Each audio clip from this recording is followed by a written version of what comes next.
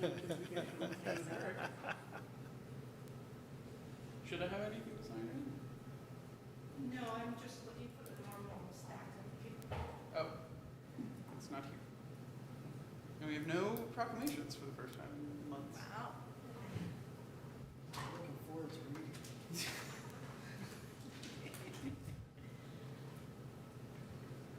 What part of London is your brother?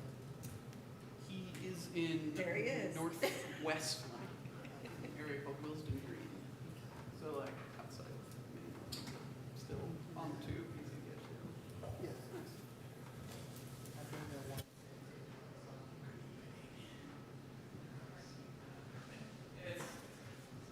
Been to the circus and I never won.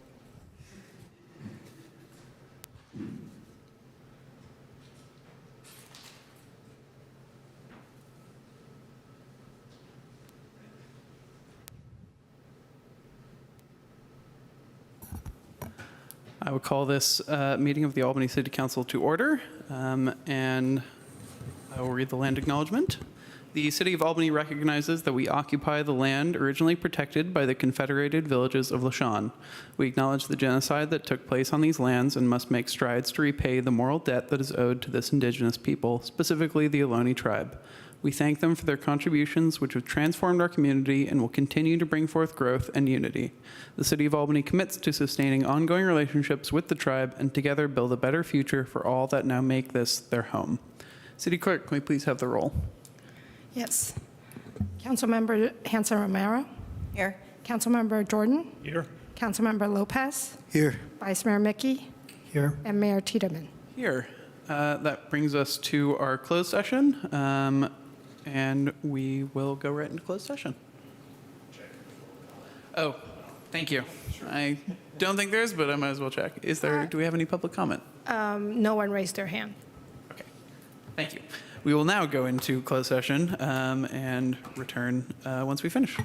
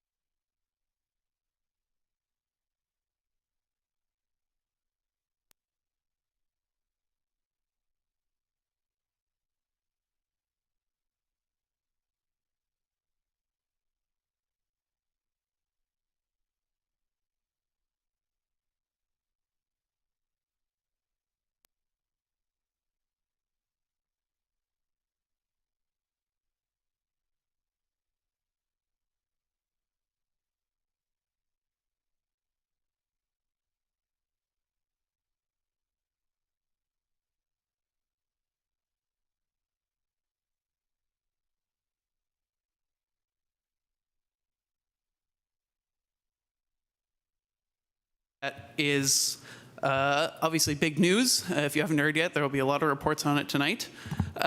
We are working very proactively to communicate with the owners to determine what their next steps will be, what is ahead in the future for Golden Gate Fields, what the city will have to do.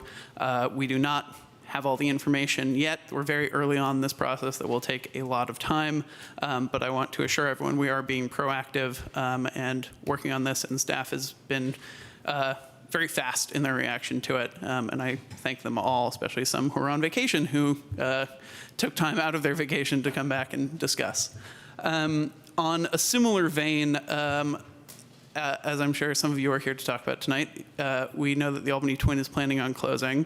As I said in a mayor's statement released last week, I think, we have been working on this very diligently, even if there is not an item on our agenda tonight.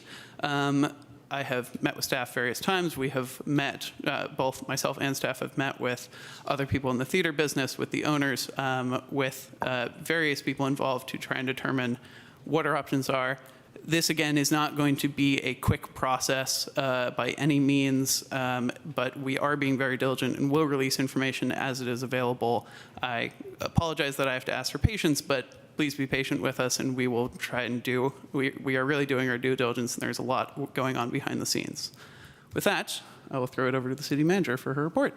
Thank you, Mayor. I will aim to be brief, knowing you have a heavy agenda, but I do kind of have quite a bit to report. First, following up with the mayor's regards, Golden Gate Fields and the transition. Sorry about that. And the transition there of Golden Gate Fields. Today we have posted. Can you hear me? Okay. Okay. Today we have posted information to our website. This is a living web page with a short, easy to find link of albanyca.org/ggf. This is basically where we will house information as received regarding the transition of the property. And right now it's mostly background content as well as the recent announcement by Golden Gate Fields. We are actively working on this item, and I know it's of critical importance to the community. So please also be sure to check out this page, bookmark it, and know that we will send out alerts when the page is updated as well, so you don't have to hunt and peck for them. A positive note, recently we had a 4th of July celebration in our park. Again, a welcome back to the community who enjoys celebrating these events.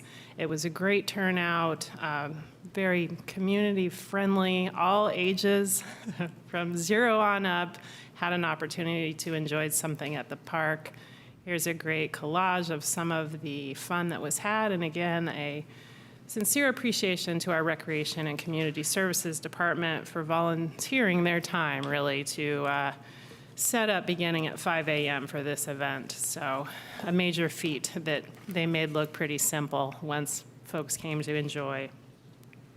Please stay tuned for 2 other events coming up this summer, similar concerts in the park. One will be an evening event, and one will be a daytime event. The first will be on Saturday, August 19th from 11 to 3, and also in September, a Wednesday evening, September 20th at 5:30. More information to come on the bands and everything to do with those events. Public Works has a few updates. We are working to refresh a lot of our infrastructure around town. This includes a new chain climber at Memorial Park and refreshed guardrails on Hillside. We also had the cleaning of our Big Belly trash cans this past week. I saw them this morning, actually, keeping those cans as clean as possible along Solano and San Pablo Avenues. For those of you traveling along Marin Avenue, you see that we have a stop sign at Marin and Masonic, which is temporary, and thank you for your patience. We've had a mechanical issue with the street light requiring some equipment replacement, which we hope will be resolved this week. A reminder that we have a tenant survey ongoing. We've had a great response thus far and want to keep that information forthcoming. The information received helps us shape and prioritize as one element of data in the work we're collectively doing to help support our renter community and understand their needs and interests going forward in coordination with the tasks outlined in our ambitious housing element. You can access this survey online, and we also have printed copies at our city centers as well. A reminder that National Night Out is literally around the corner now on August 1st. This is the nation's night out against crime, and we have over 40 block parties scheduled for this evening. Council members attend those block parties along with city staff and our police and fire groups as well. Really just a community engagement event that is always beloved, so hope that you can enjoy the fun on that evening. Almost done. As we approach the August recess, I want to reassure everyone that we will continue working on a number of major initiatives that you will see forthcoming in the fall. These include several study sessions with the council, in fact, and public meetings to discuss the priorities and needs of Albany Hill, also street tree management plan and our active transportation plan. You'll receive a present tonight on our capital improvement project program. That will be followed up in the fall with planning for our next 5-year plan, which is all of our public works infrastructure projects, and also some forthcoming public outreach and site visits regarding streetlight improvements throughout the community, which should be quite enlightening. And finally, I wanted to provide, this is a bit dated, but an important update in terms of the power outage that was experienced for our residents on Albany Hill. We did inquire aggressively with PG&E on this issue because it was certainly a concern. The event occurred on June 17th in the areas of Madison and Castro Street and the accompanying area. We're told that PG&E has improved the infrastructure in the area. The mechanisms have been replaced. It was the result of winds and the equipment getting too close together and surging. Understood from PG&E that at this post-incident time, the equipment has been replaced and the issue should not occur again. So we appreciate the responsiveness and the wherewithal of our community in dealing with what was an extended period of time with an outage. And that concludes my report. Thank you. Thank you. Are there any questions from council? Seeing none, are there any questions from the public? Questions will have 1 minute to ask question on the city manager's report. This is for matters addressed there. Good of the city will come next for items not on the agenda. In this and all other comments, please maintain respect to other members of the public and address your comments to council. Are there any members hoping to speak?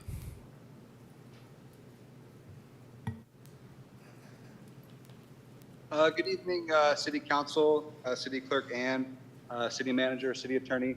So I just want to I don't have any questions. I just have a compliment to give to the City Manager.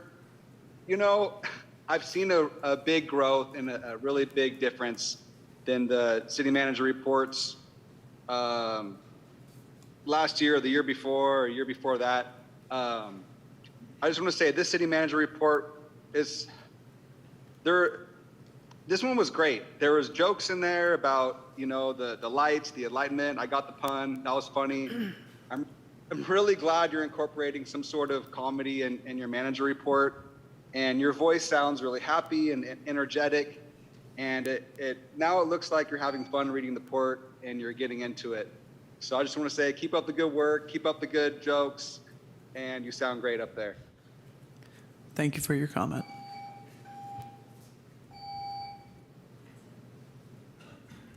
Okay, that will bring us to good of the city. This is for people who would like to address items not on our regular agenda. Because of state law known as the Brown Act, we cannot substantively discuss items not on the agenda on the that are addressed during public comment. Rather, they will be referred to staff or future agenda. And and we encourage everyone to maintain respect and address all their comments to council. We have speaker cards for everybody. Great. Then, yeah, please go virtual first. That works. Wow, thanks, Ann. This is Jeremiah again. I'll make it quick as possible. I know I only have 3 minutes. So just want to let everybody know how much fun I've been having every Thursday afternoon on Solano between about 2 and 4 o'clock on Talbot and Solano, on the corner of Talbot, right there in front of Harry's Solano Cleaning Center. For over 2 years, about 2.5 years, I've been doing this program in honor of my wife, Elaine, that passed away September 25th, 2020. And it's coming up 3 years now since she's passed, but I created this program called Elaine's Love to continue spreading her love in the world. Even though she's gone, her love's still here and spreading. She was just a really lovable person and really cared for the community. And so every Thursday, I just really enjoy feeding the community.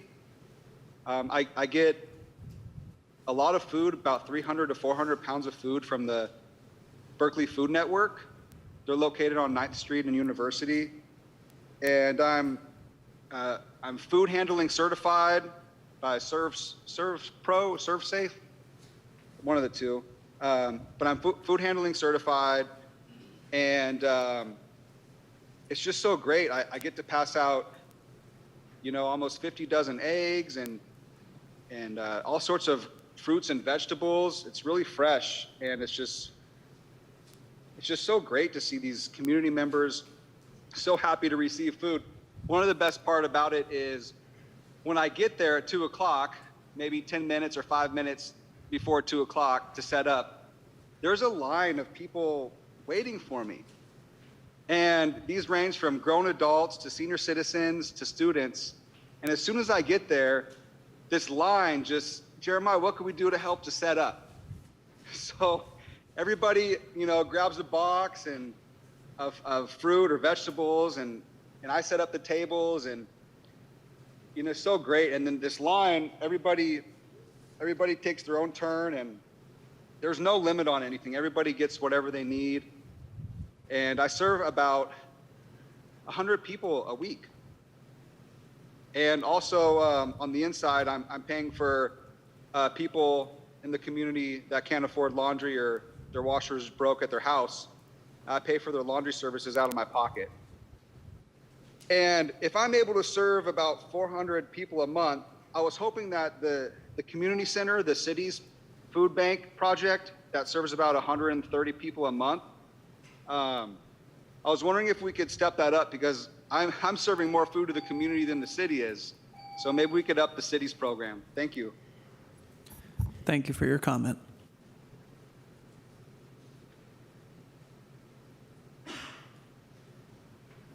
Go ahead, Peter. Good. Thank you very much. The city manager addressed this slightly in her report, and I almost commented there, but decided to save my comment until now. And it has to do with the renter survey. On July 7th, a blanket email was sent to Albany residents inviting them to take a renter survey. And then on July 14th, a similar notice was sent out in the Albany e-News. So my question is, will a similar survey be conducted of property owners and also rental providers? If so, I appreciate it. I would appreciate it, and thank you. And if not, I'm curious why not. I think that kind of a survey would go a long way to helping you in addressing the housing issues, not just from the renter's side, but also from the homeowners and property owners and renter provider side as well. So I thank you for your consideration of this concern, and I appreciate the good work you're doing. Thank you for your comment.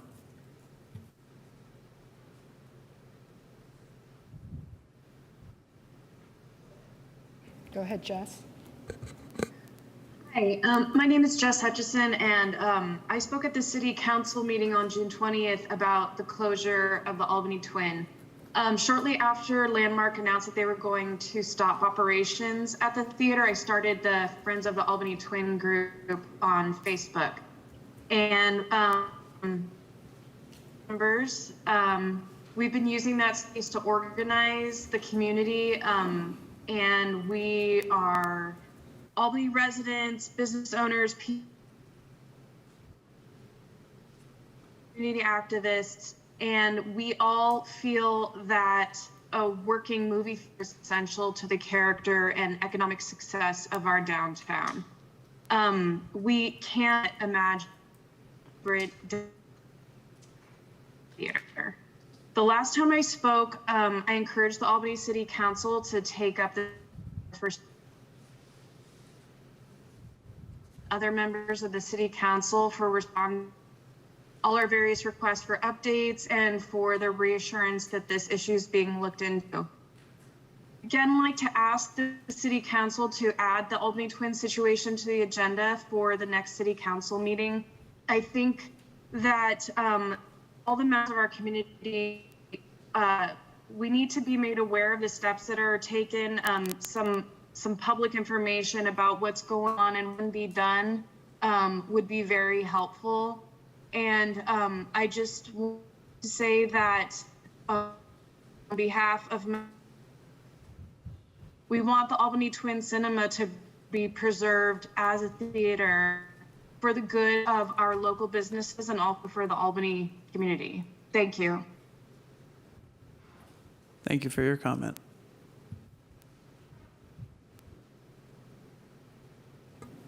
Go ahead, Stephen.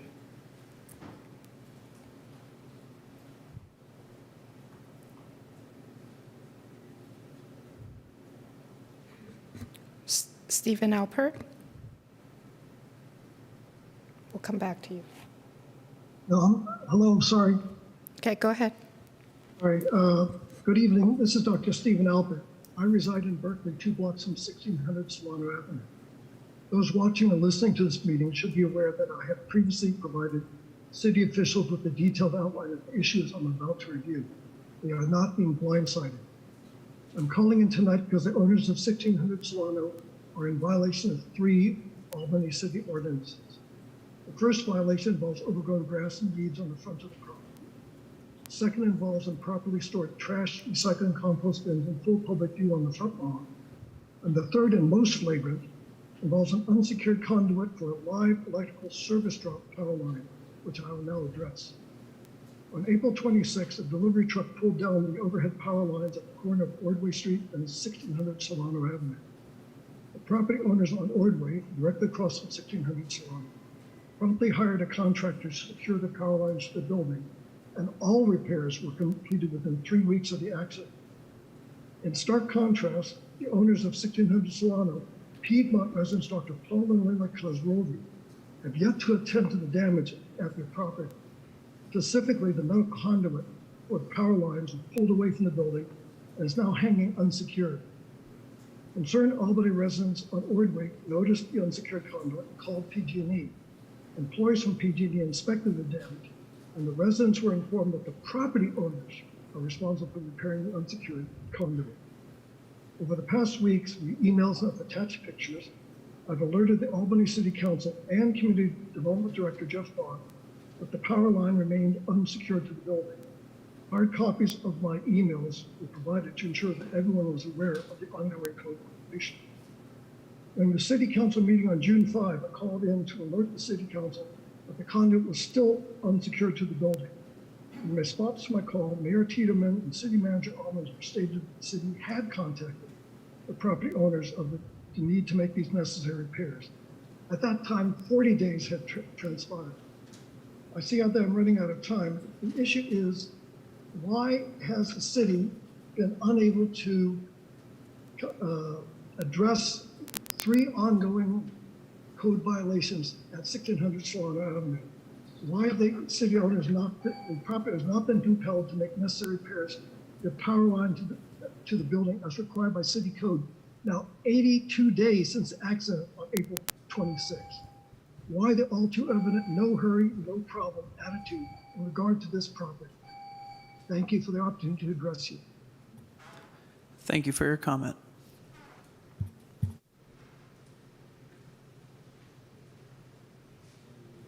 Go ahead, Harlan.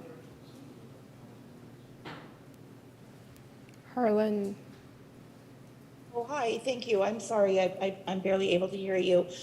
Thanks for providing me the opportunity to speak. I am calling in to raise my voice in support of the Albany Twin Theaters, so I'm here in partnership with the Friends of the Albany. I would just like to go ahead and advocate for some future planning and attention to the possible future of continuing to have the Albany Twins serve the community, not just for providing social and cultural resources to the community, but also providing critical art resources to the community that actually wind up benefiting the community's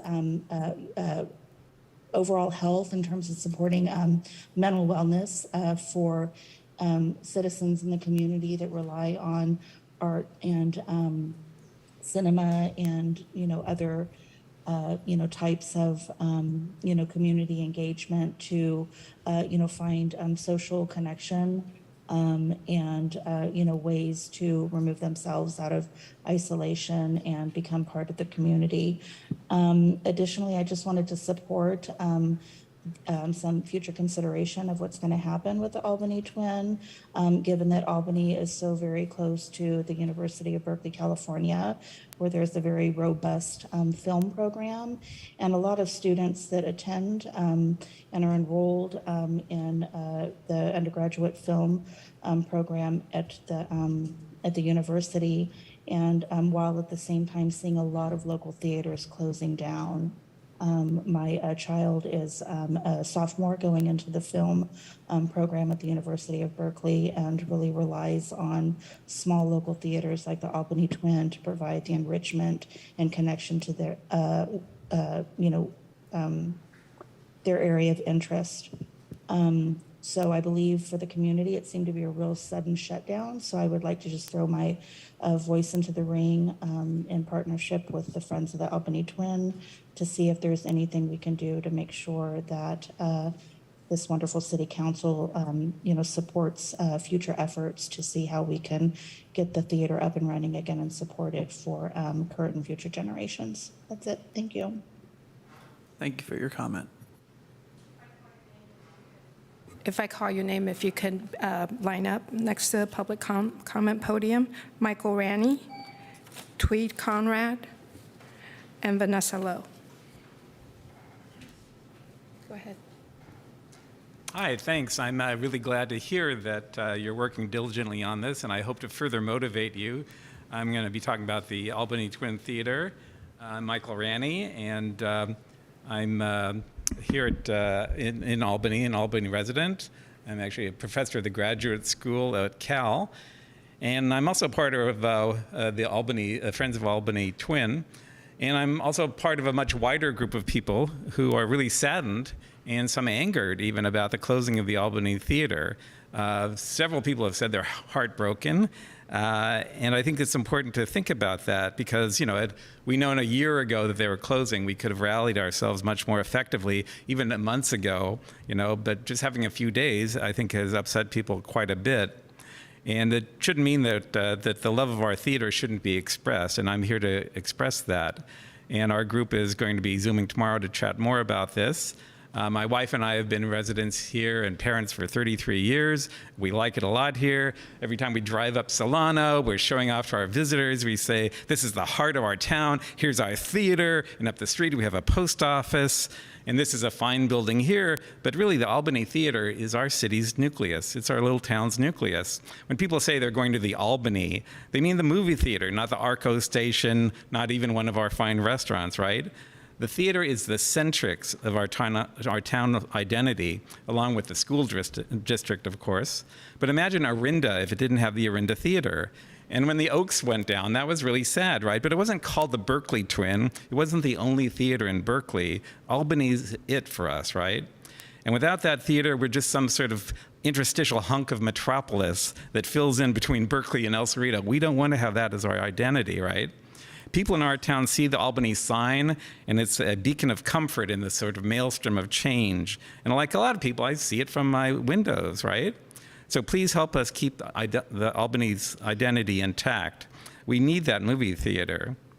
And, you know, it'd be really sad if every time you go up Solano, you pass that lot and you think, you know, that was when this town really had something special. So let's not have that happen. And I think the city council would be wise not to ignore these emotions, even if there's dollars and cents behind the machinations that you're doing. So please help us save the Albany Theater as a film theater. And our group is exploring even ways possibly to purchase the theater, and we don't want it to go the way of the Oaks. In fact, my wife and I are even willing to chip in a non-trivial amount to help make that happen.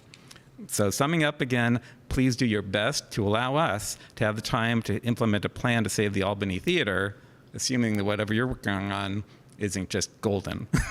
Thank you. Thank you for your comment. I would like to speak about the upcoming closure of Golden Gate Fields racetrack and gambling facility. I understand the financial implications this has for Albany and the justifiable concern to quickly think of a replacement for over $1 million worth of tax revenue that Albany has been receiving per year from Golden Gate Fields. Keep in mind, I have not yet studied your webpage, nor am I completely familiar with all of the legal and financial and zoning intricacies, of which I'm sure you guys are studying right now. But some ideas come to mind. The clubhouse could be used as a community center, the track for youth sporting facilities, the property used for affordable housing, and moderate development, and best of all, public parkland would be a hope for a lot of us to connect the East Shore park system. If the buildings were demolished, the used concrete, also known as riprap, I learned today, which is a really funny word, could be used to build a seawall to ensure the safety and longevity of any future usage. And then I'm partially here to speak also for Norman LaForce, a lawyer from the Sierra Club who wasn't able to attend tonight, just to remind you all of the Sierra Club's plan that they've presented over the years, and also for Bob Chasty's from the East Shore, Citizens for East Shore Parks. And they state that under the Citizens for East Shore Parks alternatives, Albany would get excellent shoreline park with an expanded beach. Green open space would fill the land currently occupied by unused parking lots. The parkland could be bought using state and regional park bonds, while a development agreement could be negotiated with the landowner that allows for a modest development, open space, and an uninterrupted shoreline. Residents of Albany can choose which plan they like by participating in the waterfront planning process that the city began a long time ago. The Citizens for East Shore Parks concept includes a hotel, conference center, a wellness center, a complimentary restaurant, and commercial space. This vision would generate higher revenue for Albany and its schools. It would conservatively generate about $1,500,000 to $2 million per year in income. And these are based on 20-year-old numbers, so I'm just reading from their brochure here. Surpassing the money that Golden Gate Fields currently adds to the city's coffers. These alternatives could increase funding to our schools, libraries, and our city. Thank you. Thank you for your comment.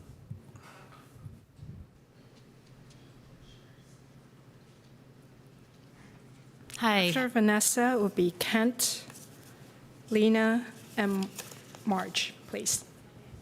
Go ahead. Okay. Hi, I'm Vanessa Lowe. I'm a homeowner here in Albany for the past 25 years almost.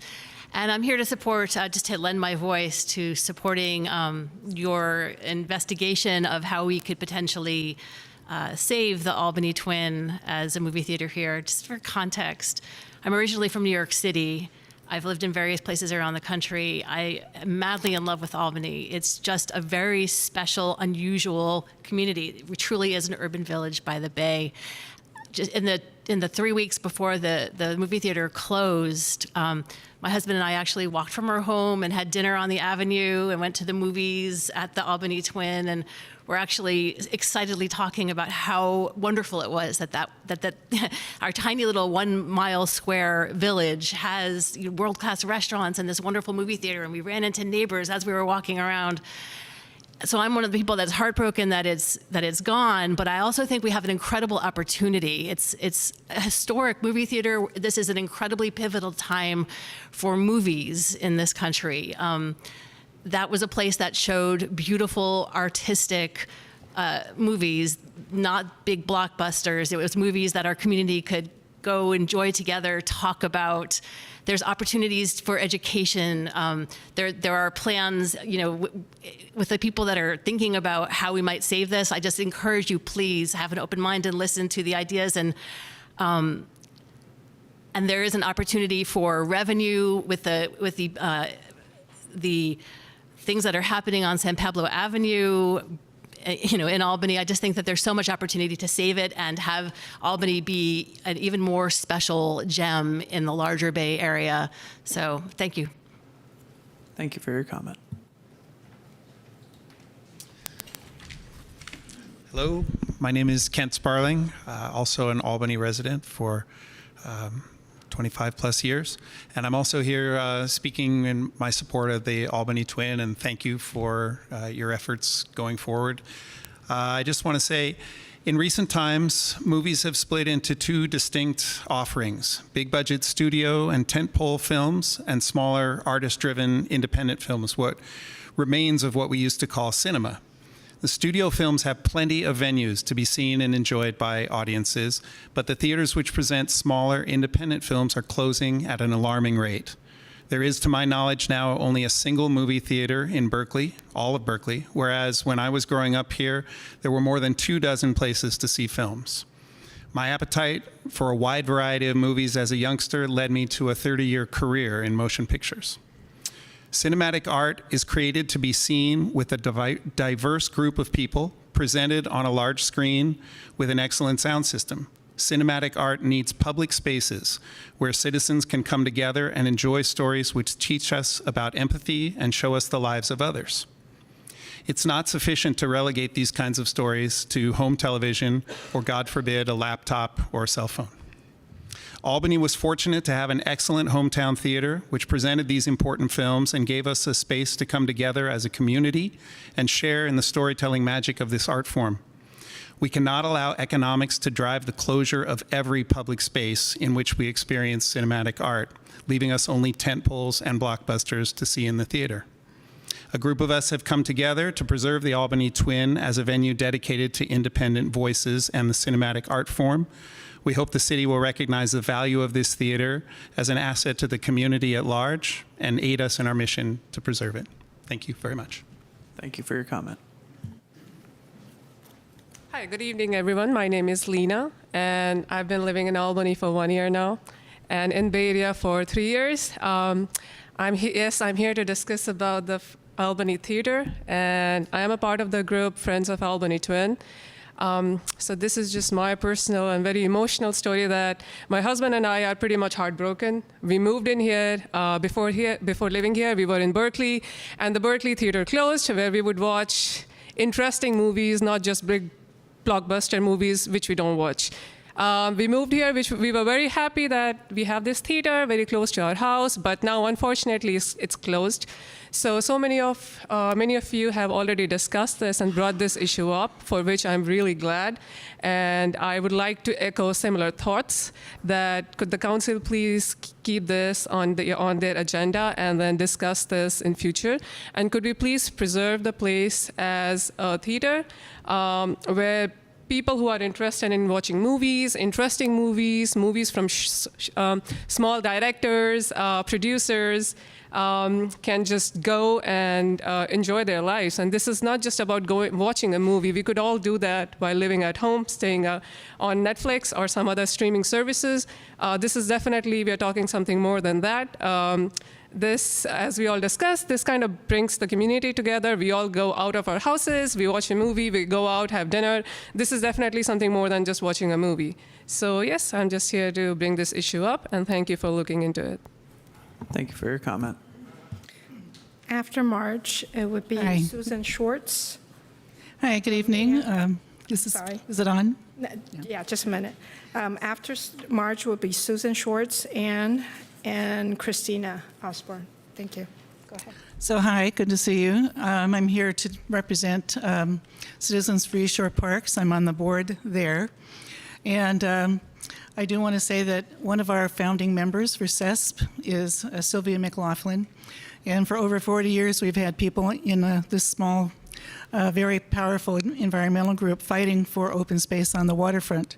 And I think it's safe to say, without some of the movers and shakers that have been with Sylvia and the others over the 40-plus years, there actually would not be a Cesar Chavez Park, Sylvia McLaughlin Park, and some of the other things that have happened on the bay. So one of the things that we're involved in right now is trying to save Point Melotti in Richmond to expand open space. So, and I have to say, almost 20 years ago now, I was with CESP and other groups that fought to keep them all off the waterfront, and we were successful, and actually after that I was elected, and so I have been where you are, and it's nice to see some very familiar faces. So I know how hard you work and how passionate you are about making Albany a better place. One of the things I learned when I was running for office was how important open space and parks are to the people of Albany. They're just passionate about that. So when we heard that very suddenly the racetrack is going to close, I wanted to come tonight and say that it's just really important that you consider taking this space into the parks, if any way possible, to expand our shoreline, jewels that we have, and make sure it's open to people access. And of course, NOAA has predicted 8 to 10 feet, 3 meters of rising water, the water table, and so it's going to be really difficult to do all kinds of development there anyway. It's going to hopefully not be underwater, all of it, but we do want to make sure that we have open space. So on behalf of CESP, Citizens for East Shore Parks, I do urge you to consider the best use, which in my mind is park and open space, because I think as in your position, you can make sure that the people of Albany get what they're interested in and really care about, and that is parks and open space for this area. Thank you very much. Oh, I want to give a shout out to Jeremiah. He's a former student, and thank him for his good work. And also my foster son worked at the Albany Theater 40 years ago. So it's been in our history for a long time. Thank you for your comment. Good evening. I'm really speaking on a consent item. Just to not interrupt you, I thought it would be better if I spoke now. I'm Susan Schwartz, the head of Friends of Five Creeks, founded in Albany 27 years ago to work for local watersheds. We built half of the dirt trail that is to be transformed into a proper trail by a contract on tonight's consent calendar. We built it to show the possibility of a vision fostered by Creek pioneers Ann Riley, Carol Schemmerling, and Richard Register, who had unearthed a block of the buried creek from 8th to 9th in Albany in 1994. The city of Albany embraced this vision of vibrant creeks edged by trails on both your borders, and we want to thank you for approving the contract for completing the Codornices Trail, for the stewardship that Albany is providing through its Public Works Department, via Margot Cunningham and her interns, and also by managing the maintenance fund through community development and Jeff Bond. We will always owe a debt to the late Assistant City Manager Judy Lieberman for bringing together the disparate interests to create a flood-proof University Village, create needed sports fields as part of that flood protection, and make the creek an urban oasis for both people and wildlife. We are close to finally realizing that vision. I hope that continuing attention by Albany, Berkeley, and UC Berkeley will make this area the gem that it should be. Thank you. Thank you for your comment. Good evening.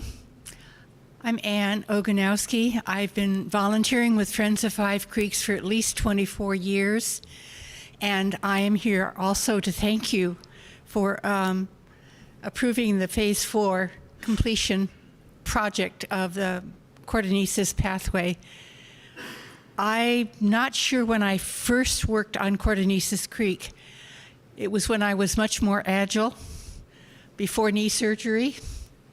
What I remember is going to work at 8th Street, entering at 10th, and clinging by my fingertips to the chain link fence because there was no path for most of the way. So I am delighted at the prospect of having easy access to this portion of Codornices Creek. And I hope that that accessibility will mean that more people downstream, as we say, will have access to the creek and will appreciate what it can offer to the residents here. Thank you very much for approving this project. Thank you for your comment. After Christina would be Robert and Molly. Hi, my name is Christina Osborne. I live on Adams Street. I came and spoke to you a few weeks back about the problems that are Adams Street with the traffic conditions. I did not realize that it's on the consent calendar that this pilot project be approved. I didn't learn it till I just read it in the agenda. I do not believe any of the neighbors were notified that this pilot project is being completed and going to be signed off tonight. I think that would have been nice.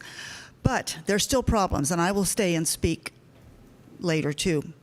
I was accosted again by a driver who pulled in front of me and would not let me pass and screamed at me that it's one way and that he was sure it was one way. And when the police did finally show up after 10 minutes, he had moved. And so they said there was nothing they could do because they didn't see it.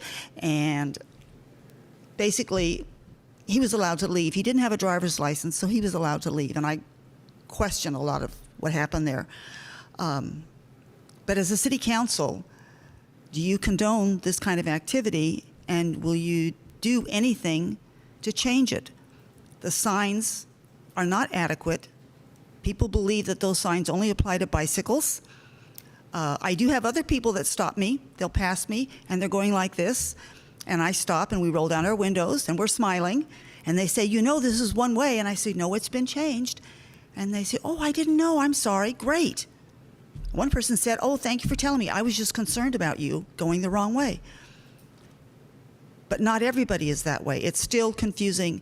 This needs to be fixed. You need to find a way to fix this and make it work. And I will stay for I hadn't planned on it, but I will stay and speak on the consent calendar because I can't believe that you're going to approve this when it's still such a mess. Thank you. Thank you for your comment. Evening, Mayor and Council, Robert Chasty. So an amazing thing has just happened that will give you an opportunity to do something that often doesn't happen in the life of an elected official.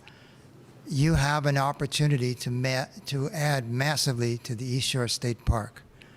The closing of Golden Gate Fields will allow you to complete the center of the East Shore State Park. The McLaughlin East Shore State Park was, in fact, partially started by Albany back in 1986 when the city entered into a 66-year lease with state parks to create a state park here.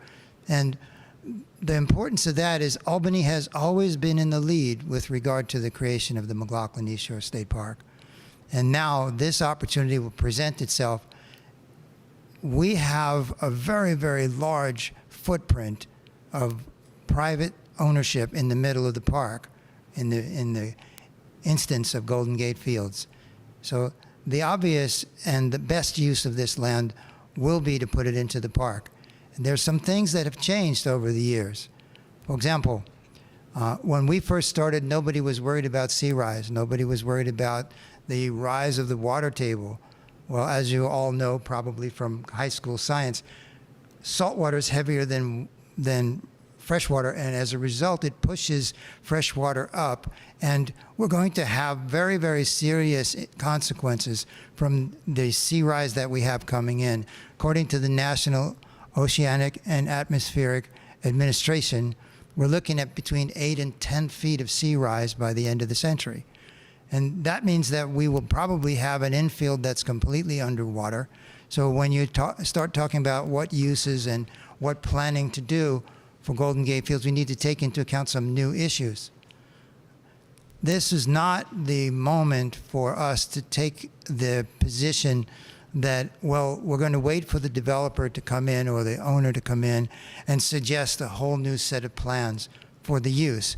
It's really the moment for us to make it clear to the owner that we have zoning, that this owner, when Mr. Stronach and Magna came in to buy this land, they knew it right then and there that there was very restrictive zoning for that. It was waterfront recreation. There was no opportunity for development as such. And so when the land goes for sale, if it does, and I think it will, it has to be with the understanding that there's not going to be any change of zoning, that we will treat this as an opportunity for us to expand the park, and we'll be able to replenish the money that we lost, but we'll have time to talk about that. Thank you very much.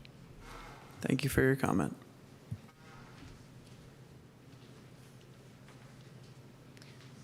Hi, my name is Molly Brown, and I have lived in Albany since 1998.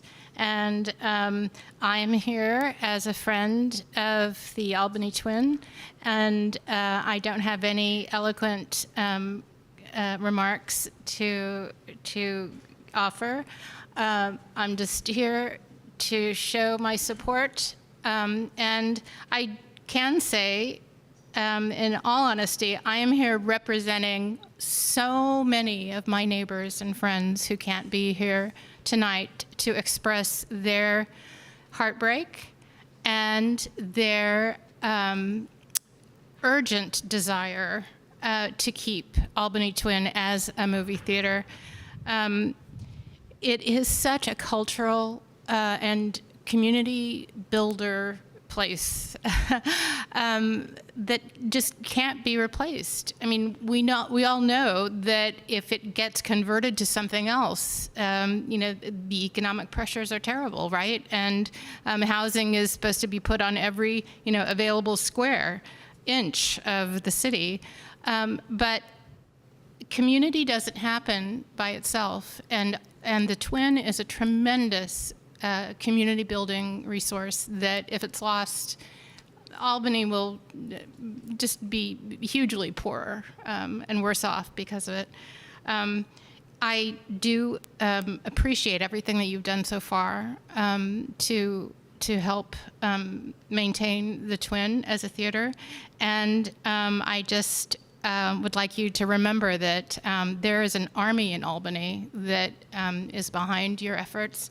And also, we'd like to, make sure that no decisions are made without, in the dark. We'd like to be kept informed. So, thanks very much. Thank you for your comment. Okay. From public comment, there are one or two questions that we can quickly refer. One we had early on was we have a survey of tenants. Are we planning any survey of landlords or property owners of any type? Sure, I've noted that question, and we'll follow up with our staff to determine our next steps. Great. And then we had questions on Kains and Adams, which I figure we will address on the item that's on our consent calendar. Sure. With that, we will move to the consent calendar. Items on the consent calendar are considered routine by the City Council, and unless otherwise polled by a member of the council, they will be enacted by one motion. If there are any members of the public who would like to speak on a separate item, they can do so, and we will hear those comments separately. Are there any members of the council who would like to pull an item for separate discussion? Yes, 7578, which is the Kains and Adams item, since that's coming up anyway, so we can get an answer to or a characterization of what the item is about, and 7-9. Right. Any over here? Are there any members of the public who would like to note an item for further discussion? And this will just be to note the item, and we will come back to you when we get to that item for your substantive comment.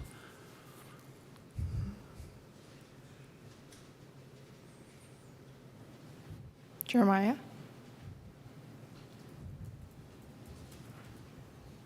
Thank you, Ann. Yeah, so 7.5. 7.5, 7.10. And I think I had a question on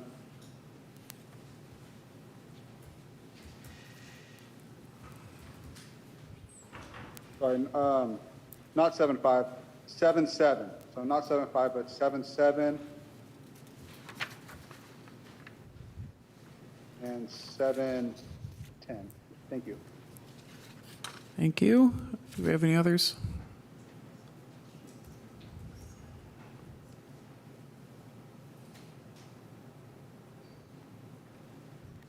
Peter, go ahead. Yes, I would also like to talk about 7-8. Thank you. Thank you. Any further members of the public? Anyone in the room? Okay, we will start with 7.5, which is an item on the San Pablo Avenue Pedestrian Improvements Project Phase 1. I believe Councilmember Jordan. Thank you, Mayor. City Clerk, if you could bring up the slides.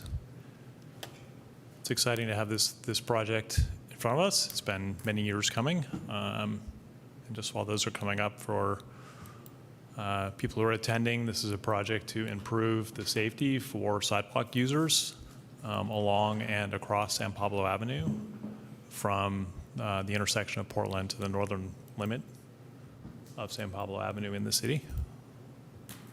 And I just had some questions. I want to apologize to staff. This is a pretty intense agenda. There's a lot of material here. Usually I try to get to this earlier than a Monday, but I didn't make it till today. So I'm going to be asking questions here and now that oftentimes would be behind the scenes. Sorry, if you give me a minute. I have too many screens open. Okay, fair enough. Well, I can go ahead and start because I've got, I think I have my version open here. So let's see. One question was the crosswalks that are along San Pablo rather than across San Pablo are shown as continental style crosswalks. And for attendees, that means there's no stripes on either side of the crosswalk that are perpendicular to traffic, but there's solid bars parallel to traffic. Albany's standard, as I understand it, is for 444 crosswalks. So these are the crosswalks that are like continentals, but they have an area down the middle with no paint, which can be helpful for a variety of reasons. And the 444s are shown crossing San Pablo. Yeah, so this is actually, we're on 7.5. So it's the 2 tabs over to the right, if you can go there. Yeah, so let me just finish this question first since it's not the first slide. So I was curious why continental crosswalks were specified along San Pablo rather than 444s. Yeah, I'm going to pass this on to Allison, who's closer to the details of the project. Right on.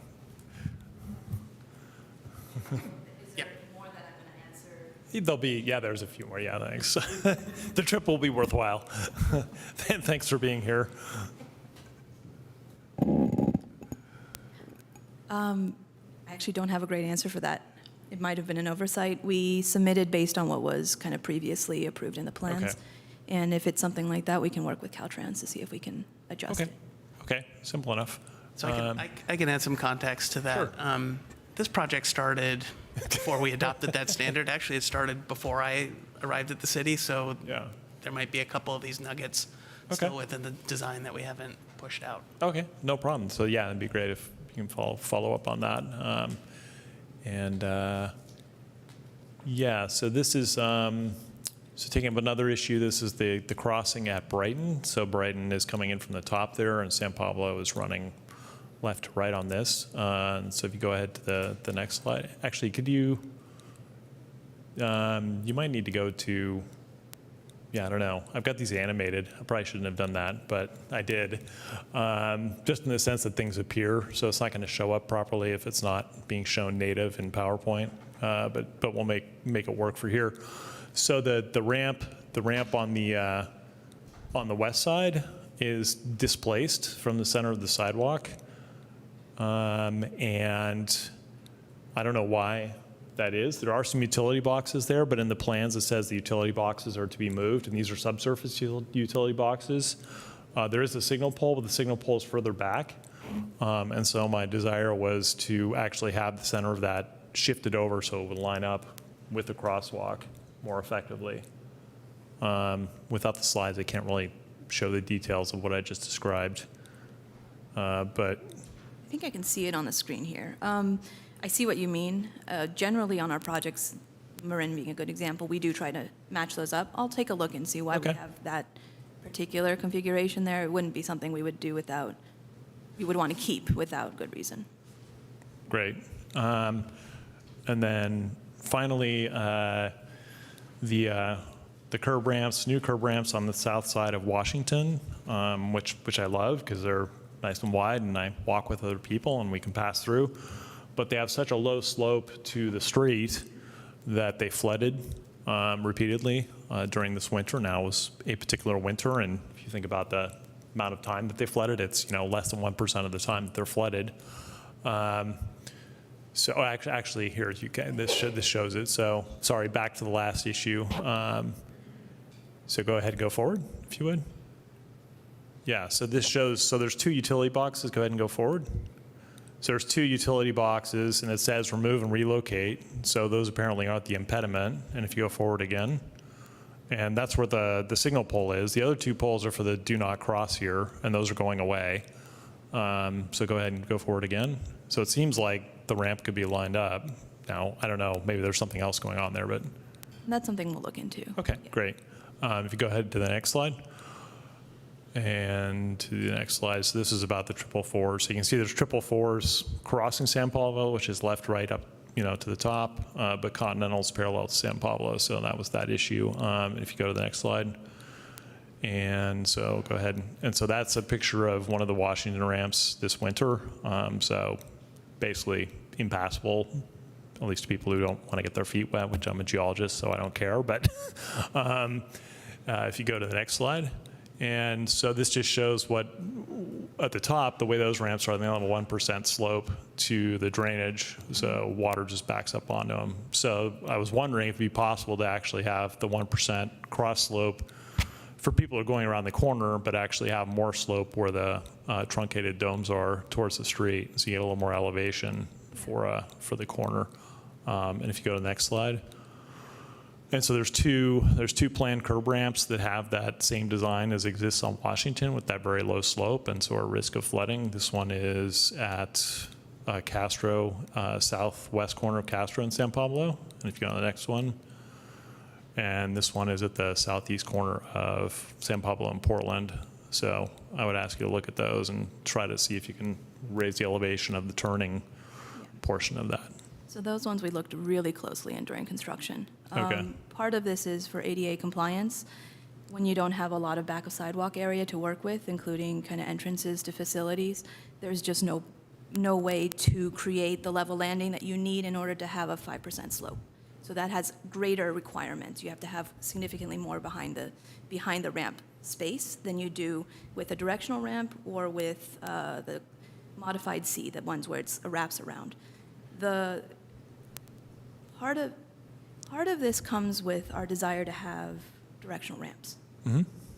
They make them more challenging, but because of the ADA kind of standardized designs, when we want directional ramps at areas with very little back of sidewalk area, we often get in a situation.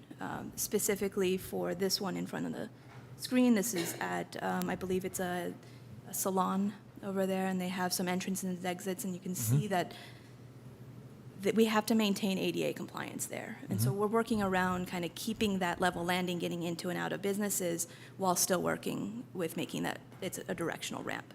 So both situations are at places where the two crosswalks are located. What I will say is that, while we might not be able to avoid this type of configuration, we have worked to try to improve the slope so we get less ponding. Unfortunately, there's no storm drain here on Solano Avenue. There's no storm drain up Washington either. This is kind of a situation where we're doing the improvements we can until the time we can bring the kind of storm drain up to avoid having the gutter be the main path of water flow. Additionally, these are on the south side, so primarily we're talking about flow crossing the other direction. We're not talking about the north side where the flow can actually start topping over as much. Again, not ideal, but kind of we spent significant amount of time trying to avoid this. Okay. I mean, I'm just the idea I had was where the truncated domes are, could those be 5% towards the street and everything behind it be 1% or flat?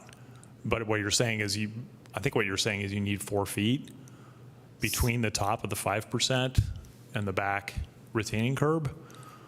Correct. In the previous location, actually, if you go out there, you'll see that where the auto body shop is, they have a very, very, very high entrance. I mean, I'm speculating here, but likely they understood the storm drainage issues in this area when that building was developed to be higher than the average flows. Okay. And trying to chase that down while still being able to do all this other kind of conform work was just something that we weren't able to accomplish here. Okay. Okay. I may need to go out in the field so I can understand this more in the future, but I'll leave it there for now. So thanks. That's all I have on that item. Is there any public comment on this item?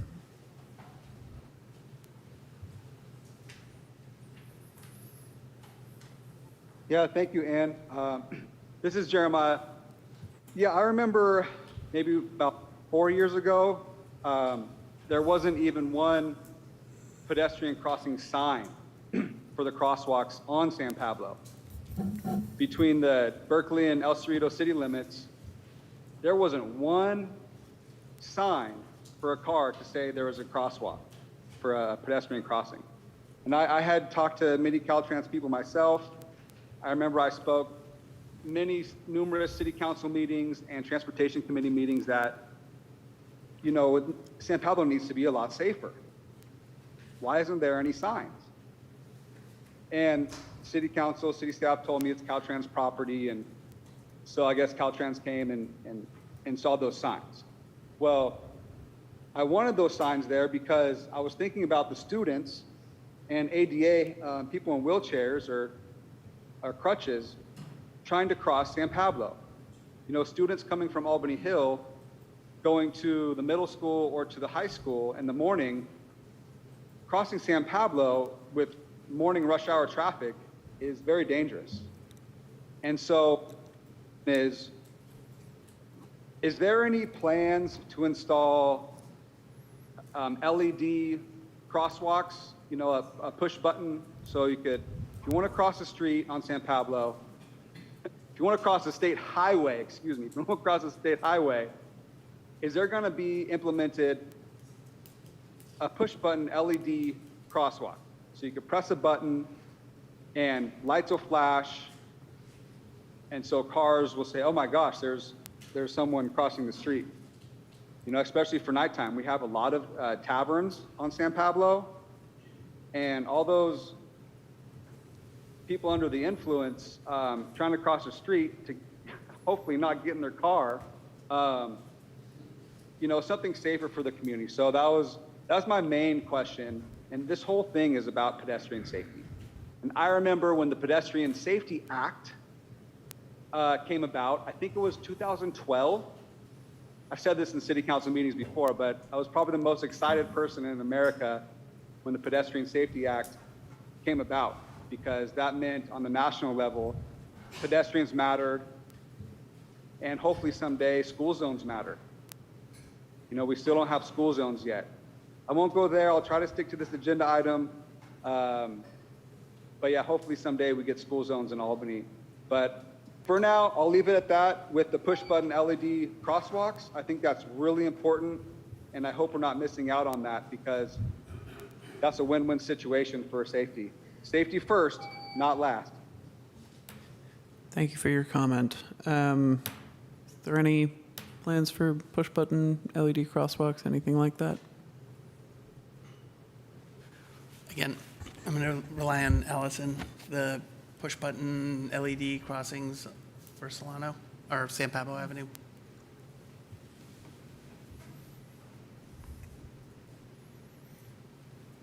This item's mentioned briefly in the staff report, but we have two rapid rectangular flashing beacons proposed on this project, RRFBs.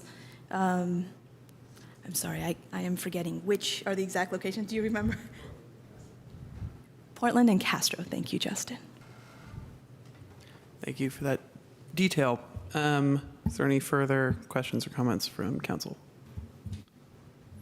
I'll just offer those are the same kind of apparatus that are at Curtis, on Marin at Curtis and on Marin at Talbot. Thank you. That will bring us to 7.7, which is our annual Street Rehabilitation Program. And I believe this was pulled by a member of the public.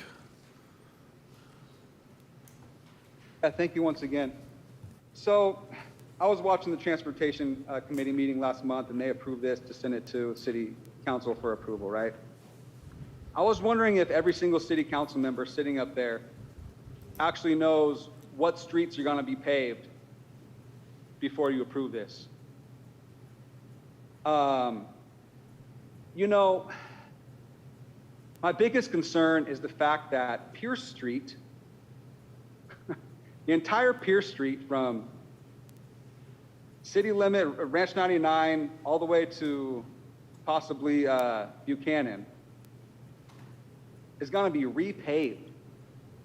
Now, I just drove there 3 days ago. There wasn't one pothole. There wasn't one crack.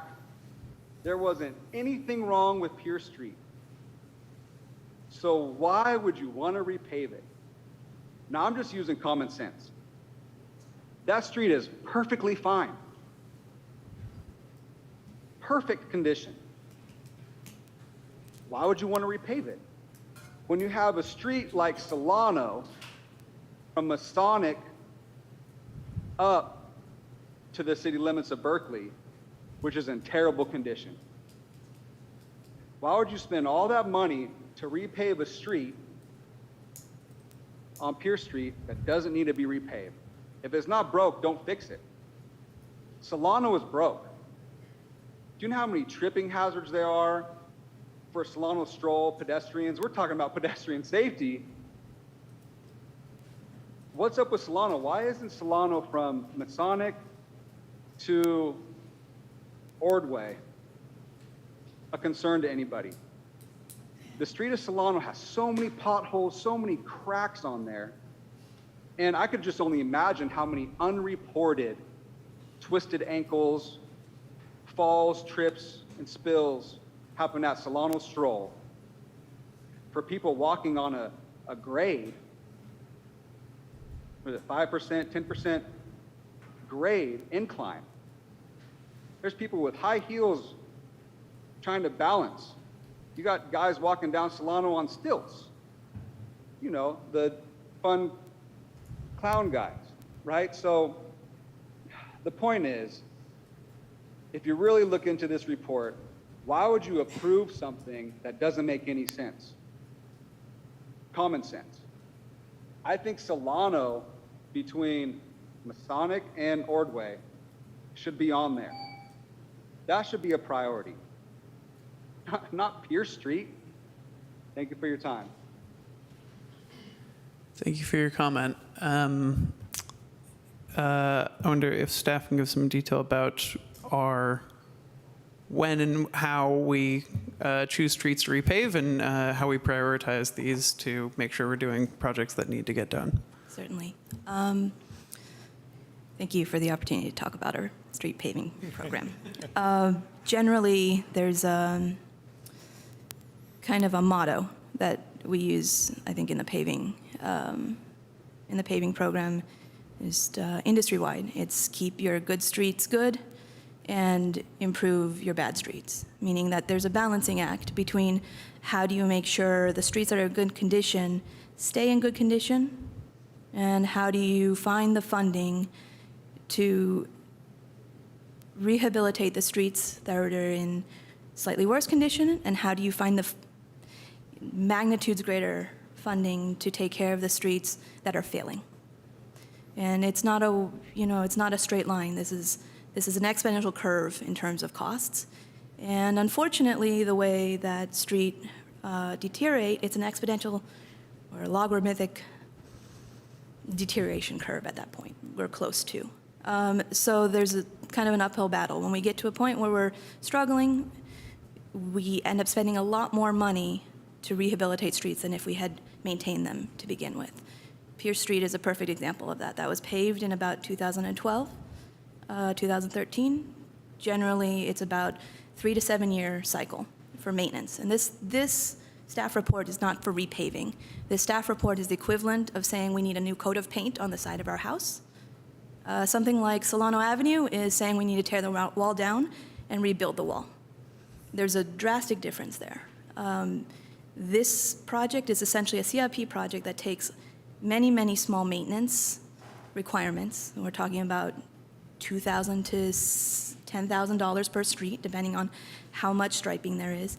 And we are investing that in to give a nice surface so that we can improve the condition to some small extent, but mainly prevent from weathering, further weathering and deterioration, so we keep it in a good condition. What that means is that you'll see the same streets on these projects every 3 years, every 7 years. Pierce Street has been up for it. Washington has been up for it. Parts of the Hill, this is primarily where we are, there's been some work done in the past. The other thing is we've been putting off some of our maintenance over the years.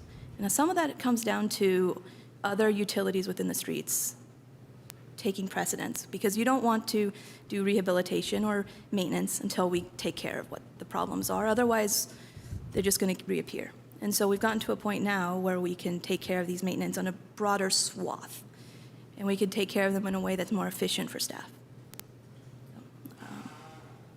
If there's any other questions, I'm happy to talk about it, but we'll also be talking about it later during the CIP update.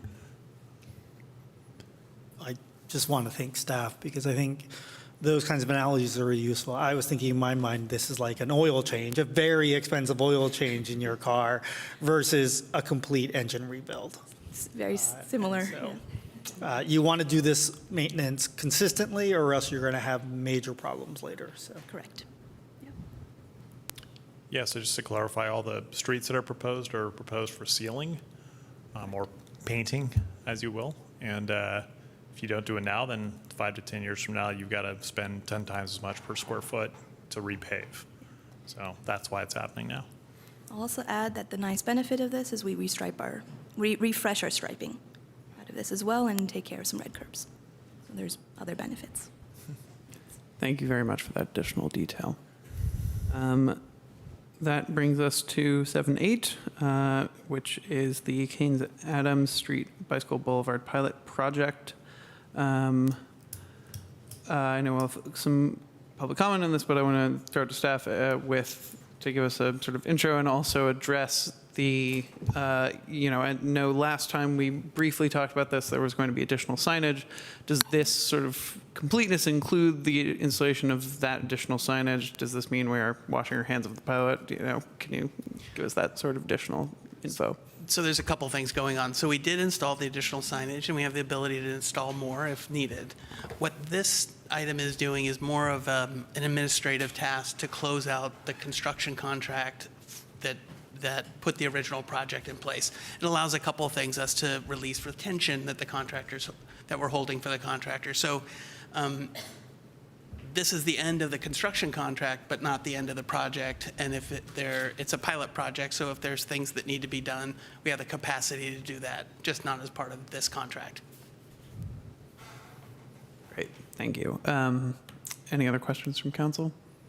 Well, if I could just reiterate, so this is not, the decision that is in front of the council is not a decision on whether to keep the streets the way they are. It is not the end of the pilot project and a transition to permanence. It's, as the Public Works Director, City Engineer said, it's just merely affirming that the contractor did the work that they were contracted to do. Right, and that is a thing we have to do for the county. Yep. Is there any public comment on this item?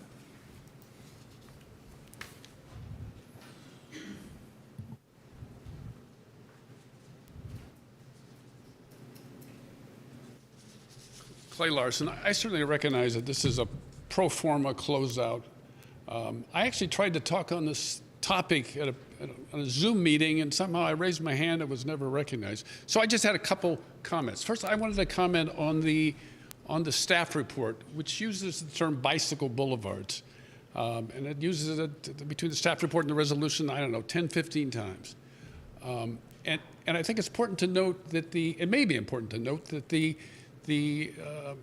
resolution approved by the City Council in 2019 approving the pilot project referred to bikeways and also bicycle facilities.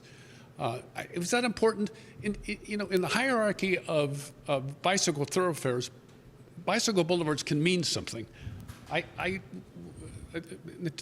Among other things, they mean that bicycle traffic is optimized sometimes to the detriment of motor vehicle traffic. But I think in Albany, we use those terms so interchangeably. We use the terms bikeways and bicycle facilities, and sometimes bicycle, that the term is meaningless. So I just wanted to make that one point. And the second point was, the second point deals with, notes here, I guess. The enforcement of state parking laws. When the council approved the project in 2019, they were told by staff that state parking law would be enforced, and if it proved to be problematical, the city would note that and make a response. It was part of the pilot project evaluation. The city actually continues to make that same point on the city's website. I looked at this morning. But in fact, they haven't done nothing. They've selectively determined that they weren't going to enforce state law. I know there's some silliness about seeking legislative relief. That's going to go nowhere. But to the extent that it could go somewhere, I think it would be advantageous for the city to say, hey, we did this trial period. The legal parking was problematical. The project otherwise was a great success. I think that would be a stronger argument than just saying, hey, we decided to ignore state law. Finally, Ms. Osborne made a comment regarding confusion. Other people have made confusion among drivers. I think you often take a visual cue. You see cars parking in a direction facing you, hey, that's probably a two-way street. And I also think in terms of the traffic calming secondary purpose of this, that's improved by normal legal vehicle code compliant parking. All right, that's the 2 points I wanted to make. Thanks. Thank you for your comment. Hi, Christina Osborne, Adams Street. I understand that this is, I guess, sort of completed, but not really. I don't know how you can complete this when it's not done. There are 9 blocks that need to have signs, and only 3 signs have been put up. And the signs are just arrows pointing against each other. But on the other end of the street, for example, at Garfield and Kains, there's a sign that says, do not enter, except bicycles. But the sign with the 2-way arrows doesn't say vehicles and bicycles have to follow this rule. Most people, there is so much confusion and there has not been adequate information sent out. And no one has done a survey to ask the residents, how's it working? Is it going good? I get stopped 3 times a week and told I'm going the wrong direction. The last person was so obnoxious, he blocked me, and the police did nothing about it. There's no information out there. People are confused. Most of the people, when I tell them it's been changed, the council changed it in February, they go, oh, I didn't know, thank you. But that's 3 people this week that I told. All the others don't know. This needs to be either abandoned as ridiculous because it's not working, or you need to have adequate signage to make sure that people understand there are different traffic. The police officers don't even know. The dispatcher didn't know. When I called her, she said, no, ma'am, Adams is one way. You can't go 2 ways. And I explained to her, I can come out of my driveway and go south. She goes, oh, yeah, I guess you're right. On Thursday, when the person stopped me, the officers came. And Officer Lou said, you know, I had to read this and read it and read it and read it before I understood, even begun to understood what the rule is on Adams and Kains. So until our police officers know how to enforce this and until the public understands what is happening on those streets, it is not safe. And you need to either abandon it or fix it. But writing it off as completed, how can the construction be completed when the signs haven't been put up? I don't know what else to say. I think this should be abandoned. It's a pilot. It should be abandoned. You should move to streets that are more reasonable, like Madison and Stanage, where it's already 2-way. You will not have confusion. The streets will work much better than trying to turn something around that's been in place for, what, 70, 80 years? I don't know how long it's been one way. But the public needs to understand, and people that are coming from out of town are most of the people that have this problem. They need to be notified somehow with more signage. Thank you. Thank you for your comment. I'm sorry that you've had negative experience with other drivers who have tried to block you. As we noted, we are not saying with this that we are completed and no other changes will happen. As we've added more signs, it sounds like we can possibly do more of that. And we will keep working on it and trying to make it the best we can. And if at the end of the pilot we say that it hasn't worked, then that will be its own discussion. Any other council comment or questions there? Mayor, there's one more. Oh, excuse me, I didn't realize we had more public comment. Go ahead, Peter. Thank you very much. Yeah, I made a point of driving down both Kains and Adams today just to check on the signage. I know that Christine Osborne has been very upset about the whole situation there with the lack of signage and so on. I just wanted to see how it actually is as of now. I don't live on Kains, but I have a property there and I go there from time to time. And I've driven the wrong way a number of times and been given nasty looks and not also yelled to, at least on one occasion. So anyway, I checked the signage today on both Kains and Adams and tried to see what kind of signage was there regarding the change in traffic flow. And as Christine mentioned, there are those orange signs with black arrows, one pointing up and one pointing down, and that's it.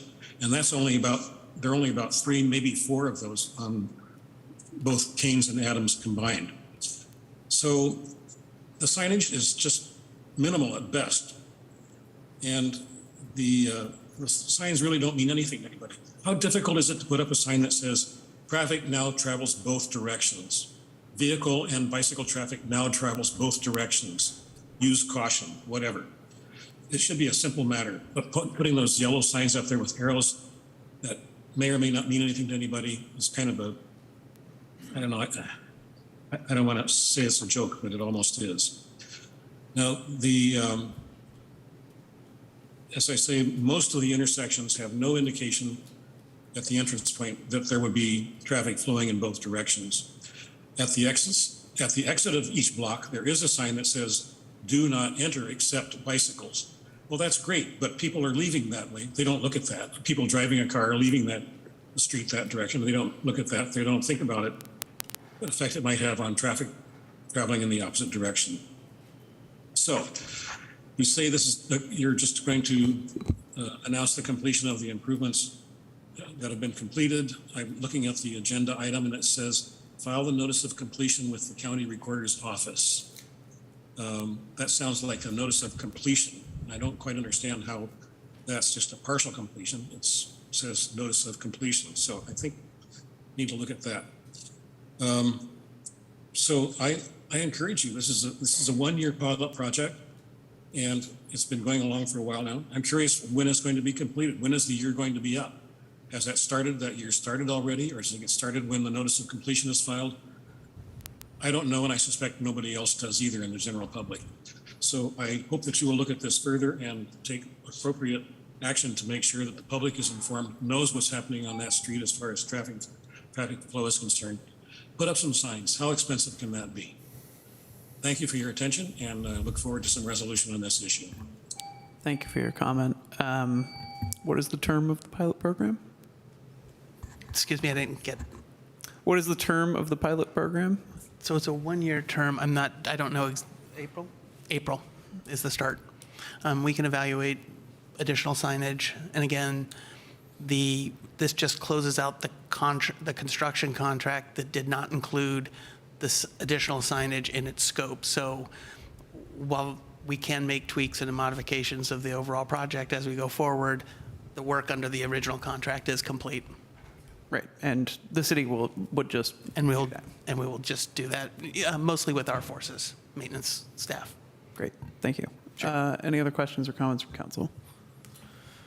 I think one of the great things about a pilot project is you get a chance to try something, and if it needs refinement, you get the opportunity to make those refinements. And I will say I appreciate staff's willingness and ability to adjust the game plan as we go along. I am hearing from the public that there's probably a need for us to look a little bit harder. But I really appreciate staff's ability to close out the original contract with a contractor and having that contractor made whole for the work that was asked of them. But that staff is also willing to now go on their time and install additional signage, order signage, install signage, and continue to work with the community to make sure that everyone's aware of these changes and that we're able to really fully evaluate this in April of 2024. I just want to echo what Vice Mayor Mickey has stated and just also express that I do look forward to staff continually hearing public concerns and praises. I know that we roll with the punches that they come, and kind of what Vice Mayor Mickey alluded to, we learn as we go at the point of a pilot project. I do just want to make a note of something tangentially, a point that was brought up, or from the incident that was brought up from one of our public comments for city manager. I know from email correspondence it was communicated that in that incident it seemed like the driver who was characterized as possibly being aggressive also did not have a license on them and was allowed to leave the scene. Is that correct? Is it possible just to get some clarification, follow-up communication from Chief of Police around that and how and why that happened? That does make me concerned if someone is potentially aggressive and driving around our city without a license. That's definitely something I don't want happening on our watch around here.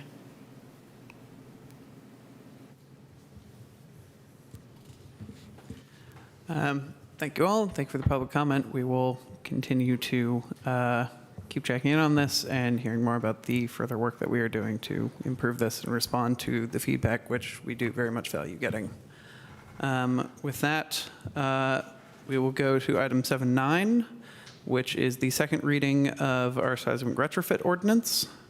Councilmember Jordan, was this you? Yeah, it was me again. Go for it. Thank you, Mayor. So some rental providers brought up a couple of questions that are outstanding. One is that the ordinance, the way it's written to my read, rules out the use of just cause eviction should a tenant not be willing to temporarily relocate from their residence in order to allow the retrofit to occur. And so the rental provider raised this saying, well, what am I supposed to do in that situation? You've taken away the tools that I have to actually get this work done. So I'm proposing an edit here, but talking to the city attorney. And basically the effect of this edit is to say the rental provider cannot go to just cause eviction right out the gate. They have to go to temporary relocation first, but if the tenant will not temporarily relocate, then they could go to just cause eviction. I'm working on this language still with the city attorney. I'm not proposing that we make changes tonight. She did point out that if we made any changes tonight, it would basically start everything over. So we don't want to do that. This provision is really only germane to tiers 3 and 4. Tiers 3 and 4 are the 2 tiers of buildings that have residences on the first floor that potentially could need to be entered and have substantial work done as part of the seismic retrofit, and those tiers are quite a few years out. So we have the opportunity to revisit this. But I did want to share this, and I believe the city attorney understands the concern now, and so we'll be looking at this further. So I just wanted to put a mark on the ground that this is something that needs to be revisited in the future, well before tiers 3 and 4 retrofits come up, so that we get this part of it right. Another question that came up that I don't know the answer to was, I believe the ordinance has a requirement for the city to report something to the county every 6 months. I don't remember what that something is, and I don't know if that something is sort of a standard part of a standard report to the county, or if that would be particular to this program. And they were just curious to learn more about that and why there's a report to the county every 6 months.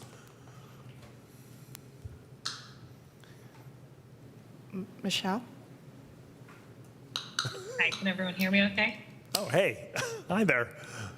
Hello, council members. Yes, in terms of that 6 months reporting, that's pretty standard language in these types of ordinances that our consultant, David Bonowes, puts in. And basically, it's just reporting to the county when buildings have completed their retrofit and comply with the ordinance, just so that they have that information on record. Sometimes that might be relevant if someone's trying to sell the building and they want to have proof that they've complied with the city ordinance. And the 6 month time period is really just meant to be kind of a middle tier time frame, so that we're not having to report constantly when every building finishes the process, but it's kept relatively up to date. Okay, so I gather from your tone of voice that the staff doesn't view it as an onerous requirement particularly, or sought to at least minimize the burden that it would create. Thank you. Yeah, we're not expecting it to cause much of a burden on staff time. Thank you very much. That's all I have on this. Are there any other questions and comments from council? Seeing none, or is there any public comment? Seeing none, that will bring us to 710, which is our recommendation of consultant to conduct a racial equity survey. I believe this was a member of the public, so if you could please have their comment.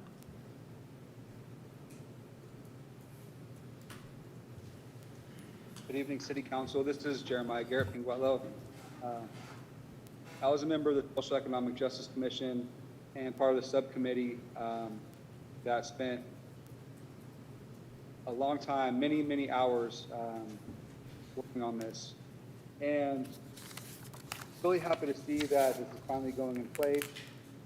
And it's been a long time, and this is really important to the city. So I'm glad to see that this is finally going to happen. I was just wondering, in the agenda, it doesn't state how much money is going to be taken from the general fund reserve.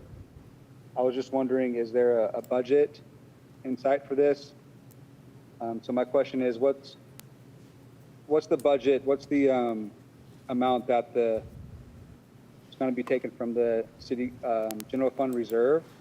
And also, my other question is, what's the term of the contract? Is it 1 year, 2 year? I was just wondering the longevity of it, and if they do a great job, you know, what's the 5-year, 10-year, 15, 20-year plan for this sort of thing? Thank you.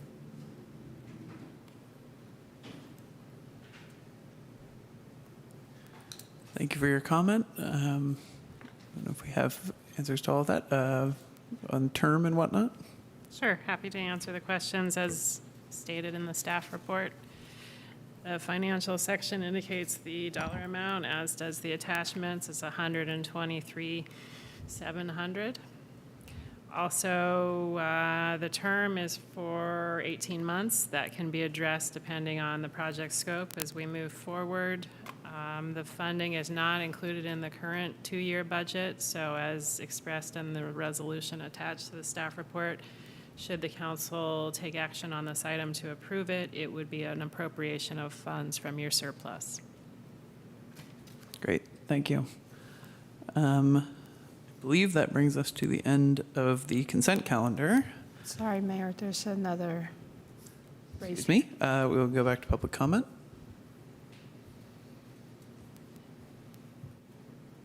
Hi, this is Margie Marks. I just wanted to say that I looked up this group that they recommended and looked at a lot of reviews online, and they get excellent reviews. And I'm really excited for the city to move forward.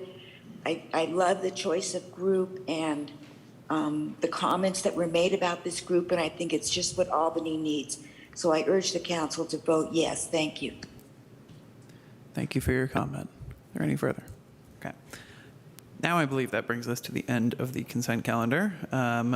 If I'm correct, I will look for a motion.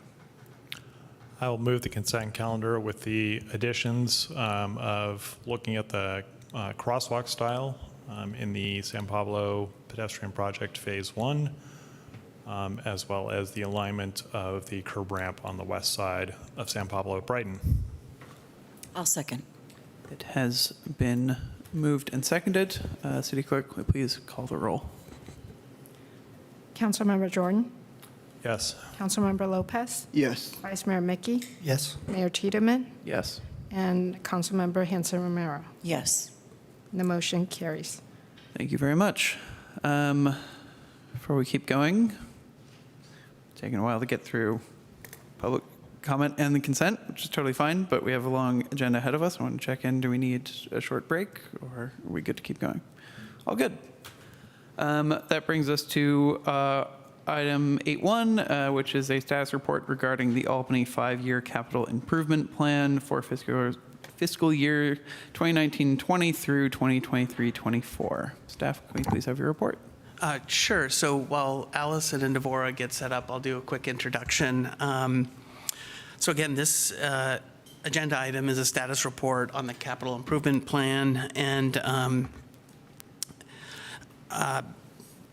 Devorah and Allison will do the bulk of the work. Allison is our CIP manager, so this is basically her focus in her job, so there's a lot there. And then Devorah is our program manager and handles most of the funding and keeping track of where we are budgets and making sure that we have the money to do what we want to do. The purpose of tonight's presentation is twofold. First, we want to bring council, especially our new council members and the public, up to speed on where we are in the completing the projects within the capital improvement plan. In my view, I think we've made tremendous progress in executing projects, particularly in what we call our core programs, and these are mostly infrastructure projects. And for those of you who saw last year's presentation, this was a new way of looking at those projects. We have discrete projects and program projects. And so we made tremendous progress again in executing those types of projects. We also know we have a lot of work to do in other areas. And in particular, one of the areas I've highlighted was these smaller scale projects. These are primarily park projects and building projects. But I'm happy to report that the project manager position that was approved in last year's budget, we've filled that position, and the person's looking to come on board in early August or mid-August. And his primary focus, at least initially, will be to execute we'll call it the Prop 80, the suite of projects funded by the Prop 68 funding measure. So this is the first set of projects coming out of the Parks Master Plan, and it includes some heavily anticipated projects, the pickleball, and modifications to the dog park. So those will be first out of the gate, and so we're hoping when we do this presentation next year, we can report the same level of progress on these smaller projects as we're reporting in our core functions. And then the second piece of this is, or the second purpose of tonight's presentation is to really set the stage for a formal update of the CIP that we hope to kick off later this year. And so we've got, as you'll see, we've marched through many of the projects, and so it's time to refresh the queue so we can start having a clear document to guide our work going forward. So with that, we'll turn it over to Allison and Devorah.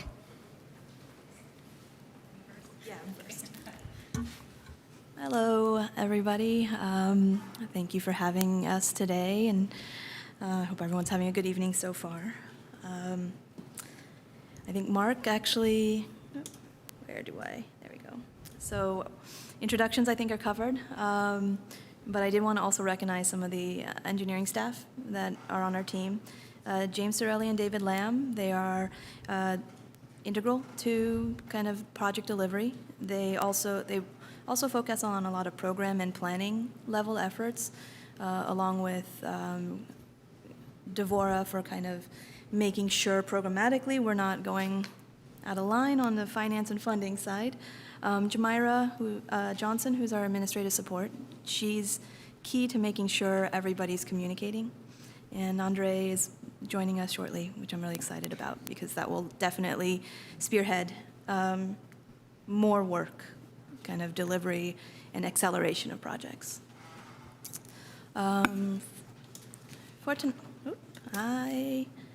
right, so we'll start with the CIP program overview. This will be a really short overview just to cover what the differences in CIP projects versus programs, along with kind of next steps to follow at the end. So let's see. Give me a second while I go through my notes. There's a lot of depth here, and I don't want to go too far into it and take too much of your time tonight, but the capital improvement plan in the City of Albany is comprised of core infrastructure rehabilitation programs. What this is programs that are kind of regular in nature, generally capital renewal, so we're talking sidewalk repairs, sewer rehabilitation, streets, meaning paving programs, or paving projects, curb ramp projects, these kinds of things, and storm drain improvements, or storm drain repairs. We also have a future proposed buildings and facilities program coming up. What we've seen is that there's a need for more systematic addressing of assets we own in our parks and buildings. And we want to do the same kind of management of these assets as we do for our other 4 core infrastructure programs. That is that we start with some kind of asset and assessments. We go into kind of master planning, making sure we understand what our needs are, and moving forward into actually delivering of projects on an ongoing basis. This can be contrasted with our discrete CIP projects, which focus on kind of enhancements. So this is not maintenance of existing, but what do we want to improve our services, or what do we want to focus on in the future? So it could be both discrete improvements, such as signal improvements, which have an end and a beginning date, or beginning and an end date, as well as starting out with new programs. So one of the ones we have right now on our discrete project list is the street lighting assessment. While that may not go into its own program, because it could be considered under the streets or the sidewalk program, depending on funding and other kind of planning measures, it is something that we are treating as a discrete project with a beginning and an end date anticipated for this fall. another one? With that, turning it over to Devora so she can talk a little bit about the financial. Thanks, Allison. Good evening, Council. So in our status report, we note that since our last report, appropriations have increased for our CIP to $36.4 million. And these appropriations include federal, state, regional, local, and grant funds. Now, as Allison mentioned, and of this amount, 28.2 million or 77% of this budget has been spent or encumbered into contracts to date. Now, our strategy is that with our CIP is that we make sure that our stable funding sources, our most stable funding sources, that we receive a relatively reliable amount year to year, that such as our local parcel taxes like Measure M, or our pass-through funds from the county for bicycle and pedestrian funding that we get reliably every year. It doesn't have the sunset date's not till 2045. Sorry, I don't. We make sure that those funding sources are programmed to core infrastructure and capital renewal because those needs are ongoing and because the city commits to a specific investment of funds year over year into those programs. We want to make sure that the funding is there to match that committed effort. So once that funding is invested in those programs, we look at the rest of our needs and we make sure that our overall strategy is to use our funding sources both for our core programs and for discrete projects to make sure we use those funding sources according to their defined purposes.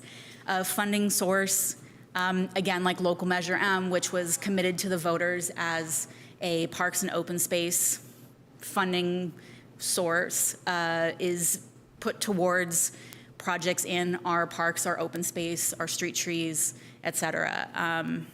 We also use we might use state gas taxes for roadway maintenance. And in addition to special revenues from local, regional, and state sources, we also rely on capital reserves like the City Buildings Fund, which do need to be regularly replenished. You heard some about that in the amounts that were allocated to general fund reserves from the surplus this year.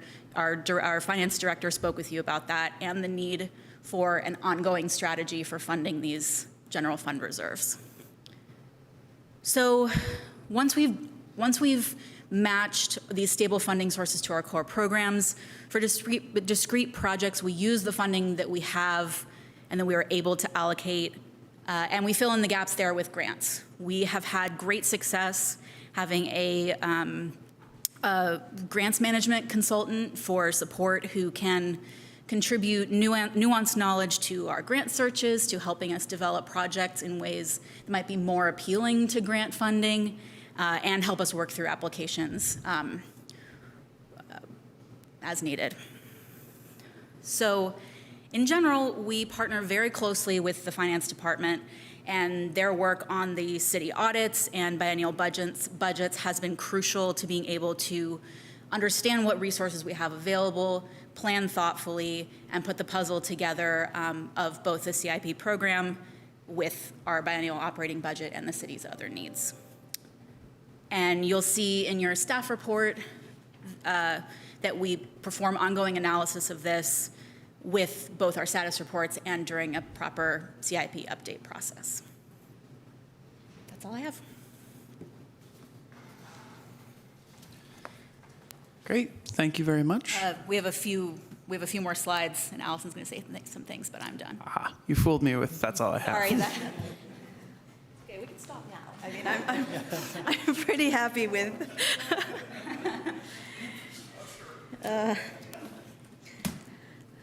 So moving on into just a high-level overview of what our core infrastructure programs are, kind of highlights of what we've accomplished in the last year, actually including the 2-year period before that from the last CIP update. Just kind of generally talking about very high-level budget utilization. We're not talking numbers. Those are all in the staff report in attachment 1 for core programs. An assortment of beautiful photos with lots of colors this time, which I'm really, really happy about. But it showcases kind of our roadway projects, our transportation improvements that we've been able to incorporate into roadway projects, sidewalk repairs, and one of our newest bioretention basins on Marin Avenue. High level, we're kind of going over what I mentioned in the last, before Devorah spoke, but these are structured programs. We're trying to not have to constantly speed up and slow down in order to meet regulatory requirements, in order to meet kind of deterioration curves, all of these things. We're trying to make sure that we're managing our assets in a regular and well-invested way and a good strategy. So these include things like annual schedules. We have ongoing regulatory schedules for sewer replacement that are managed by the consent decree. We have sidewalk repairs that we're doing on actually a 2 project per year delivery at this point. And we have storm and paving as well, so we'll go into more detail. So starting with sidewalk, because I think that is a local favorite. This program developed out of the 2016 Measure P1 sidewalk parcel tax, which is scheduled to sunset in December of 2026. Before that, I just want to showcase what we've been able to accomplish with what has been included in the funding from this P1 tax. Currently, we've completed 2 phases, or sorry, 2 phases are completed since the CIP status report of the last time, and a 3rd phase is starting construction this fall, with the 8th phase, the next phase of being phase 8, anticipated to start soon after phase 7. We're currently finishing up design. The current delivery is following city sidewalk repair policy with use for assessment. Current criteria used for assessment include special needs access, critical repairs with no best path to travel, pedestrian networks, and pedestrian safety concerns based on a 2021 sidewalk condition survey. And the work is performed in conjunction with annual shaving. This is done on a maintenance level, so you don't see it in front of you quite as often. We do have another survey planned sometime in 2025, 26, in order to identify kind of what the current sidewalk condition is and identify future repairs, funding contingent. Moving on, our sewer program. Everyone loves talking about sewers, so I'm going to enjoy myself here. In 2014, the city entered a consent decree with the US EPA, and we have a set length of sewer that we need to rehabilitate a year. This is on an annual basis we're required to make that amount of rehabilitation. We're currently in compliance, and we're slightly ahead. And we're trying to build a buffer of about 1 year. Most other cities in this consent decree had a 3-year rolling average. Because we only had a year-to-year requirement, we have to build a buffer in order to give ourselves a little leeway. We've had a short hiatus as we ramped up paving projects, but as I mentioned earlier, the amount of sewer work and actually the amount of partnering we've done with East Bay Mud to bring in water replacements has allowed us to expedite a lot of paving projects, which we wouldn't have originally been able to do. So there's this sewer project or program actually has multiple benefits beyond just keeping sewage out of the bay, which is a great one, beyond making sure we don't have SSOs and all the other kind of health and safety concerns. It also is critical to making sure we can pave our streets. With the upcoming 2023 sanitary sewer rehabilitation project starting this fall, we expect to have about a 1-year buffer going into some of our larger projects in the coming years. Moving forward, I'm happy to be able to share We've done quite a bit of street work this last year. There's been a real focus on it after a lot of detailed design and planning efforts, and that includes completing or reaching substantial completion on 3 paving projects.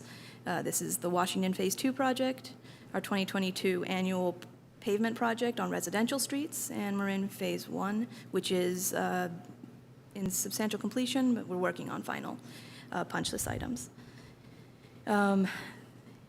This part of the challenges to this core program is the balance of investments into maintaining the conditions of assets that are in good condition, like I mentioned previously, while bringing up streets that are in poor or fully deteriorated conditions. What you see here is a few years of focus on trying to take care of streets that are more deteriorated, and with the slurry seal project, or the more formal name of the pavement maintenance project, this fall we're hoping to provide more investment into our ongoing maintenance needs to keep streets in good condition. One thing I want to highlight, which I kind of got into, is this program is particularly complex because roadways are not just a transportation network. They really are where all utilities live. And so doing any kind of paving project in a way that is well-planned and manageable really requires ongoing investment into all our other programs. We can't pave a street without making sure underground utilities that are, ADA curb ramps are in good condition. All of these things are necessary as either prior to the project or as part of the project itself. And we really focus on trying to keep this streamlined by working closely with all our partners at various utility companies to make sure we understand large projects they have on a quarterly basis, and make sure they understand what projects we have as well. And our storm drain. This is unfortunately one in which we have not had as much progress as we had hoped. We do have an upcoming project for repairs. These are similar to kind of the paving maintenance projects. These are ones which have been identified by staff, crews as locations that need a repair that rise beyond what crew can take care of. In this case, we're kind of entering advertisement and construction season on it, so we anticipate this fall to have a project in construction. Outside of what we're reporting specifically under the storm drain program, I did want to bring up that we do quite a bit of storm drain projects on paving projects. So this is, again, that nexus of how the street really is more than just a transportation network. For Marin paving, that included actually about half of the paving project was storm drain improvements. It's led to significant decreases in the amount of localized ponding that is experienced by residents and people who use the sidewalk when they're trying to navigate around. And we're hoping to continue that with future phases, as well as updates to the city's watershed management plan in the coming year, which will include hydraulic modeling to better understand our watershed, and using updated precipitation data once NOAA has that available. And it's going to inform a more comprehensive approach to storm drain improvements and management of how we use our storm drains. It will also include updated requirements for compliance with regulations and guide development of a master plan for the storm drains themselves. And discrete projects. So here we have an assortment of discrete projects. In the top left, we have some speed humps that were completed earlier this year. The the firehouse doors, Kains Avenue, and some signage that was installed under various projects. Did I not press the button? There we go. So in the last year, we've completed three more projects, as well as having updates on a few other ones. It's kind of hard to tell maybe what's bolded versus not bolded, but some of the high-level highlights that I want to announce are the federal authorization for San Pablo pedestrian improvements. That one's a long time coming, and it was Caltrans is never easy to work with, but we partnered with them to try to get this out as fast as we could. Other updates are our street lighting evaluation, which I think was also something that people have been waiting for a long time. We're hoping to have it completed this winter, and we're going to have some presentations around that this fall. Oh, I can't forget Codornices Creek. That is also one that has been, this is odd. Now you know what my next slides are. Spoiler. What is it? Okay, let me see if this works. Oh. Yeah, that is working better. All right. So Codornices Creek, we're very happy to bring this one also to council this week, or tonight, and happy it passed. And we're looking forward to starting this fall, ideally around August. We're working closely with Berkeley and UC to keep to that schedule. And the next steps. So some of the upcoming presentations and kind of program updates that we're anticipating this year. We're going to have an Albany Hill Eucalyptus project update coming to pros and then council.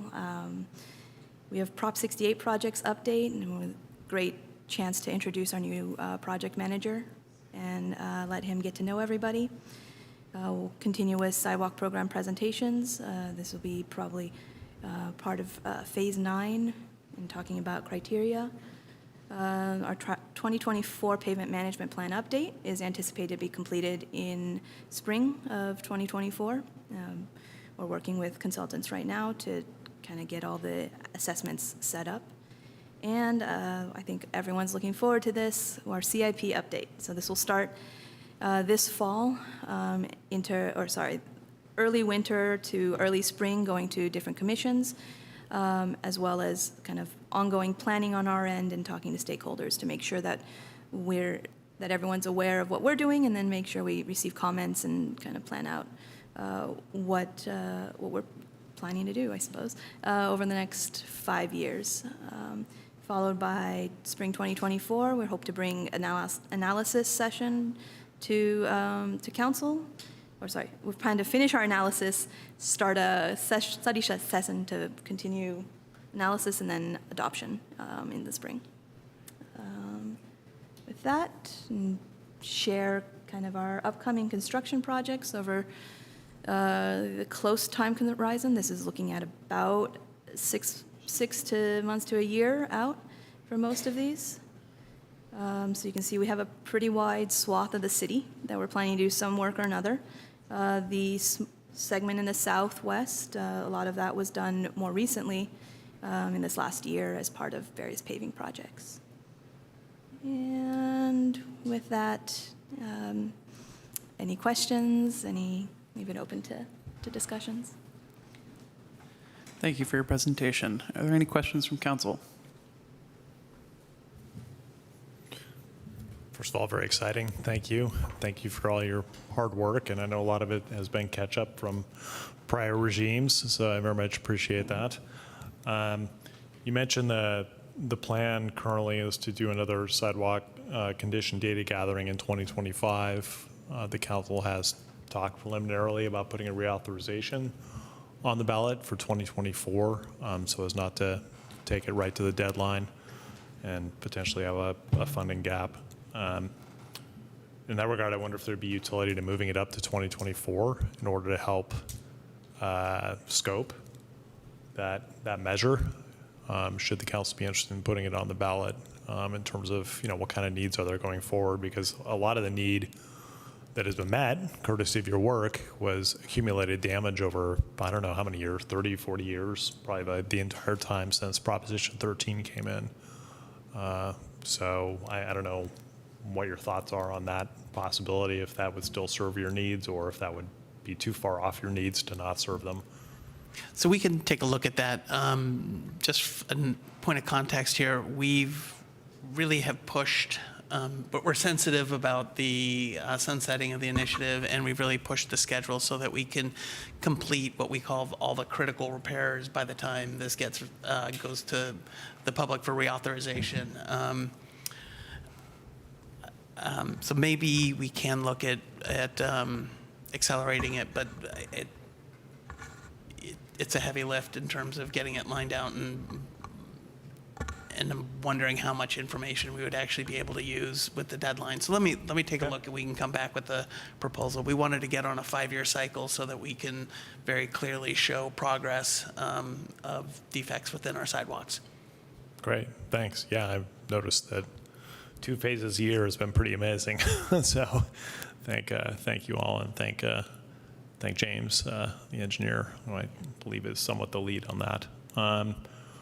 And then another item that I brought up a while back and sort of gotten rolled into lighting evaluation is the basically non-functionality of a lot of the lighting in the city. And my hope was that the existing lighting could be restored before we go back to daylight savings, I guess it is. No, back to standard time. And I don't know if that's still in the cards or not. There was some thought to get some early recommendations on the existing lighting from the consultant.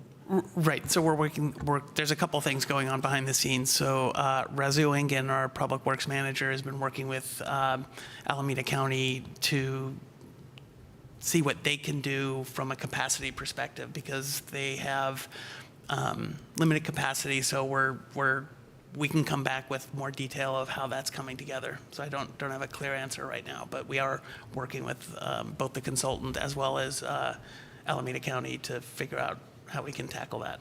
Okay. Yeah, and I have some interest. The new lamps that the county, I believe, has been putting in are like full white. And I've looking at night sky preservation information lately, seen recommendations that it's better to have something that's not true white, but more towards the red end of the spectrum. And that the true white are like, they're a real serious spot compared to the previous fixtures. So we are, as part of the street lighting evaluation, we are proposing or planning for a sort of a demonstration project within the city, be a little bit of a walking tour, and we'll deal with those types of issues. Okay, great, thanks.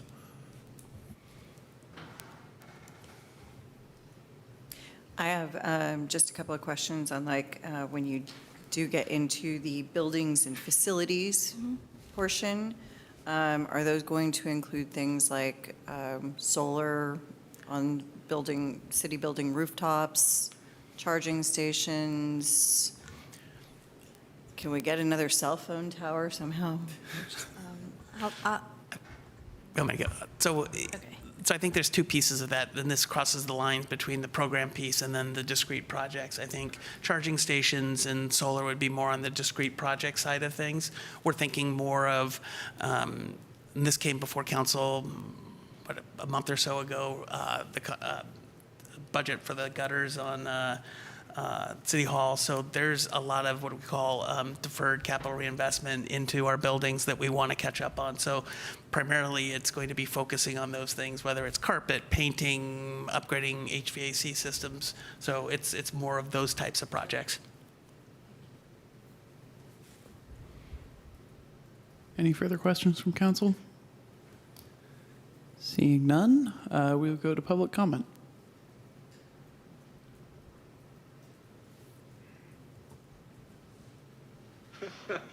Sorry, I'm still laughing at the budget on the gutters.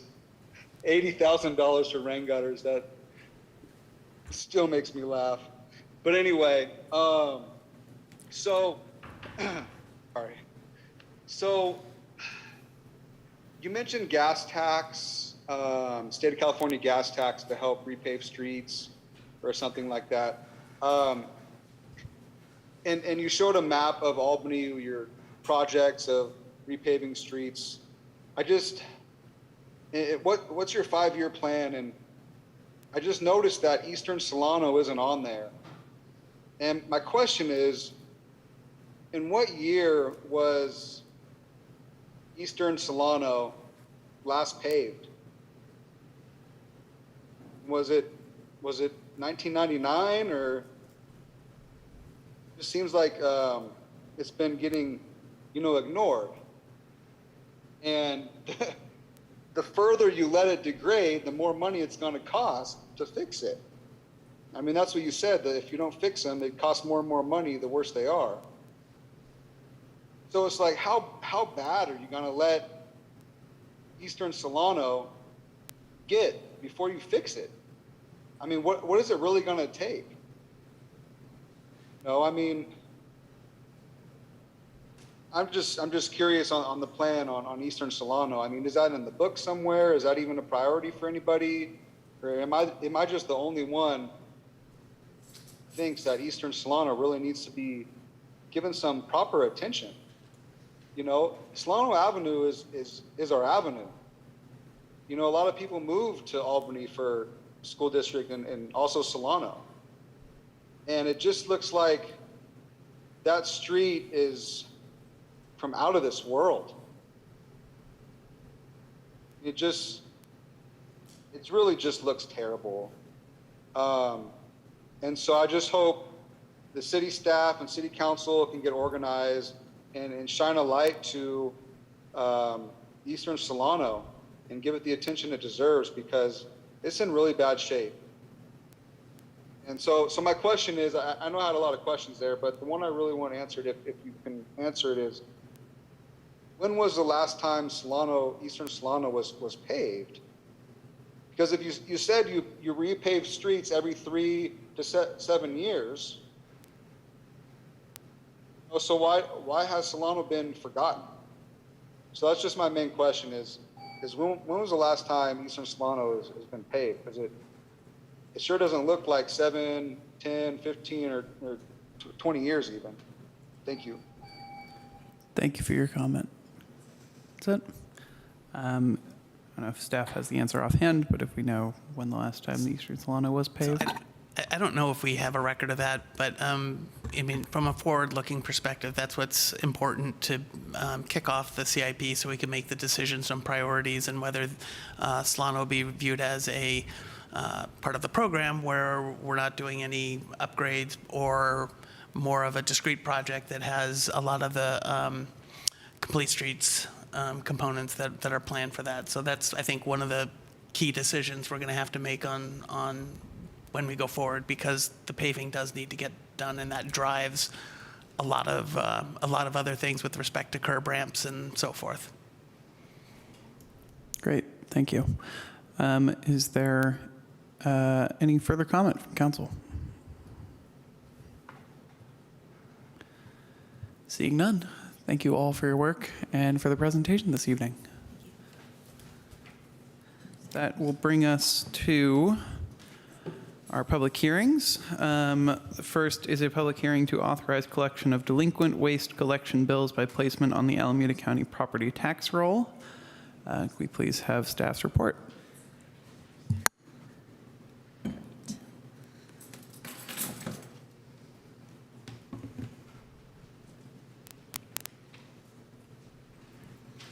Good evening, City Council. I'm Lizzie Carrot. I'm the City Sustainability Coordinator. I'm here tonight with resolution number 2023-58, which confirms the annual special assessment list for delinquent residential waste and recycling bills, and authorizes the delinquent charges to be placed on the county tax rolls. Multifamily and commercial properties are exempt from this process due to the fact that there is no mechanism in the franchise agreement or the municipal code for including these property types in the process. The 2023 special assessment list includes only assessor parcel numbers this year and not street addresses. Per California state law, the report that is considered and approved by council must contain a description of each parcel, so we're including parcel numbers. In 2013, council passed an ordinance to authorize collection of delinquent residential garbage bills by placement on the Alameda County tax rolls. For health and safety reasons, Waste Management is required to continue regular weekly residential collection services even if customers don't pay. Accounts that were over 90 days past due in January of this year received a minimum of 4 delinquency notices from Waste Management and 1 final request for payment from the city. The final payment request letter from the city also included a flyer with information on the Albany Cares program, as well as information on the Housing and Economic Rights Advocates program that provides free financial counseling services to Alameda County homeowners. This afternoon, the city received confirmation that one of the properties had a payment clear in the time between we finalized the last list and the new list you saw, and therefore staff updated the list to remove this property from the special assessment process. You'll see this reflected with a strike through on one of the APNs. I also took the opportunity to add a 0 to a parcel number that I missed a 0 on, so that change was on there as well, just maybe not as noticeable. The total dollar amount shown in each row of the final special assessment list includes past due amounts plus a city administrative fee of $50. The county will also apply a fee prior to placement on the county tax roll. Once approved, the finance department will send the list to the county and the amount will be placed on the property tax bill. If the bill is paid in full, the assessment will not remain on the property. That's all I have. Any questions? Thank you very much. Are there any questions from council? When was the last time that fee was updated as far as city staff fee? The $50 fee? Pre-2018 when I started doing this. I'm not sure. I just wanted to bring that up as kind of like, from one of our past meetings, these are some of the fees that we might want to take a look at again. And because I'm sure it takes a lot more work from city staff than $50 worth of your time. So. Any other questions from council? No, this is a aside on the topic, but what does Waste Management do about those accounts that don't have provisions to go through this process, so the larger multi-residents and the commercial? From what I've heard, they go to collections, but they pursue it on their own process. Since we don't codify how they pursue them, they do whatever they So they go after see fit. contract collections agency or something like that. Who knows? Yeah. Okay. And they don't really fill us in because they're not required to. Yeah. Okay. Thank you. So a follow-up to Councilmember Jordan's question. Is that something, or this might be a question for Nicole or Mal, is that something we could actually codify, or is that something that is out of our hands now because we have not been doing that in the past? So in other words, transitioning it from private entity using private collection agency with whatever fees they want versus the city using the same system across all users and passing it on to the county, becomes a lien on the property, et cetera, et cetera, et cetera.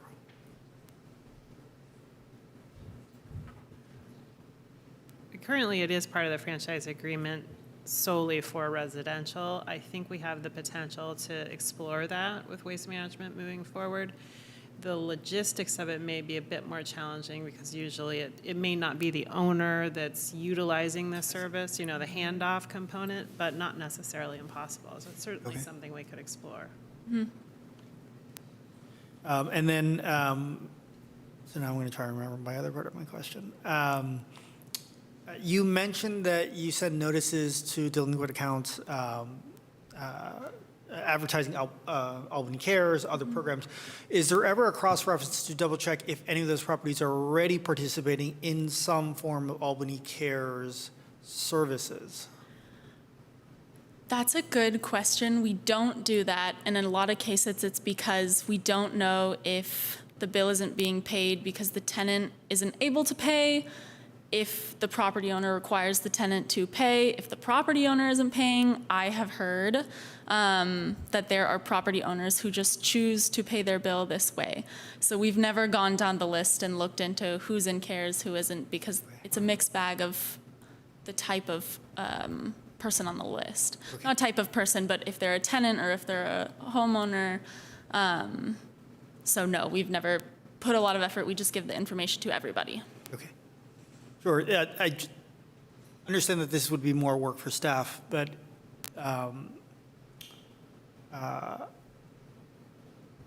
it would seem getting notices or missing a notices or feeling the pressure of getting many notices from Waste Management and being in a situation where you're already working with Albany Cares, but maybe miss the fact that Albany Cares can help you work through these things.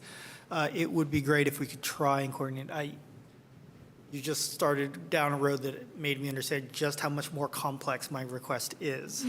And so this is something that I would love for us to explore and understand, is it just an overwhelmingly complex thing where a $50 fee is not going to come anywhere close to covering the extra time that this would take, or if this is something that is implementable to help those who are struggling to make their payments understand that there are avenues out there that to help them, especially if they're already taking advantage of Albany Cares. Right. I think that's a great idea. Thank you. Right, that was not a question, and was a question and then became a comment. Sorry. I'll allow you to fudge the rules just this once. Any other questions from council? Seeing none, any public comment on this item? Sorry, we are opening the public hearing. Yeah, it's Jeremiah here. Yeah, hey Lizzie, you always talk about the most fun agenda items.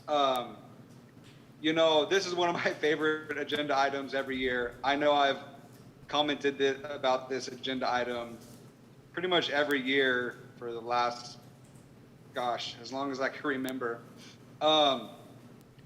So I should know a lot about it by now, but I'm just still kind of confused. The way I had understood it in the past is that the city is footing the bill for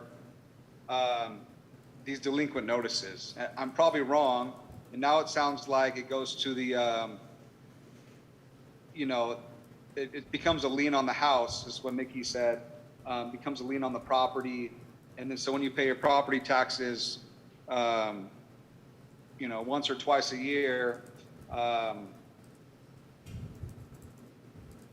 it goes on that.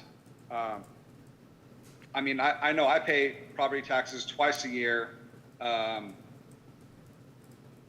so it's just, I don't know. I don't know if it's the same APNs, same addresses that's doing this year after year. You know, are some of them abandoned houses? Are some of them vacant? You know, the owner could have passed away, and now the home is caught up in some sort of probate with the kids, and they can't make a decision, so the house just sits there vacant for 20 years. You know, are any of these vacant properties, vacant houses that's, you know, kind of a mistake? Is it the same people doing this every year kind of thing? So I guess my main question is ultimately who is paying these delinquent bills? Is it the city of Albany paying these delinquent bills through Albany Cares? You know, if someone can't pay it, then Albany Cares pays it, and in turn the city pays for it. Or does it really go on like a property tax lien kind of thing? Yeah, and the interesting question was, what if there's a tenant that doesn't pay the bill, and then it goes on the actual property owner for residential? So that's kind of an issue. If a tenant doesn't want to pay, then the homeowner would have to foot the bill. So who ultimately is responsible? Thank you for your comment. Are there any further public comments? I don't know if you have answers to all of those questions, but I can clear up a few of the questions that came up. Ultimately, it's the property owner's responsibility to pay a delinquent garbage bill.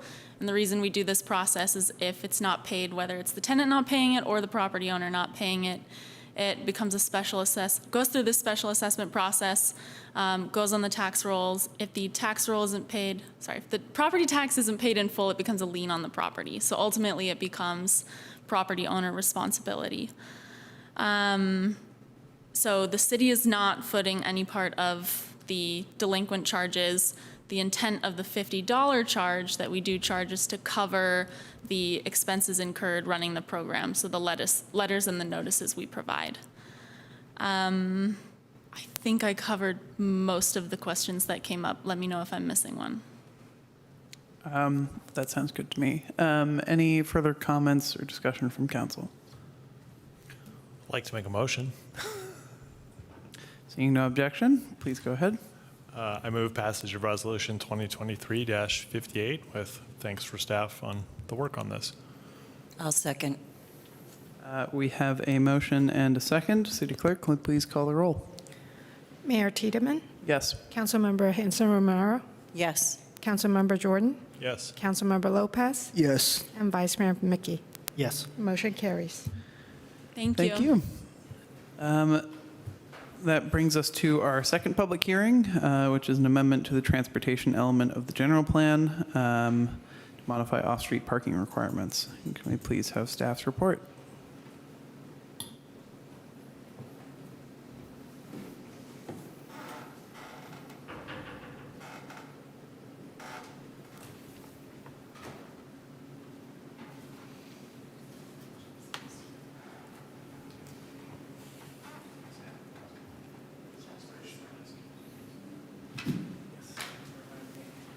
And before we get into the presentation here, I will note that as we've done on some previous items, we will have to take this in sort of two distinct parts due to a recusal that has to happen on part of it. So we will get staff's presentation on the overall. Then one of our council members will leave the room. We will get a presentation on the rest of it and then deliberate. And then we will come back and do the rest of it. So there will be sort of two discrete public comment and deliberation periods. Now we're ready for staff's report. Good evening, Mayor and Council members. I'm going to provide the introduction to our staff report. My name is Jeff Bond. I'm the Community Development Director.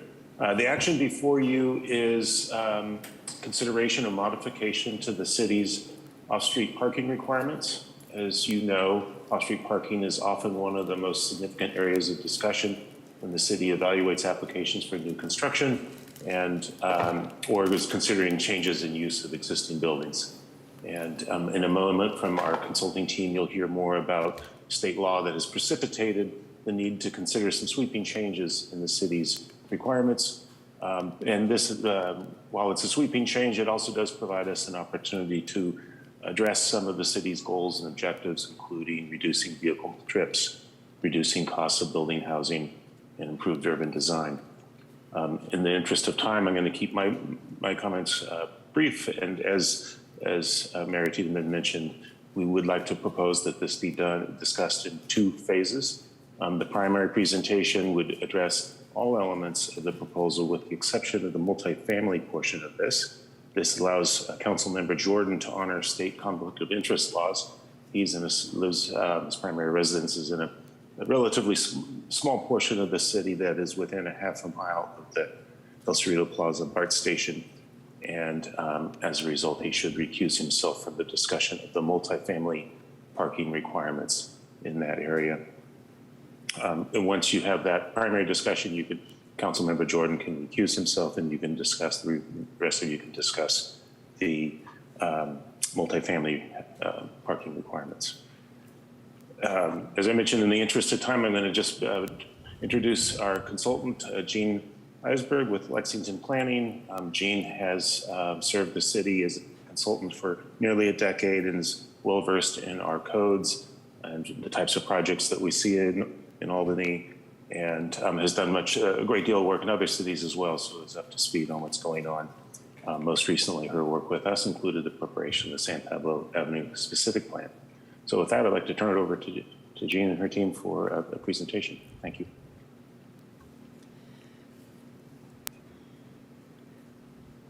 Okay, thank you.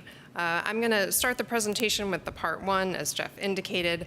On the Zoom, we also have Patrick Siegman. I'm going to ask the city clerk if she can promote him to a panelist. I'm going to give my presentation, and we have Patrick Siegman from Siegman Associates, who is a transportation and parking expert. I am a planner. So he's going to provide some background on his technical memo about why the city might want to consider adoption of this ordinance, what are the effects of parking minimums, what can we expect, as well as what are the potential effects of parking maximums.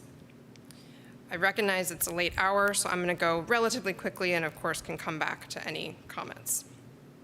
So this ordinance is coming about as a result of Assembly Bill 2097, which went into effect in January of this year. And this bill eliminates parking requirements for most uses and most projects within a half-mile of major public transit. The only exceptions in terms of uses are to hotels, motels, event centers. The city can still enforce ADA parking, can still enforce electric vehicle parking requirements, car share parking requirements if parking is provided voluntarily.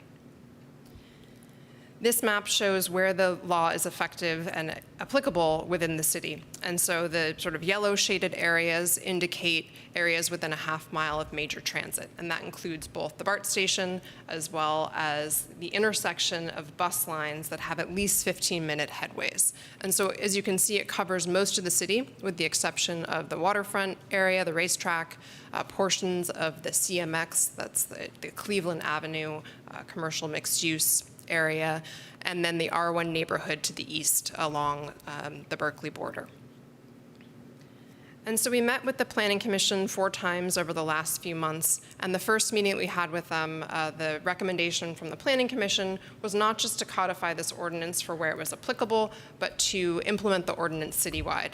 And this is really for equitable reasons. Okay, I'm here on my block, there's no parking requirement, 2 doors down, just beyond that half-mile, suddenly I have a different parking requirement. Moreover, in that R1 area on the east side of town, we have new state law around ADUs that someone who has a garage can replace that garage with a unit. So effectively, in a lot of ways, parking is no longer required for those types of single-family uses.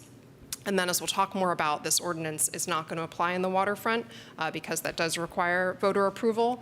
And so you'll see that was already excluded. So really, when we talk about the proposal to implement citywide, we're talking about everywhere except for the racetrack waterfront area. So the Planning Commission made a number of refinements to this draft ordinance during their 4 meetings. Also, this ordinance was reviewed by the Transportation Commission. They voted to support the removal of minimum parking requirements, but had a modification recommended to the Planning Commission's resolution about parking maximums. So their recommendation was to exempt properties on streets with bicycle facilities from a maximum parking requirement. And the thinking there is that the city has plans to install on-street bicycle facilities over time. And that it is true, as you unbundle parking, as you reduce parking requirements on site, that can impact on-street parking. And you can have more spillover of parking on the street. And so the concern was, if you have more people parking on the street, they're going to be less supportive of putting in on-street bicycle facilities that could remove curb parking. We received a number of public comments to date. In general, community members expressed support for removing parking minimums to support the city's goals for bicycle, pedestrian, transit. However, there were several concerns, primarily about spillover parking, parking for businesses. Many of these concerns came from business owners. General support, as I mentioned, for this idea of improving equity between different projects, including that the San Pablo Avenue specific plan already eliminated parking minimums and established a maximum. So that was another area of equity going forward. And then as the staff reports talks about the city, the way things are set up now, there is a waiver process to reduce or eliminate parking minimums on a specific project, and generally those are granted. So there's sort of just a process that happens, a fee that gets paid, but they're always approved at the Planning Commission or staff level. And then lastly, there was interest in how this could affect electric vehicle parking, a suggestion that ADA parking spaces be required for new construction, even when no parking is required. So some nuts and bolts of the amendments. First, we have not just zoning amendments, but a proposed general plan amendment. So this is a little bit of cleanup of the transportation element, taking into account changes that have happened since the general plan adoption a few years ago. And so this includes the approval of Measure D, changes in parking requirements over time. 6 years ago or so, there were changes to the commercial parking requirements, adding blended rates. And so you see in that red line of the transportation element a number of amendments there. In terms of zoning ordinance amendments, we've broadened the purpose statements to not just talk about parking, but this ordinance already talks about bicycle parking, talks about pedestrian, transit, bicycles. We've expanded the purpose to look at transportation more broadly and the effects on all of those different modes. The real key here is that the ordinance proposes to eliminate minimum parking requirements and establish maximum parking requirements for all uses. It also reorganizes sections to distinguish policies, regulations that apply citywide, and then to the waterfront only. Because again, the waterfront district requires voter approval. That's where the racetrack is. And so no changes are proposed to that area at this time. And then lastly, remove several processes that are no longer relevant. So once, if the city takes action to eliminate minimum parking requirements, there are a number of regulations that are just no longer warranted. And so those have been removed. And that ordinance you see is redlined, and because it's kind of messy, we've annotated in blue in the margin to provide a guide for what does this red line actually mean. A few other changes. Establishes a process for what happens if someone does want to exceed a parking maximum and the findings that the Planning Commission would need to approve. It requires unbundled parking citywide and adds a transportation demand management objective standard requiring 1 transit pass per unit. And this is for new construction. So this is currently required of projects in the San Pablo Avenue specific plan, and this would extend citywide. So a couple tables, you'll see this consolidated. We've consolidated a few different uses, and you'll see in the middle column here, all of the minimums are proposed as 0, and then maximum units, maximum space per unit standards are provided for a variety of uses. In general, the maximum is proposed at the current minimum. And then there's another table in the ordinance consolidating non-residential parking standards. So right now there's quite a laundry list of different uses, banks, retail shops, restaurants, all these have these different parking requirements. And so this has been consolidated just as it is today on Solano and San Pablo to the rest of the city. So that primarily affects the CMX zone on the west side of town. So the staff report talks about a number of potential effects of these changes, and Patrick will talk a little bit more about this. But in general, we expect changes to be incremental. This is not going to change how parking works overnight. We do expect this to be more streamlined for city staff or the Planning Commission in their review of projects. This has the potential to both reduce housing costs and increase housing affordability since there's no requirement to necessarily put parking on site, and generally can provide support for multimodal transportation and supports many of the city's transportation and climate goals. On the flip side, there is a potential loss of parking. As I expressed, some business owners have expressed concern about the loss of parking or spillover near their businesses. And that the staff report does talk about the likeliest eventual need for on-street parking management, and that could mean residential permit parking, metered parking, time limits on parking in certain locations. And this would also have the effect of needing to have someone to enforce this, and so increasing the city's time and resources to enforce parking limits. And then lastly, I mentioned that waiver process. There is a potential loss of revenue for those parking waiver fees. However, we also anticipate that would reduce staff time and free up staff time to do other projects. So I mentioned the Transportation Commission had one recommendation, and that was for the City Council to adopt a resolution and ordinance recommending that Planning and Zoning Commission with the modification that exempting projects located on streets with bicycle facilities from the maximum parking requirement. And then the Staff, Planning Commission, and Climate Action Committee recommendation to consider the proposed amendments, resolution number 2023-59, amending the transportation element of the general plan, and ordinance 2023-05, amending chapters 2020 and 2028 of the zoning ordinance to modify off-street parking requirements. So I'd like to pass it on to Patrick. He's got about 10 minutes just to explain a little bit more about why you might want to consider doing this and some of the options that we considered.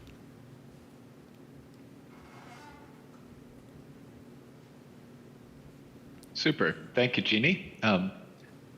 Give me a moment here and I will share my screen and my slides.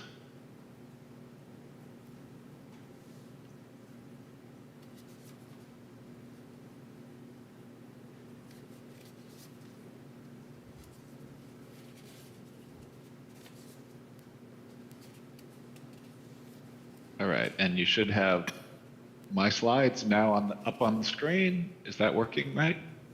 Indeed. Great, thank you. Well, council members, good evening, and thank you for inviting me to be here tonight. So in the next few minutes, I'd just like to highlight a few points from the technical memorandum that I prepared on this item. And afterwards, I look forward to hearing your thoughts and addressing any questions you might have. So just as background, I want to mention that the history, as we understand it, is that Albany first adopted minimum parking regulations in 1959. And so beforehand, you often saw the kind of buildings that you see on the left. This is 1395 Solano, where people built buildings with offices and apartments above ground floor shops. And after the new regulations were put into effect, there was a remarkable effect on urban design that was often immediate. So with new buildings, ground floors often became garages instead of shops. Driveways often replaced front yards, and street trees and on-street parking often was removed to make way for driveways. And at the time, back in '59, there was very little research on the effects of minimum parking regulations on any issues, really. But they have turned out to have many unintended consequences. So minimum parking regulations are generally set to require excess spaces even when parking is free, even at isolated suburban locations with no transit service. And that appears to be how Albany's were set. The result is that the cost of parking winds up being hidden in the cost of other goods and services, because you're requiring so much parking that it is ample even when given away for free. The result of that, we now know from multiple published research studies, is higher parking demand, more driving, more congestion, and more pollution. We all wind up paying for all that additional parking and bigger roads. And where does that cost show up? Well, the cost of parking shows up in all the other goods and services we buy. So it's higher rents for housing, pricier goods when we go to the store, a few extra cents on every item we buy at Safeway, higher taxes.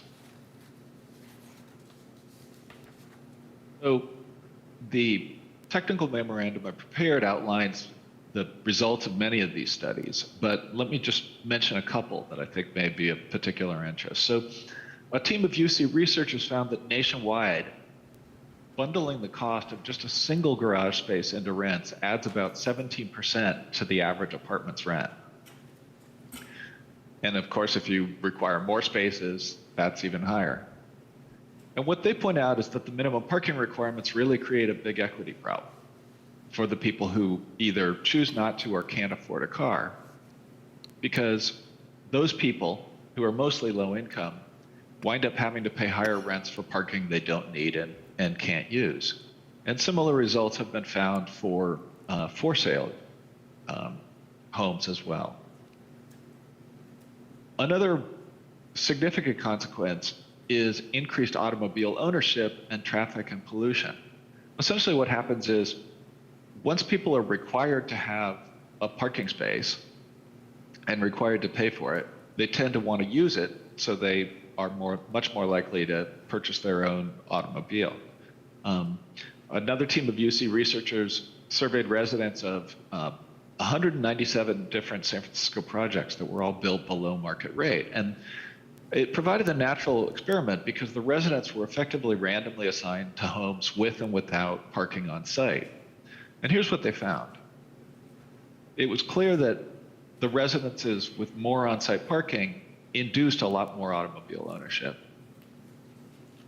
And that effect is really significant. So buildings with at least one on-site space per unit have more than twice the car ownership rate. And that downstream results in a lot more automobile travel and pollution, we know from other studies. So this works at cross purposes to Albany's goals of reducing traffic, reducing climate change, and encouraging more walking and biking and transit. Now, one thing I do want to mention is that many cities around the country have now removed minimum parking requirements, and we're getting back a great deal of research on the results of that. And it turns out that actually removing minimum parking mandates is a pretty modest change in most places. So for example, Buffalo, New York, they removed all their minimum parking requirements several years ago. Researchers at University of Buffalo studied 36 major developments, all the major developments approved after the new policy went into effect. And what they found is that actually more than half of the projects included as much or more parking than was previously required. And that was true of all the single-use projects, like office parks. It was the 14 sites that had a mix of different uses, like retail and homes, that included a lot less parking. And part of that is just because different uses with different peak hours of the day for parking demand can share spaces really efficiently. And then there were 4 projects that included no on-site parking because they took advantage of underused parking at nearby sites. So just to sum up, considering the 2 alternatives for handling minimum parking regulations that are available given state laws, one being to remove, to do the minimum required to comply with state law by removing minimum parking requirements in most of the city, but not all. And the second being to remove all the minimum parking requirements. Well, how would that affect progress towards Albany's goals? And here's a slide to sum it up. Essentially, retaining minimum parking regulations, the result is that you get enough on-site parking to satisfy the demand for free parking in those spots where they still exist, and the cost gets hidden in other goods and services.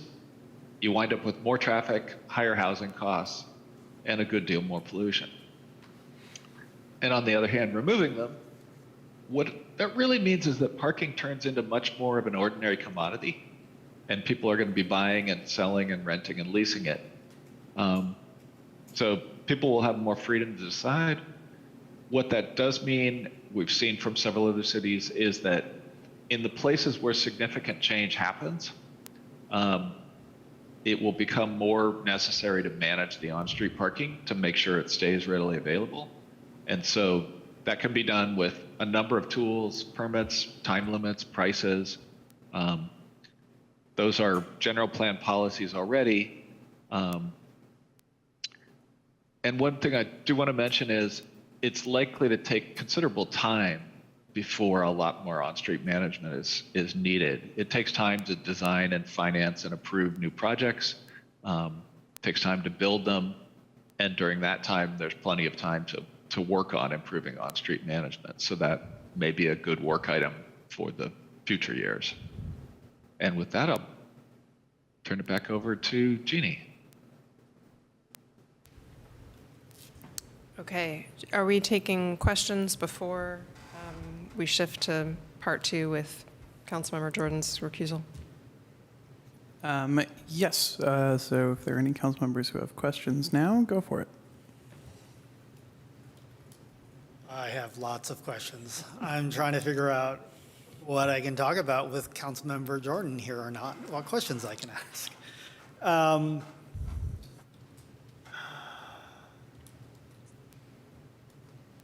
So first, thank you for the presentation. Patrick, it's always good to hear your presentations. Sometimes I feel like I've heard them many times, but every time I listen to them, I hear something new or I learn something new. Where to start? Sorry, I'm going to go into my PDF and go page by page. So one question, Jeannie, the Transportation Commission's recommendation, I want to clarify, it is or is not included in the annotated text that we see? It is not included in the annotated text. Perfect. Did the Transportation Commission give any additional clarity as to, so they asked, allow the maximum to be higher? Did they let the Planning Commission make a decision on what that number is? Did they give any other clarity than that, like a specific number, or was it just let the Planning Commission decide? They exempted it from the proposed maximum of 0.1 0.5 or 1 space per unit. And so it would not have a maximum if it was a property on a street with a bicycle facility. Okay, thank you. Comment for Jeff. It doesn't need to be shared tonight. I do not envy him if any unlisted use shows up and wants to figure out what the parking requirement is, because there aren't many uses listed.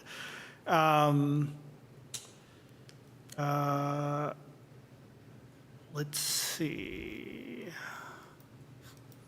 So on page 5, there's a discussion about bicycles. Just want to verify, because there is section E there that says bicycle, sufficient bicycle storage, and it keeps talking about it. There's also section 2028-030C, which is specifically about bicycle parking. And so I do a lot of code writing, zoning code writing, so I'm just trying to check if, like, are we supposed to have bicycle parking in 2 places? Should there be a reference here to bicycle parking? This kind of falls under the, maybe this is more of a comment, sorry. But I just want to verify, because we do talk about bicycle parking in 2 different places. Let's see.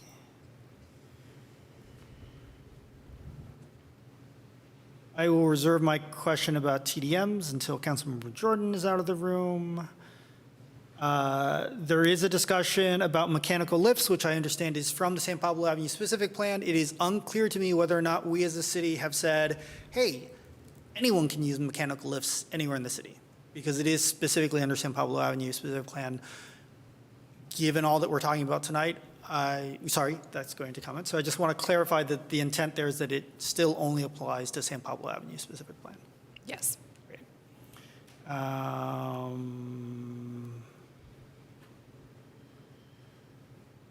Skip that one. In your parking tables, you list maximum parking for different residential uses. You do not specifically list accessory dwelling units. So I'm looking at this lens of a little bit of a loophole. I want a whole bunch of parking spaces. I'm going to say these 2 parking spaces for the single family house and the accessory dwelling unit, I'm going to put 10. I mean, just want to check, are we considering accessory dwelling uses as one of these other uses, or do we need, did I miss something? Sorry.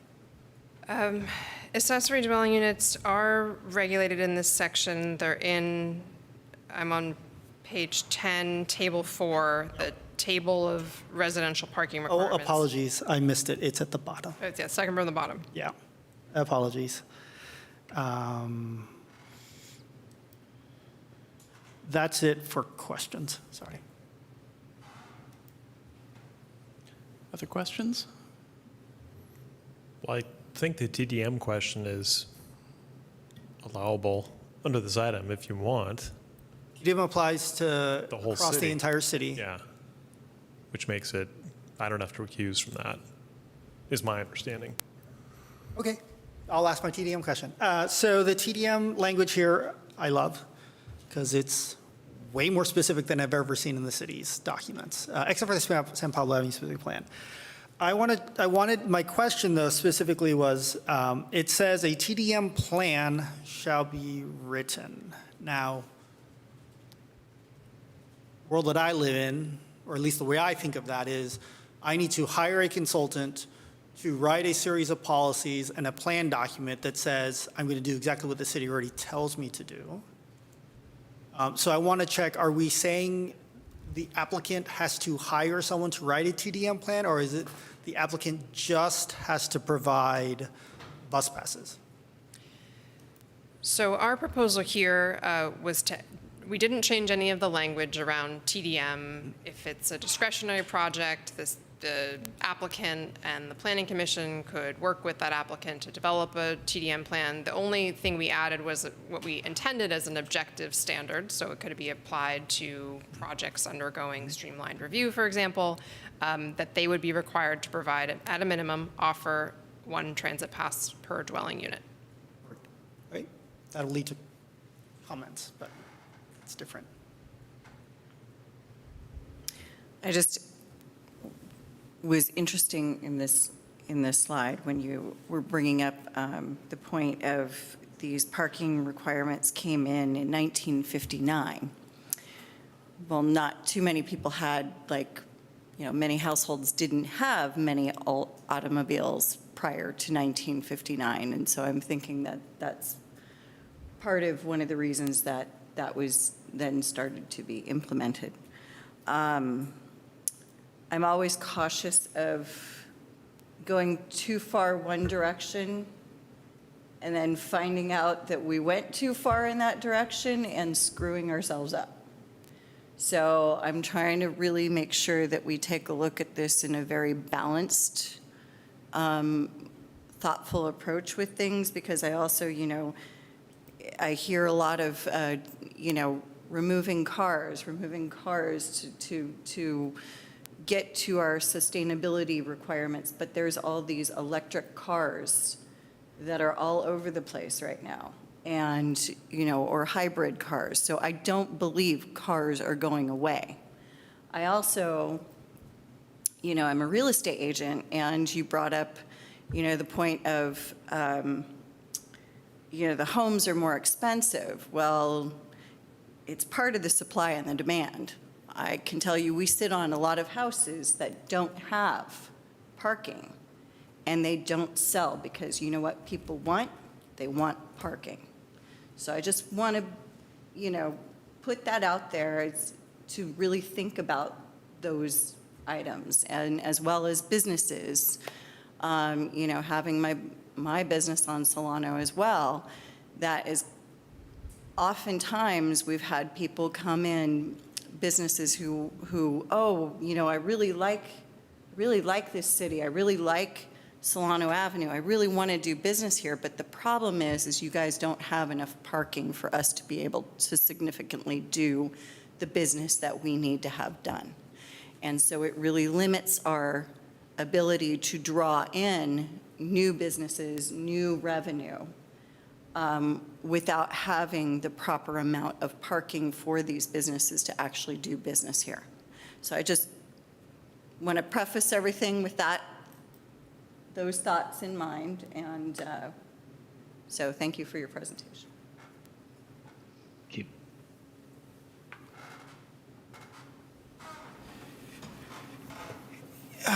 No questions particularly on my end at the moment. Just want to thank staff for giving a very nice, gentle overview of everything. I know it's quite a lot of information to digest, but I think it's presented in a way that makes it very easy to understand what's on the table right now.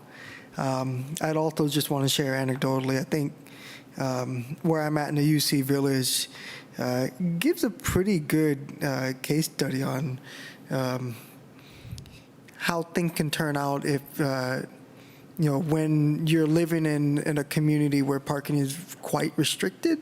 Granted, every resident is allowed one parking space per unit, but you're also seeing that not everyone makes use of their spaces. You could drive through the village right now, and there's a lot of empty spaces. But I think that also just speaks to maybe the nature of student parents that live there, and having access to several different bus lines that take them not just to campus, but throughout Albany and to Berkeley, and other nearby public transportation. Then, of course, access to bike pathways. But, and I hear what you're saying, Councilmember Hans Romero, about taking a balanced approach as well. But would love to see how this plays out. Getting dangerously close to deliberation. Are we taking public comment before we? Okay. Then we will open the public hearing and for any public comment. Is there anyone online? Yeah, hey, it's Jeremiah. So when you're referring to this transit pass, you talk about a Clipper card? That's really only a transit pass that's really available. I don't know what you guys mean transit pass, but I mean, to me, that means a Clipper card. And so how much money is supposed to be loaded on this transit pass? Is it unlimited transit uses? Is it a transit pass? Is that what, a day pass, a week pass, a month pass? I think you need to clarify a little bit more of what a transit pass is. Is it a Clipper card with $1,000 on it? Because people take BART to commute, to work. If they can't have a car, if they can't park a car, they can't commute to work. So you just got to clarify what that transit pass is and how much money's loaded on it, and how many rides per day do you get on that transit pass?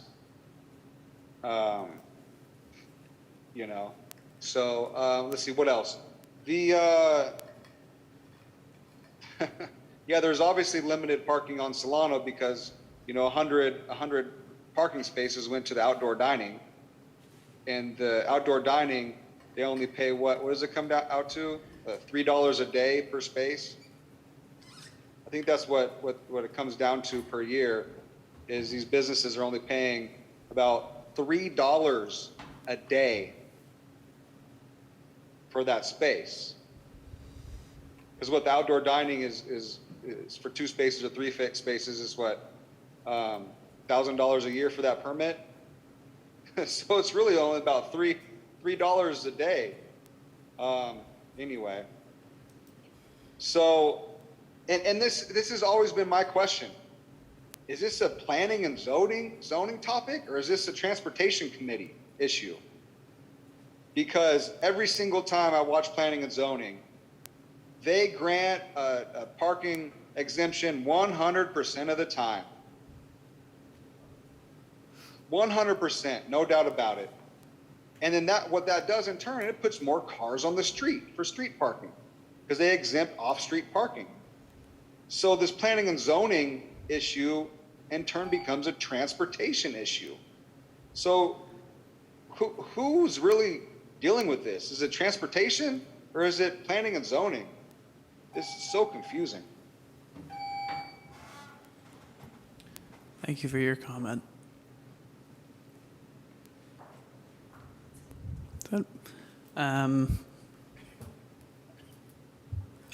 Staff, I don't know if we have response to any question there. So in terms of the transit passes, the ordinance specifies either a Clipper card or this AC Transit Easy Pass, it's called. We didn't get into further details in the ordinance because, to be honest, these programs change from time to time. For example, the city of Berkeley has some similar language in their zoning ordinance, and then they have an application form, and it's on the website. This is what this means. And so we recommend doing something like that so you don't have to update your ordinance all the time as the program changes. But basically, these are kind of bulk sales systems that a developer can opt into and purchase the set. I don't know exactly how it works in terms of loading a Clipper card, which many people have, but it does allow some flexibility as these services change over time. Great, thank you. And I'll add that it is maybe confusing, but it is both a transportation and planning and zoning issue. That is why we have recommendations from both of them in the report. Yes? Yeah, I have the same concern because developer of a property could purchase Clipper cards, which I don't remember what they're like, $3 a piece, hand them to the tenants and say, okay, I've fulfilled my goal, my obligation. It doesn't say that Clipper cards have to have anything on them, any value on them. So it seems like a massive loophole to me.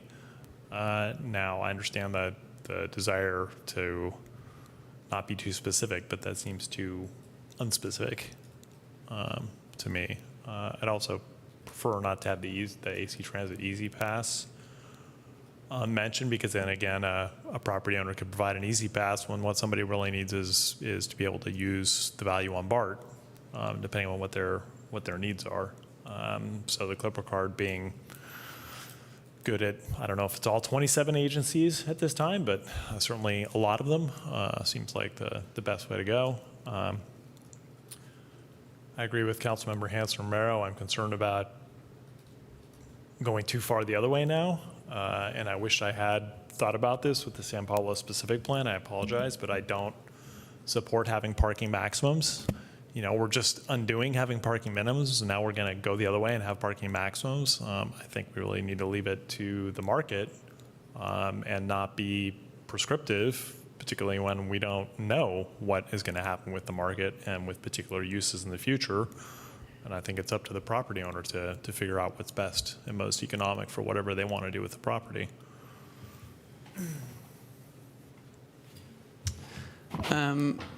Staff, on the question of the transit passes, does the language as is written currently, in your opinion, allow for someone to purchase a bunch of empty Clipper cards and for that to fulfill this requirement?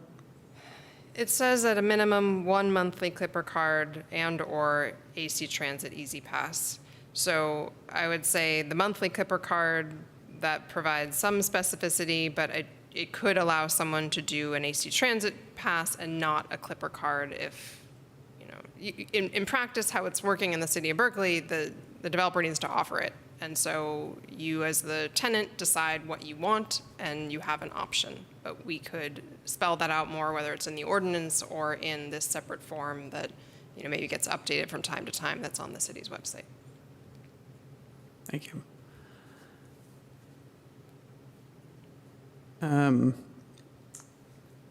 City Attorney, we're doing deliberation on all of this now, or should we go into the? It's just questions, and then you'll go into the item that Council Member. Then I think it's time to say goodbye. Have fun. Bring me back some steak.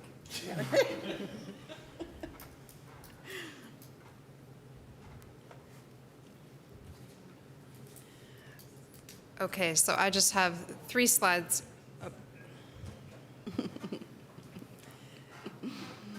Three slides on this topic. So I showed this slide in the previous presentation, and on the multifamily dwelling unit row, we actually have 2 parking maximums.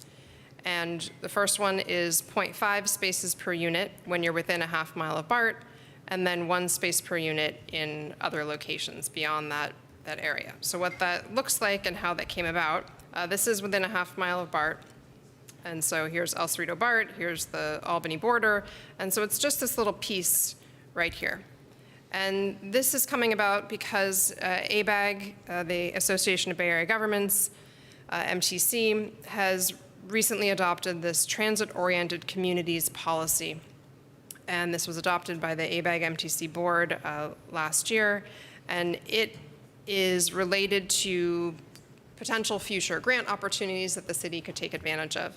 And the guidance document for that TOC policy says, it labels Albany here, or the El Cerrito BART station in green, as a Tier 2 TOC community, and it says, okay, if you're in that Tier 2 zone, you should have no minimum parking requirement allowed for new residential development, new commercial development, and then you should set a parking maximum, in this case, of 0.5 spaces per unit or lower for residential, 1.6 per 1,000 square feet or lower for commercial. And so that is really the reason why we proposed it here. We were proposing to eliminate parking minimums. The Planning Commission asked us to also establish parking maximums. And so to sort of tee the city up for these potential grant opportunities in this area in the future, we identified this lower maximum. And that could mean that, well, certainly would mean, it limits a project from providing more than half a space per unit. And in that way, you could end up with buildings with fewer parking spaces in that area. So that concludes my presentation. I'm happy to answer any questions. Thank you. Thank you. Any questions from council? No? Okay, seeing none, we will go to public comment. We will open the public hearing. Yeah, so what does a half of a parking space look like? 9 feet? What is 1.6 of a parking space look like? Because I'm pretty sure the standard parking space is 18 feet. I know this because when Aleda used to work for the city, we worked together, and I was going around counting parking spaces for Solano and San Pablo because she was talking about putting up parking meters. So she wanted me to count how many parking spaces were on San Pablo and Solano. And so she gave me this roller measuring tape, and I'm pretty sure it was 18 feet is the parking space. I was walking down San Pablo, measuring parking spaces, 18 feet, okay. Putting it on paper. Anyway, long story short, it's just, you know, in a lot of spaces, it's not divisible by 18. You know, and then a lot of these parking spaces, they're not even striped. You know, I don't see any striping on San Pablo for parking spaces. So we really don't even know how many parking spaces there are. I mean, I kind of do. I don't know if you guys still have the paperwork from Aleda, but, you know, it took me a couple weeks to do all that stuff. So I know how many parking spaces are in Albany on San Pablo and Solano. It's just, I don't know. Why can't it just be simple? Like, use whole numbers here. I mean, seriously, half a parking space for a dwelling unit? Or when what's someone gonna park? A Mini Cooper or something? Or a motorcycle? I don't know. I just don't see why there's even something up there on the chart that's talking about half a parking space or 1.6 of a parking space. To just be a whole number, right? I'm just wondering why.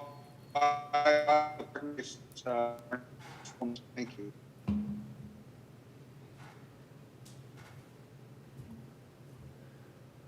Thank you for your comment. I think I can try and answer this. Of the partial parking spaces exist for only for the uses and building types that have multiple units in them. So the idea is not that you would be required to construct half a parking space, but that if you were constructing, say, 30 units, you would be required to construct 15, that you could at maximum construct 15 parking spaces. Am I getting all of that right? Yes, it's a great question because we did had to look into this. The code is actually explicit that when you end up with a fractional parking count, you round up. So if we've got 31 units, then it's 15 and a half parking spaces, and you would round up to 16. That's your requirement. So you would never actually build a half a space. However, you can see those half spaces built along Key Route right now. I had one of them, so. Jeannie, a question. Would we not have to round down to meet state law for any projects within half a mile? No, the rounding, no. So they allow us to do the rounding part, it's just, okay. The guidance from ABAG MTC is not explicit. Okay. I'll say that. It's just the parking ratio. But according to the city's code, which is an objective zoning standard, you would round up. I've never successfully gotten a city to do this, and I'd love this to be the first city to do it, but I'd love for us to change that to you round down. Sorry, let me say, if you don't pass the threshold of 0.51, you round down. So if you're half or less, you round down. Otherwise, you round up. But I have 27 cities. I have not convinced the city to do this yet. Maybe I'll be successful with this city. I'm happy for us to be the first. Patrick might tell me that he's managed to do that somewhere, but, or Jeannie might be able to tell me. So we need to deliberate on this portion of this part of the proposal before we bring Councilmember Jordan back in. So now is the time for deliberations on exclusively this bit that we've just heard about. And we have one suggestion. There is the rounding comment, but that's kind of a general comment, so that's not specific to this. I do think this is something where because sorry, I think adopting this citywide makes sense to me with some caveats. So for me, the adopting and applying equitably across the city, this 0.5 for multifamily within that half mile, right? I mean, it's an easy language to pass, and then it's one space outside of that. I think it's just really straightforward. I am realizing that, sorry, actually, and so that's it. I'm in agreement. It's state law. I think the way it's written, it only applies anywhere, basically where state law applies. Is that correct? Or did we expand it to high intensity? So the second map that you have in the staff report that shows where the 18 and the 72 are. Sorry. So AB 2097 does not require that the city establish parking maximums. This came about at the recommendation of the Planning Commission. So that the state law, it eliminates parking minimums in that map that was nearly citywide. The Planning Commission recommended that we just apply it citywide, with the exception of the waterfront, since it was already taking up most of the city. So the establishing parking maximums is a new idea, not required, and therefore, yes, not required by state law, this 0.5. The regional ABAG MTC body has established this TOC policy separately. So this is somewhat opportunistic that we're taking this on now because we have this information, and that's where it's proposed here. But, sorry, so, but again, the 0.5 spaces is limited to the BART. And then a question for ABAG, because this always gets interesting. Does ABAG say the BART station or the BART property? So where is the half mile measured from? I cannot answer that. I couldn't figure that out, but they produced the map that I shared. So it's point, not the parcel. It's Right. from the Sorry, that's a very different map if it's the parcel. Okay. Sorry, that's. But they do say if a proportion of the property is within that area, then it meets that standard. That's what the guidance document says. I have just a little bit of a question here. This probably points back to the going too far one direction or too far the other. As most of us know, ridership's down with AC Transit as well as with BART. BART has gotten the reputation that it's absolutely disgusting and unsafe to ride. And we've seen some AC Transit lines fold, and they don't think that they're going to bring them back anytime soon, much like on Pierce Street where, you know, we used to have a couple other bus lines and now those are gone. And there is no thought of bringing them back at this time. So my question is, if we put this into play and all of a sudden some more of these bus lines fold and maybe one day BART goes away, what then? The last AC Transit meeting that I attended, I did raise the question about the Pierce Street bus. And what I was told was with the realignment, so the survey and the realignment they're doing, they are looking to bring back service to where they have, where service was removed during the pandemic. However, what was made clear is that service may not be the old line that was provided. And so they are working towards bringing service back. It may be something like the 18 suddenly makes it over to Pierce Street, or a different bus, you know, the bus lines are reconfigured. But their hope is to restore service to many of the places that lost service. AC Transit is actually in a better situation than most transit agencies in the Bay Area because of the way that it's funded. Its primary funding is not from fares. That is a very different story for BART. And I think what I was told was AC Transit is something back at like 70 or 80% of its peak ridership. BART is at a third or something. So BART, I can't speak too much about them. I haven't heard their specific report, but they are having more trouble. What I will say is BART is a fixed line. It's not going to move. So that BART station will stay there.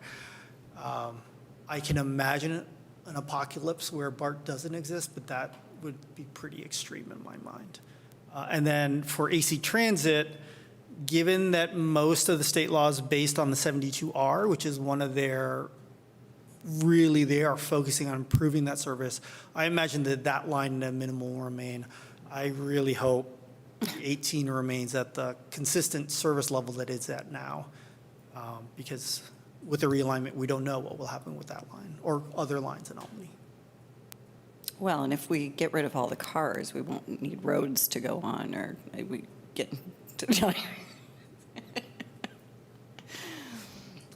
I'll echo the vice mayor of, there are apocalyptic things we can think about. I think based on all of what I've heard, the state would step in before BART completely folds. But, there's a good lesson in there. Call your representatives.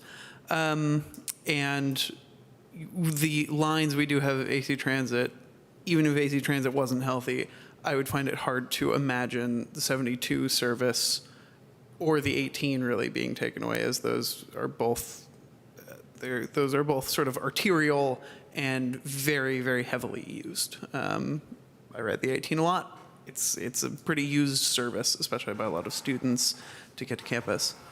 So I'm perfectly happy to move forward with the recommendation as it's put forward now, and then bring back our 5th council member and keep going. So there's a need to make a motion on this specific item? Is that correct? So. And we need to vote on it? You don't need to actually vote or make a motion, but if you could provide some sort of consensus or direction on the item.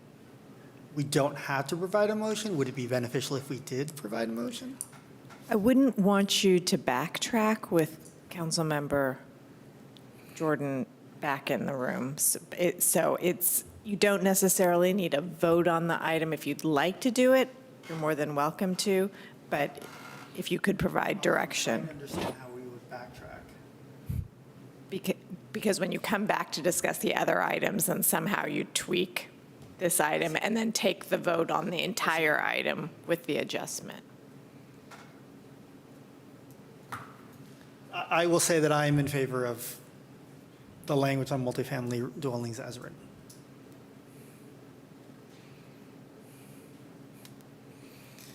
I'm generally supportive. I would just hope that folks who do the due diligence when they are making these spaces and do take in consideration that things do happen to humans. I speak from a space of which my wife was temporarily disabled for over half a year, and that public transportation isn't always the best option, especially for the disabled and the elderly. Or for people with young kids, such as my case. I would never take my child on the BART, just given the medical situations he's enduring. And I know that's speaking on the extreme side, but I'm willing to go join consensus with the hopeful assumption that as unit gets built out, that there is at least some adequate space available so that people have those options if they do require a vehicle or an ADA accessible spot. I realize I have a question for Jeannie. Jeannie, you said that this is ABAG's guidance, that if our regulations were to match this, it opens up funding, it opens up options for things. Given the language that was discussed before about Transportation Commission saying, hey, we want to allow the maximum to be different in certain situations, would that, for instance, if that were to apply within that half mile, so that a multifamily on a bike route were to get built and we were allowed to, if we allowed them to do more parking, would that suddenly take the city out of contention of being able to get funds? Or is it just that project? Like, do you know what I'm saying? Like, we're playing this game where my understanding is the reason to do this, one, is because we want these parking maximums, but two is because it also potentially provides us to funding sources. And the Transportation Commission did discuss that concern. They felt like it was more of an exception. Reading the guidance document from ABAG, MTC, they put out a draft. The table that I showed you was approved by the board, so the parking ratio is approved. They put out a guidance document that says, okay, cities, tell us what your standards are, show us how you comply, because of course cities write their standards in all different ways. So I don't know what that means for exceptions. I would say, on the face value, it doesn't appear to comply if we have exceptions within the half-mile radius, but I don't know for sure. But it's not individual projects. I should clarify that. Okay. Let's say, for example, you have a project proposed under state density bonus law that asks for waivers in some way. I think it is atypical to ask for more parking as part of a waiver. You need to demonstrate that it physically precludes the development of the density bonus units, but maybe there's a way that that could happen. So any individual project, could ask for a waiver, or I explained there is a use permit process built in here to exceed the maximum. So maybe a project could do that, and it still would comply per our ordinance, even though an individual project proposed additional parking. Before we continue there, I move that we extend until 11. Yes, I will second that, or whatever the language is for. City Clerk, may we please have the roll? Vice Mayor Mickey, Yes. Mayor Tiedemann, Yes. Councilmember Hanser Romero, Yes. and Councilmember Lopez. Yes. Thank you. Motion passed. Jeannie, thank you for that. I think where I was going with this was, I understand where transportation, sorry, I know this is jumping to other subjects, but I think it's important for this decision is that I understand where Transportation Commission is coming from. I feel like what they left there was a little too wide open, that it's really any number. And so I will make a motion later on, or have discussion about wanting a hard cap, right? It's not a whatever you want from Planning Commission.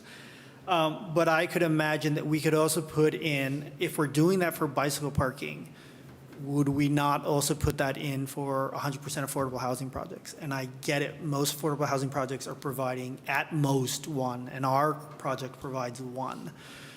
But I recognize in my public sector work that those living in affordable housing don't always have the choice of where they work or when they work. And so having an AC Transit pass or a bus pass is great, but it's not very good if AC Transit or BART isn't running.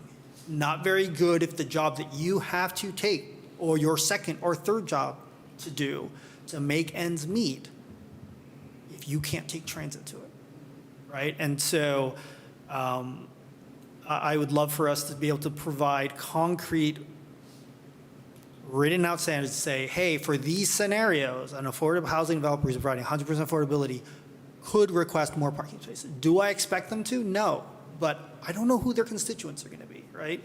And I think in the same way that this bicycle facilities, we could do something, but I would love there to be a hard limit. And I raise this because I would say, let's adopt the 0.5 and the 1, put these exceptions, and ask ABAG if that's okay, as opposed to assuming that ABAG is going to say no. To me, it gives us the ability to allow projects with very specific reasons to ask for more parking, but keeps to the heart of what we're trying to do, which is you're right next to BART, you're right next to the 72R, you're right next to all the buses that go to that BART station. So you have a lot of options. Plus, you're next to the Loney Greenway. So.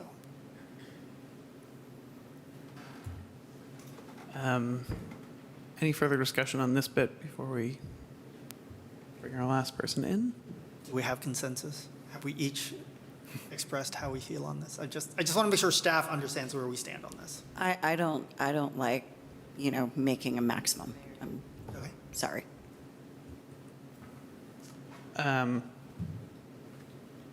I understand. I believe otherwise we have, three of us have stated that we are okay with it as written. So for the purposes of time, I think if that's okay over there, then we can take this as moving forward and bring Councilmember Jordan back in. Do we have to yell for him or something?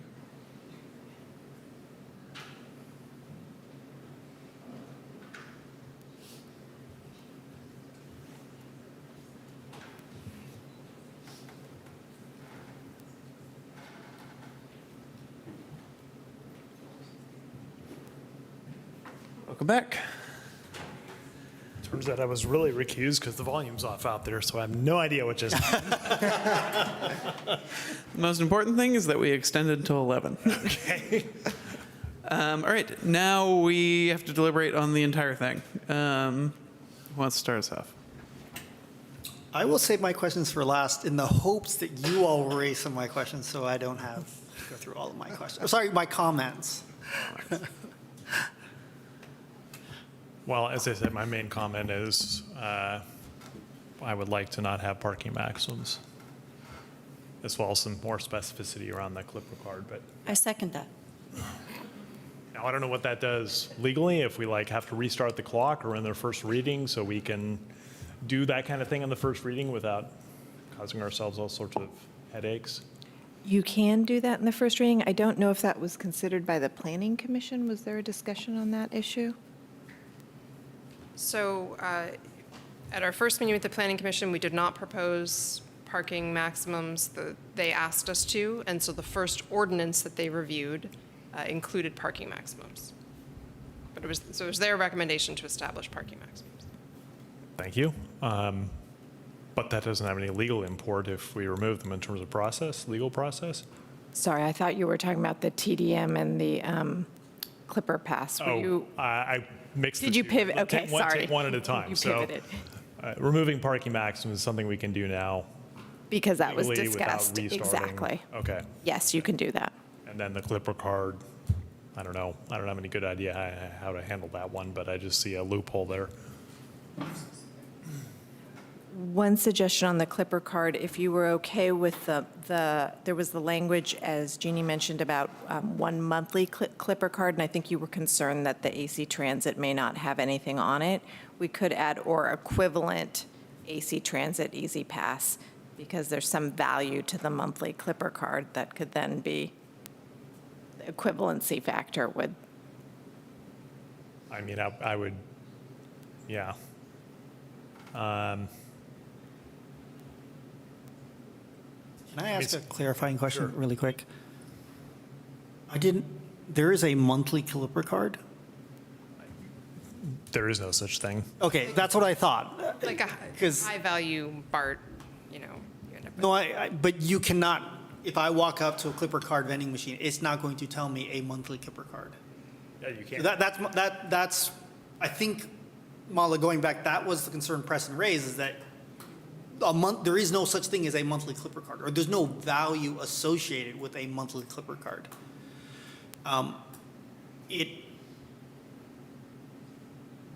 One question I would have is, can the code be written to say, shall provide a monthly Clipper card, value established in a document that we adopt later, as opposed to trying to figure out what a number is now?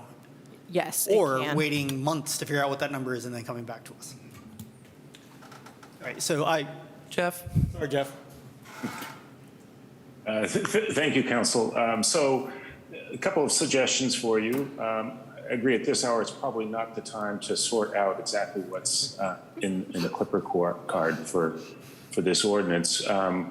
We could edit the ordinance to have the TDM program be adopted by resolution. And that gives us a little bit more flexibility to evolve it as the programs themselves evolve, the transit programs evolve. And given that we have a recess coming up, we have a little bit of time that we could take a draft of that and have a more thorough discussion in your consideration of a second reading in September, or whenever you wish to have it re-agendized for the second reading, if in fact you move it forward this evening. And ultimately, I do think that we have a relatively dated, well, not relatively, we do have a dated TDM ordinance on the books in the municipal code, and it's been on our list. It's not really risen to the top, but it's been on our list to modernize that anyhow. So just a couple of ideas for you to consider as you're deliberating right now. Well, I'm loving the idea of referencing it to a resolution because that's easier to change by far.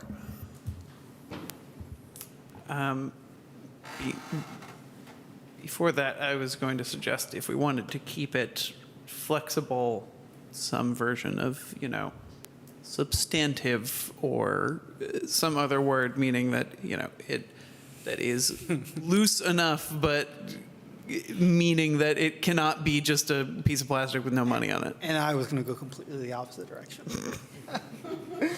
and sorry, I don't mean to cut you off, but the language right now in the TDM is really strange. The first paragraph starts off by saying the city of Albany encourages a TDM program. Nowhere in that paragraph says you have to do a TDM program. And my guess is it was written at a time when we had parking minimums. And so you would choose to do a TDM because you didn't want to provide as much parking.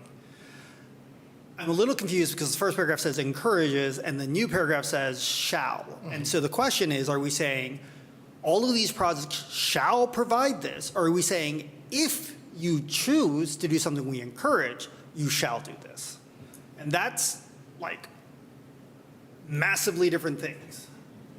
One is saying all projects shall provide TDM and provide a clipper card. And the other one's saying, well, if you choose to do this, I don't know why they would choose to do it, given that they already have a zero parking requirement, then you shall provide one month clipper card, whatever substantive value, right? So there's kind of a fundamental question I have about it in the language. And then there's the question about how do we deal with the value? You've convinced me we should do it by resolution Yes, later. thank you. I like the idea of a resolution. Well, and not only that, but what, you know, going back to the thought of, you know, a person taking not necessarily working at the time where public transportation is running. So could this also just be, in a way, like a cash value? Because what if they're trying to take a car share ride, or what if they're trying to take an Uber? That raises a great point. So, sorry, I need more sleep. And this is a question I've had, and it's been my quest to figure out what our TDM program is in the city. There are other cities that have adopted programs that are green trips or green points, I can't remember, it's one of the two names, or other TDM programs where you actually are providing the tenant an option of things which essentially have the same cash value. So the developer knows what they're outlaying, but it's their choice. It's you as a tenant. Do I take the AC Transit? Do I take the Clipper card? Do I take the car share value, right? And developer knows I'm putting out $60 a month or whatever it is, but it's the tenant's choice as to which best fits them. This is all the more reason why I would highly advocate that we go with a resolution so that we can have a much deeper discussion about this. Because I 100% believe in TDM, and I 100% believe in providing support to families to help make the choice not to use a car. But I have heard tonight, you know, are we sure it's Clipper card at this? And I'm in favor of doing this by resolution so we can have a deeper conversation. I'm going to say let's do that so that we can address some of the other questions and finish this item up, as we do have another item after this that we have had some people waiting, I assume, very patiently for in the back. To get back to perhaps the biggest question in New Settling, we have heard how this side of the table feels on parking maximums. It's all good. Normally we'd have much more discussion and deliberation and getting out of everyone's points. I would like to hear how this side of the table feels. I will say I'm perfectly happy to have parking maximums and be willing to pass this as is written now. I need to hear from others, or we need to have a motion and then have a vote on it. I'm excited that we are considering parking maximums. I would like the entire council to remember that this is a living document. We can come back 2 months from now and change it if we need to. It's 2 readings, right? And reviewing the numbers, particularly in the commercial side, I am not worried about these. If I look at the maximums, like, why are we allowing them to put that many parking spaces? So understand where I'm coming from the commercial side. Actually, I think the numbers aren't, I think they can accommodate a lot of commercial uses. I'm more concerned about the commercial uses than I am about the residential. Is a Target going to come in? Is a new Target going to come in where they have to where they build a new building and they are going to stay under 2.5 parking spaces per 1,000 square feet? Or I don't know that they will. The Target already exists there, and they already have their 4 per 1,000, right? And so I would advocate that any new businesses that come in, they don't need 4 parking spaces. 2.5 is a lot.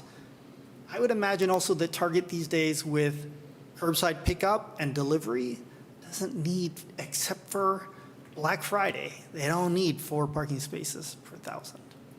Most retail uses don't. I would like to just rewind back a little bit to the days when, and Jeff can probably help me out here, but when the rental car company was coming in on San Pablo Avenue, across from where Belmont Village or any of that stuff didn't exist. And at that time, there was a lot of concern over where this car rental company was going to park all these cars. And they were required, or the city had required, them to have so many parking spaces available, on-street parking spaces. And then, moving fast forward, Belmont Village and all of this stuff coming in, all of a sudden taking away all of these parking requirements. And now a lot of these car rental cars are now being peppered and parked throughout the residential neighborhood. Jeff, could you add maybe a little bit more information on that part and side of things for me? There was an issue a few years ago. I think it's been managed better. From my perspective, it was kind of irresponsible management of the budget of the Hertz rental car company. In that case, during peak holidays, they would bring in more cars than they could accommodate. So your memory of that is correct. I'm not sure that is a use that today we would authorize, frankly, in this kind of environment. That came in a little bit before my time, but it probably is not a great location for a car rental company in today's urban environment. So I'm not sure if I'm answering your question directly, but I think we are in some respects kind of molding the types of uses that we're going to have in our community, and we're not going to have as many uses that do require a great deal of parking. And that may be a good thing. Councilmember Lopez, we have not heard from you on this, and I will put you on the spot right now. I'll try and keep it brief, and I'll just say, at this current point, I would reluctantly agree to support parking maximum.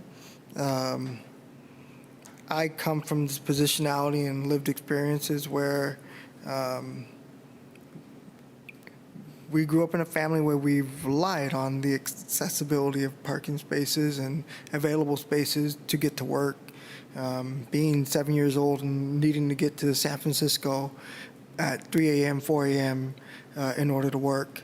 And I don't share that lightly or for any sympathy, but I share that that's the reality of many people in the East Bay.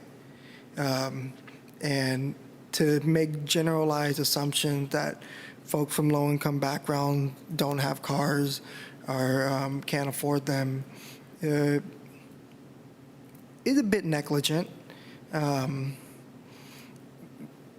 I could go down the rabbit hole endlessly at how public transportation is not a reliable source of transportation for those of us who come from that background.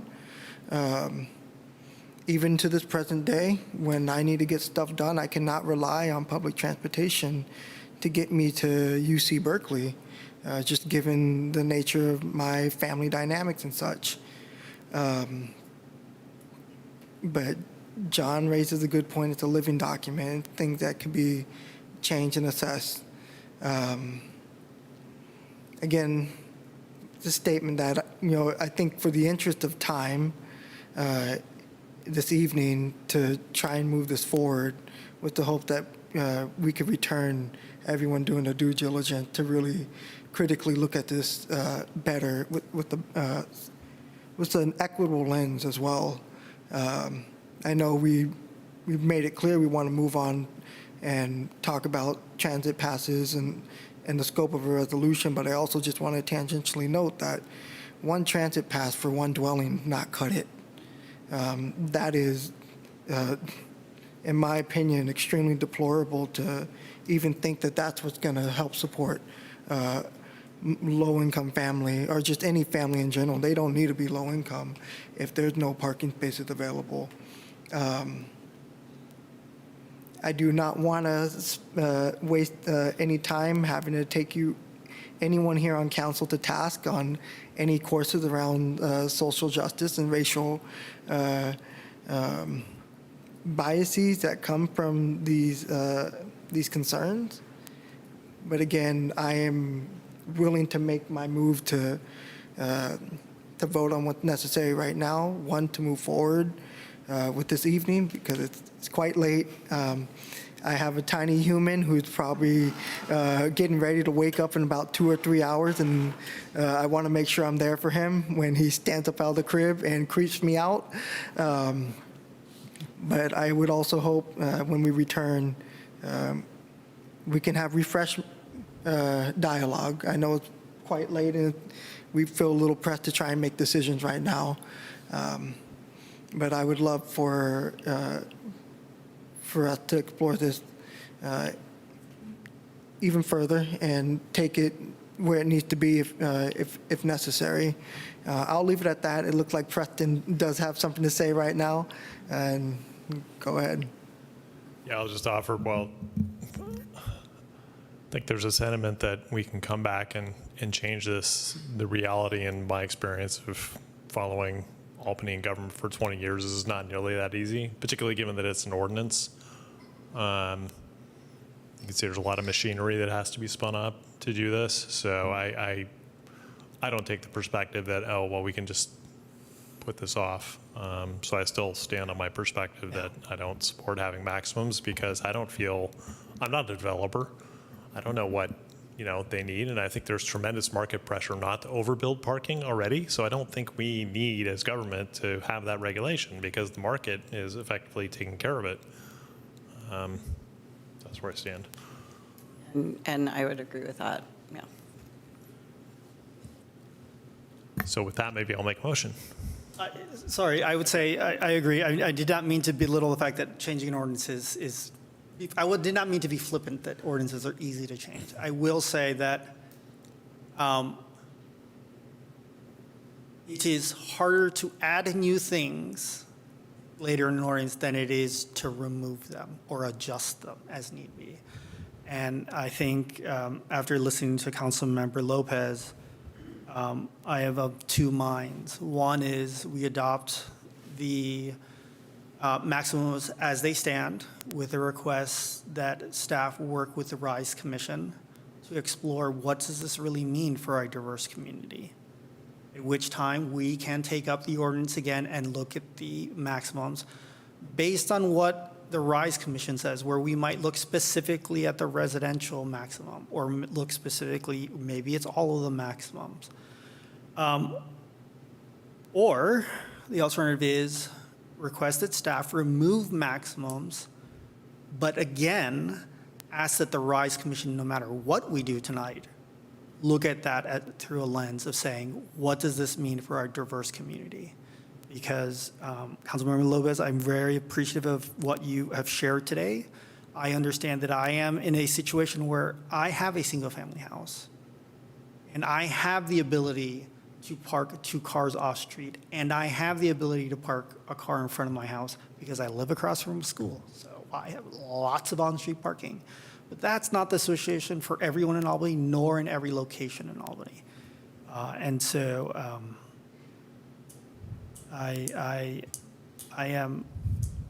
had to lean one way. I'm leaning towards being braver and just taking on and accepting and adopting staff's recommendation, planning commission's recommendation, but with the caveat that we can spend more time to look at the maximum and have RISE look at it and have further discussions. Would you like to phrase that as a motion?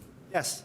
Well, can I make motions on individual parts? So I'd like to make a motion that we adopt the parking maximums as recommended by staff, with the caveat that the RISE Commission, as part of their work program, is asked to review over the next 9 months parking maximums and the impacts on our community, so that we as a council can come back 9 months or a year from now and relook at a minimum, if it takes them that long. If they get through it faster, great.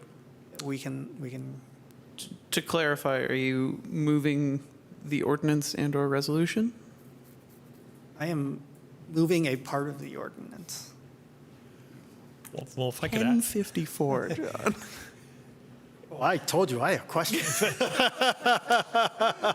And I am taking every chance to make sure that we have a discussion about these points before it is much harder, as Preston just explained. I guess I will question, is this really in the remit of the RISE Commission?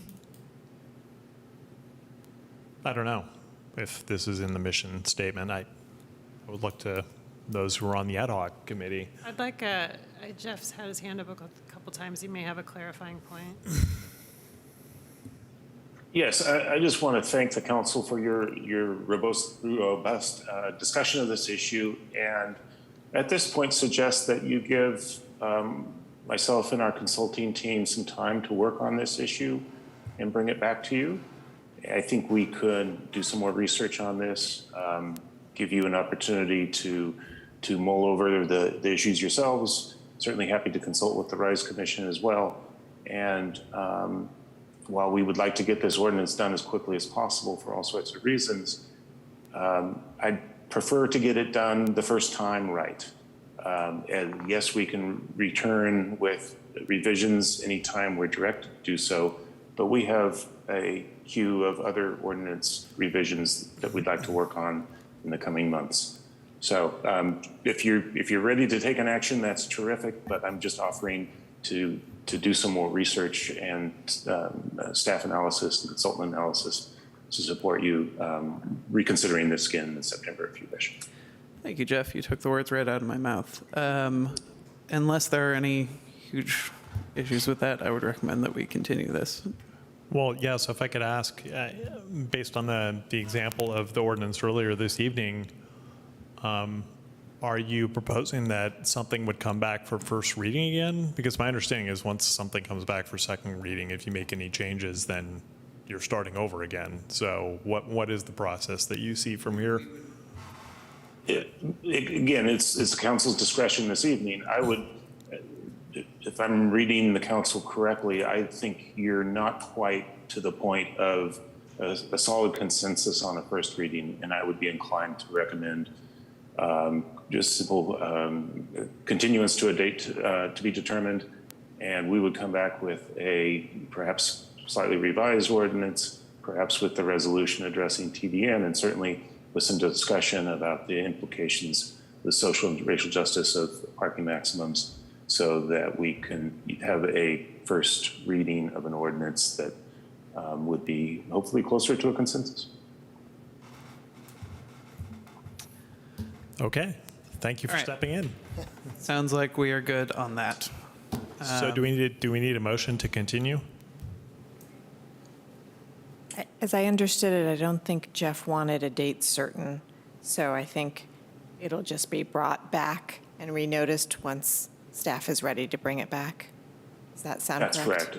Yeah, just logistics of council meeting schedules and so forth. I want to give you, who knows what will be on the first meeting in September. I wouldn't want to try to figure that out at this moment. So yeah, we will renotice it. It will be the standard process. And we'll just make sure that what's going on is transparent on our webpage. So if people want to update, we'll have that available. Which means no motion is needed because we're not really continuing. Okay. Right. So we just move on, and which means a motion is needed to continue our meeting to, I'm going to say 11:30. Second. To 11:30 to include which items? 10:1. I think we probably want to do the delegate item because 10:1 and 11:2. We will continue 11:1. Yeah. Moved and seconded. Could we please have the roll? Do we have a second? Thank you. Councilmember Lopez, Yes. Vice Mayor Mickey, Yes? Mayor Tiedemann, Yes. Councilmember Hanson Romero, Yes. and Councilmember Jordan. Yes. Motion carries to 11:30. Thank you. This brings us to item 10:1, which is our San Pablo Avenue Multimodal Corridor Program. And could we please have staff's presentation? Thank you all for being incredibly patient. Good evening, Mayor and Council. Justin Freed, Transportation and Sustainability Manager. I'll just briefly note that the city staff report detailed the importance of active transportation safety on San Pablo Avenue in city plans and a number of city projects that we've worked with Alameda County Transportation Commission to coordinate our projects and incorporate elements of a number of them into what you're being presented tonight. And with that, I'll introduce Matthew Bomberg with Alameda County Transportation Commission to present. All right. Thank you, Council, for the opportunity to come present to you tonight on this significant transportation project, continuing the transportation and public works theme of the evening. Also have on our team here, Carolyn Clevenger, Deputy Executive Director of Planning and Policy, and Colin Dental Post, Principal Transportation Planner, and they'll help with Q&A. But well, want to thank Justin and city staff generally as well for all of their partnership on this significant project. So I think San Pablo Avenue's importance in the Albany community is sort of self-evident to everyone on the council. I'll just add from a countywide perspective, this is a very important corridor. It's a multimodal corridor that connects a number of priority development areas where cities all throughout Alameda County are planning for additional housing and jobs along the corridor. It's on the countywide high injury network, so it has the third highest rate of traffic crashes of any street in Alameda County. It's a major transit corridor, which carries over 10,000 riders a day, and of course is a state highway corridor with more than 20,000 people driving on it a day. So because of its importance, Alameda CTC began a corridor planning process back in 2017 that has led to a program of projects which we're now implementing, 2 of which are within the city of Albany. We've been very fortunate to have some external funding successes, attracting state and federal grants for those projects, which is great news because there's money to build important safety and multimodal access improvements, but also means that there are grant delivery obligations and deadlines that as an agency we need to meet with these projects. And so tonight we're coming to the council with an important milestone, seeking approval of the concept designs for the project. As I'll detail, there's actually 2 projects that fall under our San Pablo Avenue corridor program within Albany. And with your blessing of the concept designs, we would move these projects into final design, get necessary Caltrans approvals, and move them to construction. So, next slide, please. So Alameda CTC's planning in the San Pablo Avenue corridor, again, dates back to 2017. It actually began with a bi-county effort that looked at the entirety of the corridor from downtown Oakland up to Richmond. And this included multiple rounds of community engagement. Some of you may have tracked that effort. It included an entire issue identification and visioning process. Within Alameda County, there were a range of different sort of interests and reactions to proposals among the different cities. So there's 4 different cities within Alameda County along the San Pablo Avenue corridor. Overall, there was strong support for improving safety and improvements to transit speed and reliability. But some of the more transformative proposals that were discussed, like dedicated bus lanes and bike lanes, there was support for those more in the southern part of San Pablo Avenue in Oakland, Emeryville, and South Berkeley, but in majority of Berkeley and Albany, support was different. So next slide, please. And so again, this is a program that has a number of different stakeholders, the 4 different cities, AC Transit, which operates transit service, and Caltrans, of course, being a state highway corridor. So given the sort of different local interests in level of improvement along the San Pablo corridor, we developed 3 different projects to sort of improve safety and multimodal access, but respond to sort of local and community support for different proposals. So in the northern part of the corridor, which is shown on this map, Berkeley and Albany, proposed improvements include safety enhancements to make it safer and easier to cross San Pablo Avenue on foot or on bike, and some targeted improvements to make buses faster and more reliable, but did not include any bike facilities or dedicated transit lanes on San Pablo Avenue. There's another project that we're working on that includes Albany, Berkeley, and the northern part of Oakland, which involves parallel bike route improvements. So the idea is rather than bike lanes on San Pablo Avenue itself, creating continuous connected neighborhood bikeway or bike boulevard type corridors parallel to and connecting to San Pablo Avenue. And then the third project, which is not in Albany, does involve dedicated bus and bike lanes on San Pablo Avenue. This is, again, in Oakland, Emeryville, different part of the corridor. And our commission adopted this overall corridor concept in March of 2022 and gave Alameda CTC staff a charge of developing projects that could be delivered within 3 to 5 years, sort of within this overall corridor concept. Next slide, please. So I'll talk now about some details of the 2 projects that are within Albany, the safety enhancements and parallel bike project. So the safety enhancement project includes features such as bus bulbs, which would allow at the rapid stops, so the Solano Avenue stop in Albany, provide more space for passengers waiting and allow buses to stop in lane. Pedestrian crossing improvements such as pedestrian signals, flashing beacons, and median refuge islands. Some relocations of bus stops to address some safety issues associated with some of the current stop placements where buses, when they're stopped at the curb, actually block the line of sight between a motorist and a pedestrian wishing to cross. Lighting upgrades at uncontrolled crossings to better illuminate pedestrians. ADA ramp and signal upgrades, particularly accessible pedestrian signal upgrades. And then at a couple of offset intersections where it's not possible to just go straight across San Pablo Avenue, you have to sort of jog along San Pablo Avenue to get from one side of the street to the other, short 1-block sections of protected bikeway connectors. I'll also note that we heard earlier tonight about the city's San Pablo Avenue pedestrian improvement Phase 1 project, which now has federal authorization to proceed to construction, and we've coordinated with city staff so that that project and the safety enhancements project, which both involve improvements along San Pablo, would have sort of non-overlapping scope elements so that they're addressing different intersections or are coordinated in that fashion. Next slide, please.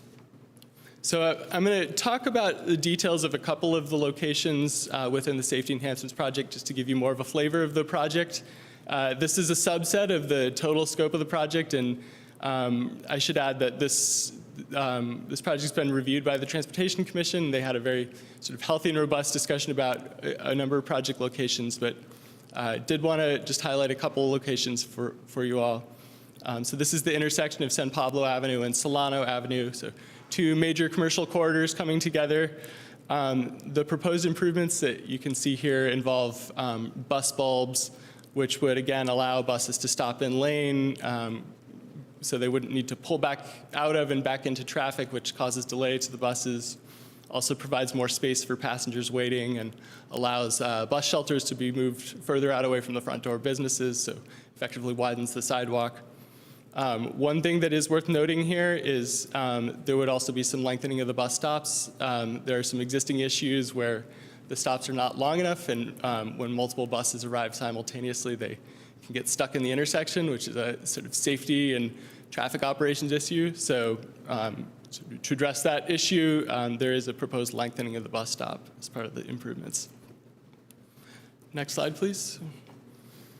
So this is an intersection, or a sort of intersection pair, San Pablo Avenue and Washington, that has received quite a bit of discussion at the Transportation Commission level, so I'll spend a little bit of time on this location. So this is an example of sort of a bike facility intersecting San Pablo Avenue that doesn't connect straight across, as well as an uncontrolled pedestrian crossing currently at the east leg, which is on the right side of the screen here. So I guess just to orient everyone, north is to the left in this figure.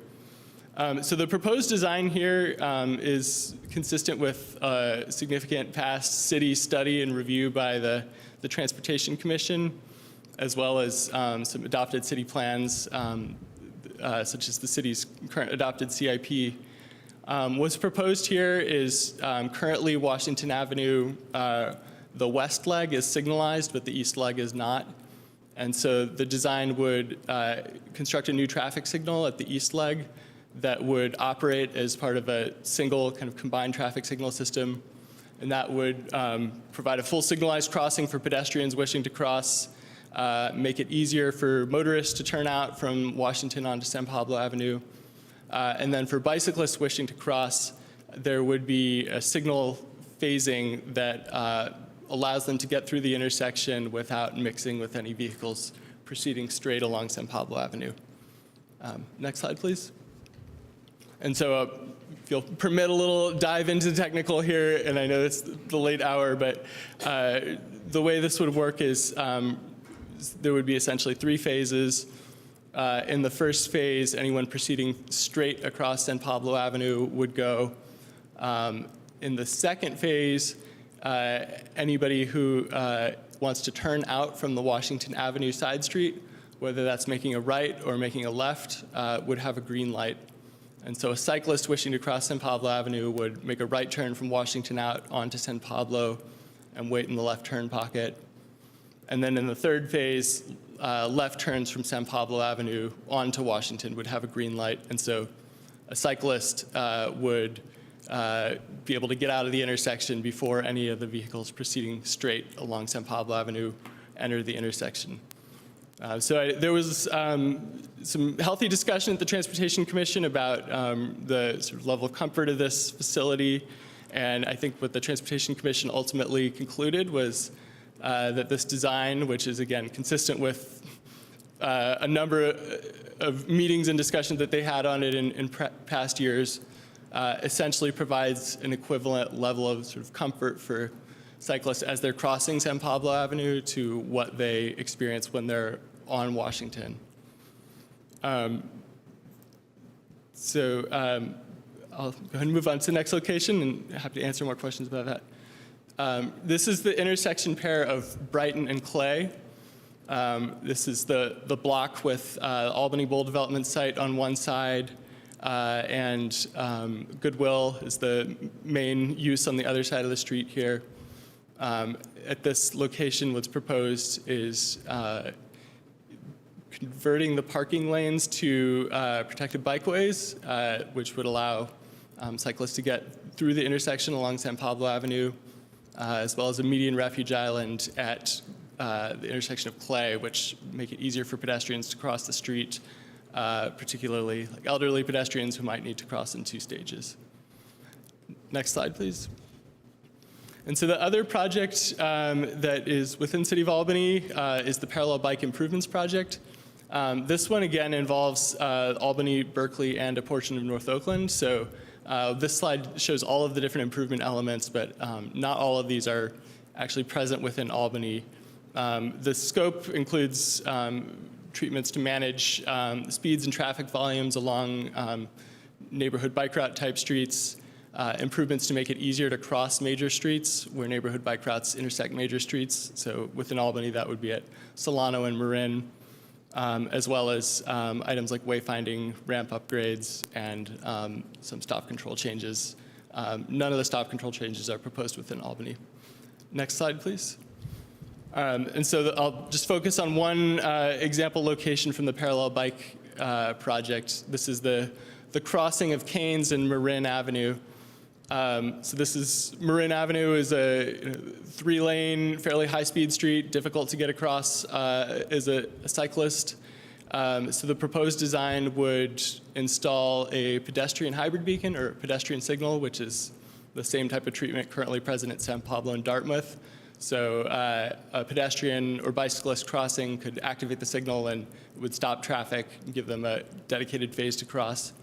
There would also be a median refuge island, which allows pedestrians or bikes to cross in 2 stages and would change the circulation at the intersection to make it essentially right out only, so that motorists would not be faced with the task of trying to make a left out across multiple lanes of traffic while also spotting a bicyclist or pedestrian who's wishing to cross. One thing to note about this location is that this was originally proposed to be a flashing beacon, but we did hear during community outreach, which I'll go into a little more detail on, that there was a desire for a higher level of treatment, just given the width and number of lanes. And so we did change this to a pedestrian hybrid beacon based on feedback. Next slide, please.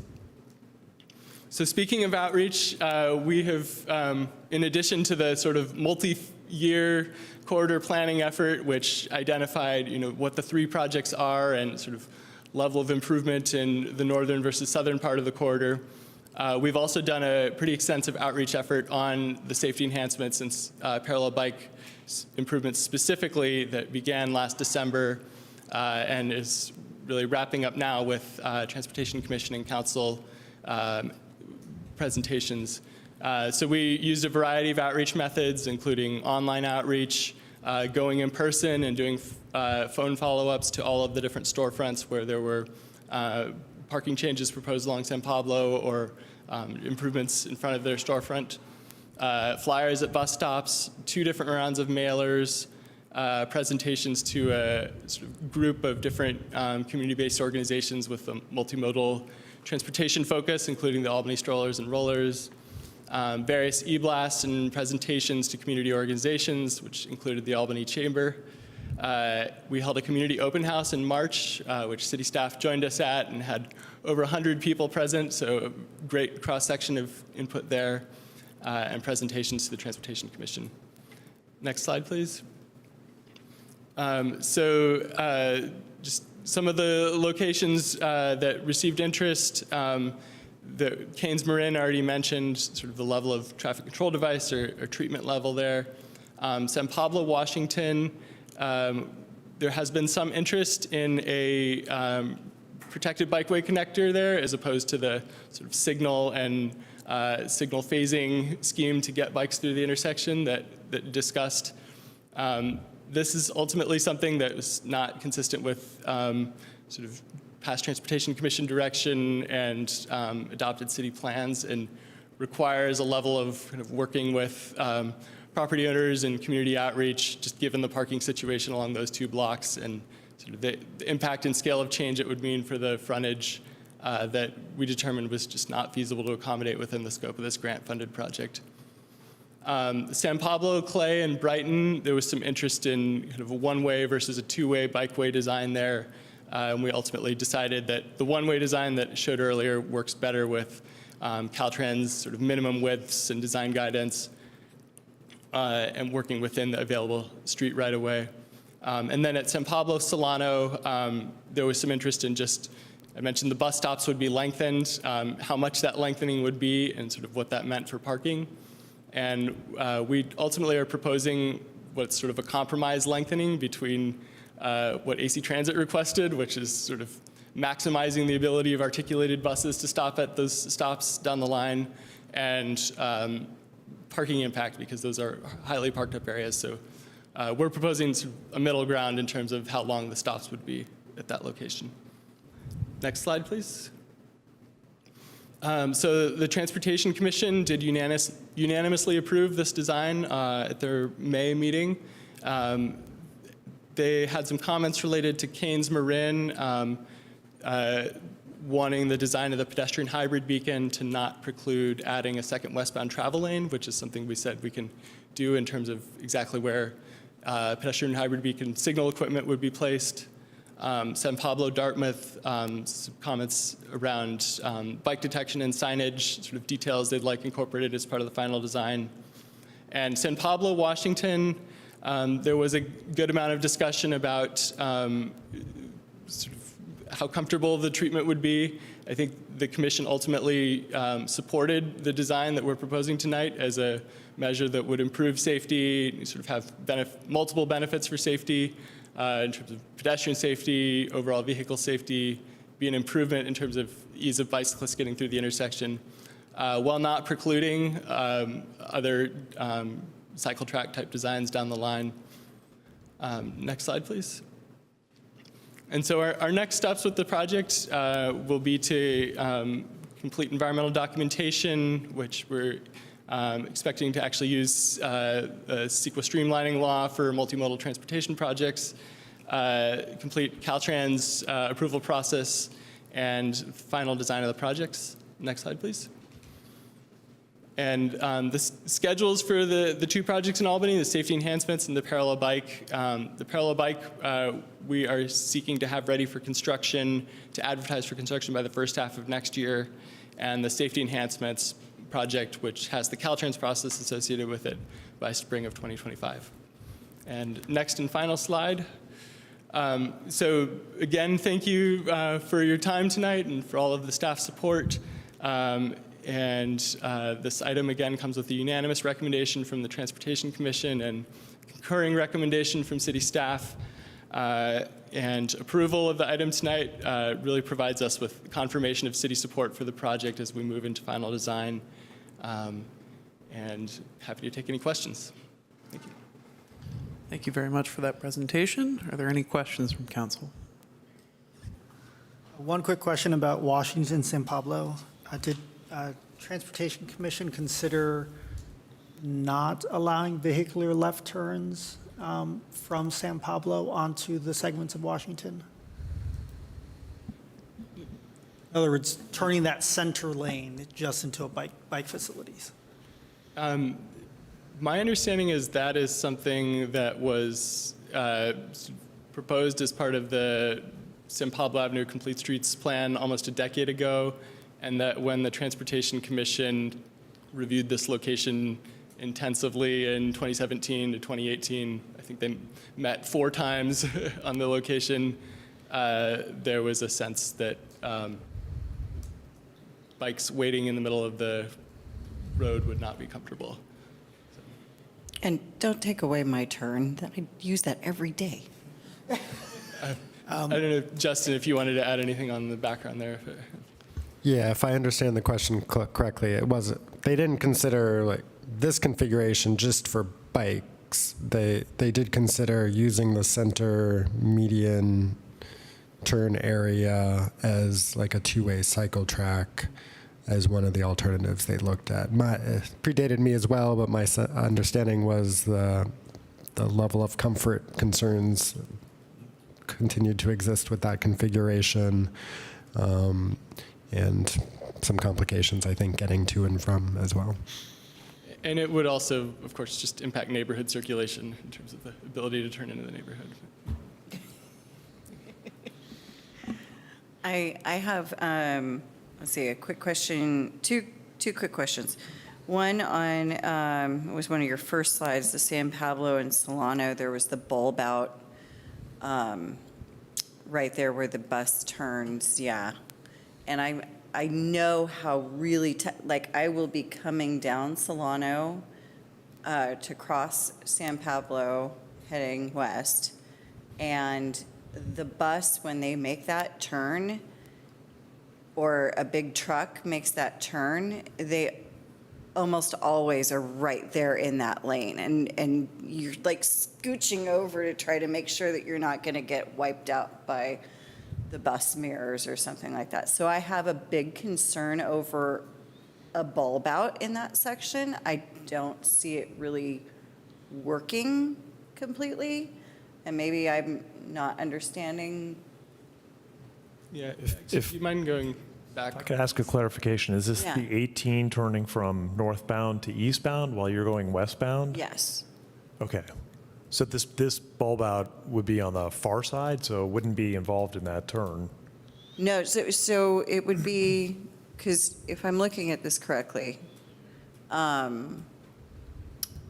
bulb out is where, like La Crema, where they're putting in that new facility?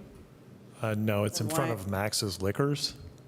The bulb out is? Oh, you're talking about the one. I'm talking up here, yeah. Yeah. So when the bus Okay. is coming I see what you're talking about. around, Okay. and I'm coming down, and maybe I'm going to make that turn, down Solano, maybe I'm, I see what you're saying. yeah, because I've been there many, many times, and I can tell you that they are not turning very tight on that curve. So I would examine that further, and actually just be there and watch, because you'll see what I'm saying.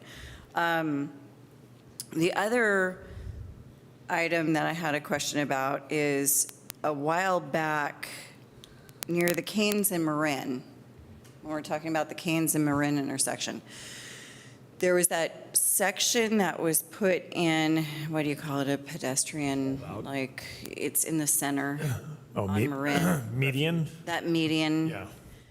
That really needs to be shaved down. That screws up everybody. It backs up all the way up Marin, and it just needs to be tweaked just a little bit. But I feel like, because that will also be part of the improvements that you're trying to do there for the bicycle boulevard, that should be addressed at the same time. And you may want to examine that as well, because that is a definite flow of traffic issue.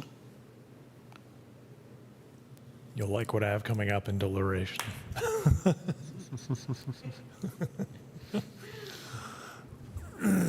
Any further questions? Seeing none, we'll go to public comment. Do we have public comment? Yeah, good evening, it's Jeremiah here. I really like the fact that Kains and Marin will finally have a push-button LED light when you want to cross. I know that intersection right there for pedestrians has always been so dangerous for as long as I've lived in Albany. Crossing Marin on Kains is just, it's brutal. So I'm really happy to see that a push-button LED light's going to go on there for that crosswalk. And the one Jennifer was talking about, the Solano and San Pablo, I was thinking about in front of Max's, as Preston stated, that right turn going north on San Pablo. Those buses make wide turns, those back tires,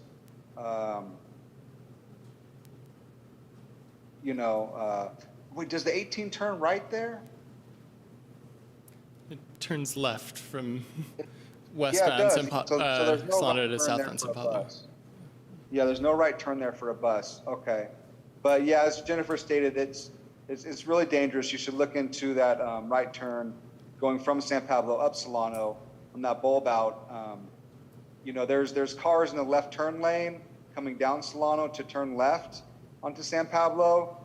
And to make a right turn on for a bus right there, those back tires are gonna potentially run over pedestrians, or the front of the bus was gonna run into the left turn lane. And I really so check this out. I really like the protected bike lane in front of Goodwill.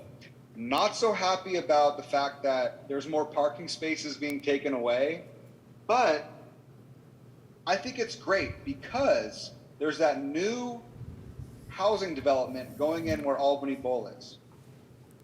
And with that protected bike lane in front of Goodwill, is gonna just totally help all of those people living in that complex cross San Pablo so they can ride their bikes and get to BART safely. So I'm just want to say I'm really happy about that. Not so happy about more parking spaces are being taken away, but I think that's very important for the whole infrastructure of that Albany Bowl complex for turning into residential, that there's a really nice system created.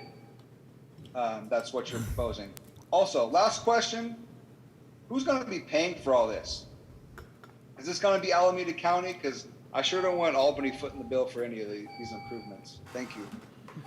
Thank you for your question and your comment. Is that the end? Great.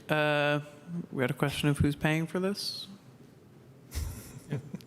I can take that one. So we've been fortunate to receive several external grants for the project through the One Bay Area Grant Program, the State Active Transportation Program, and the Federal Safe Streets for All Program. And then Alameda CTC has also chipped in some Measure BB funds for the project planning and design. Great, thank you. Before we move into move Yeah. to extend, and You beat me to it. In doing that, I'm going to note I don't want to rush this. This is too important. I know the temptation is dire to do that, but I will also note we've only had one meeting this month, so it's sort of the consequence of only having one meeting. So I'm going to move till midnight because I don't want to be rushed. Seconded.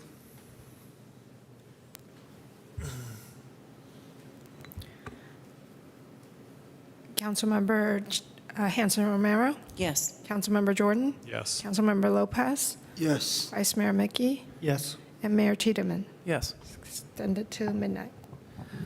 Very well, that brings us to deliberation. Would you like to start us off? Sure. So thank you very much for all this time and effort from years and years, and for bringing this project to us, and particularly for switching the rectangular rapid flashing beacon to a pedestrian hybrid beacon/hawk. That's, I think, a huge win for Albany and the right move, but I know it's a very expensive one. RFPs are $20,000, and a hawk is, I don't know what, 600,000 now, 700,000. So that's a big move. I really appreciate it. City Clerk, if you could bring up the slides.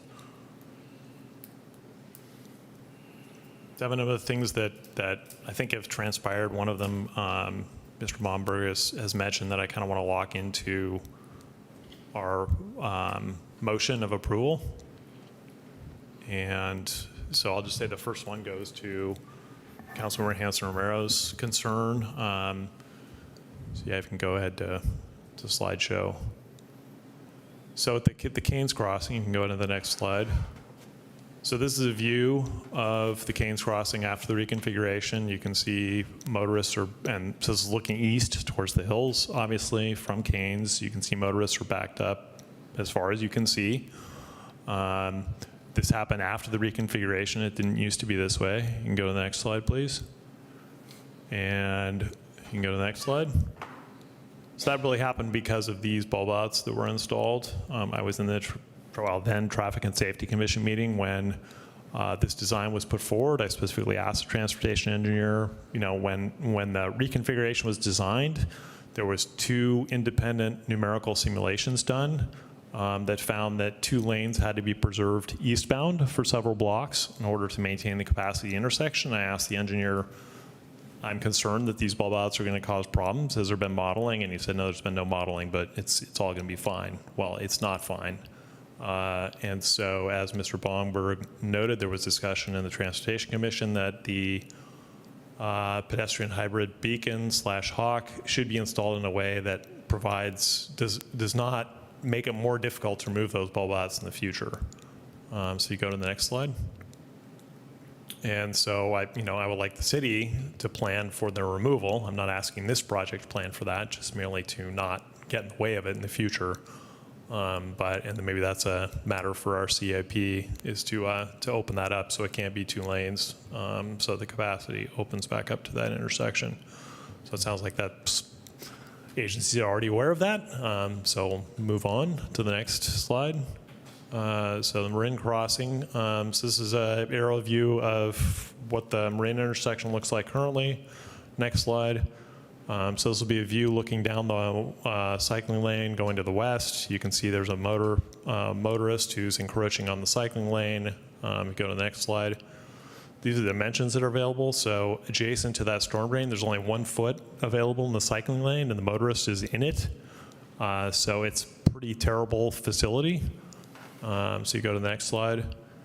This project is proposing to rebuild the corner, not as extensively as is proposed here, but I would suggest that given that there is work that is going to happen, suggesting that city staff work with the agency to explore actually making this a proper bike lane and potentially putting city funding into it, because this is sort of outside the remit of this project.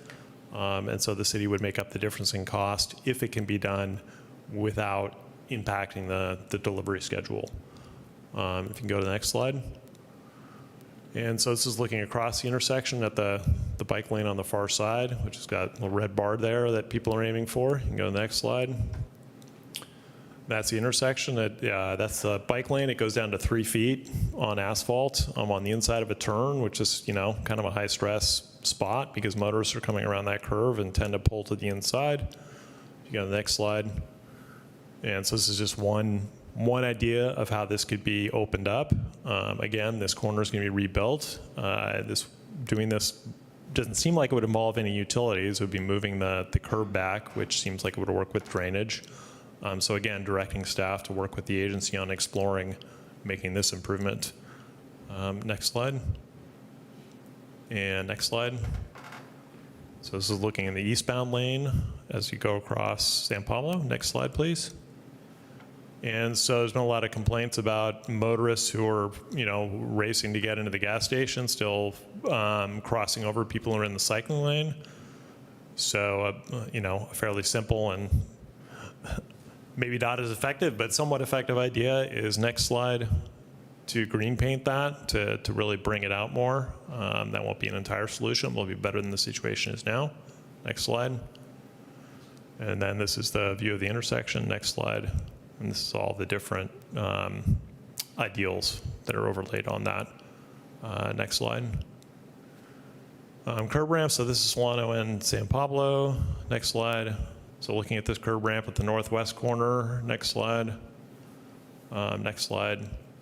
So this ramp is shown with retaining curbs, both inside the ramp and on the outside edge. The ones that are demarcated in red do not have a vertical element next to them, like a post or anything, so it's not clear why those would be needed there. The one that is not colored red has, I believe, a signal post right there, so that's why you would need a retaining curb there. But putting a retaining curb in a place where there's no vertical impediment creates a tripping hazard. And so, next slide. So all of these should be removed from the design in order to make a more accessible and less hazardous design throughout the corridor. I think they all need to be reviewed for this inclusion of this potential hazard. Next slide. The Washington crossing. Next slide. So we just saw this figure. If you go to the next slide. So what this does is it requires people who are trying to bike across San Pablo to get into the left turn lane and wait there for the left turn signal, which is the phase 3.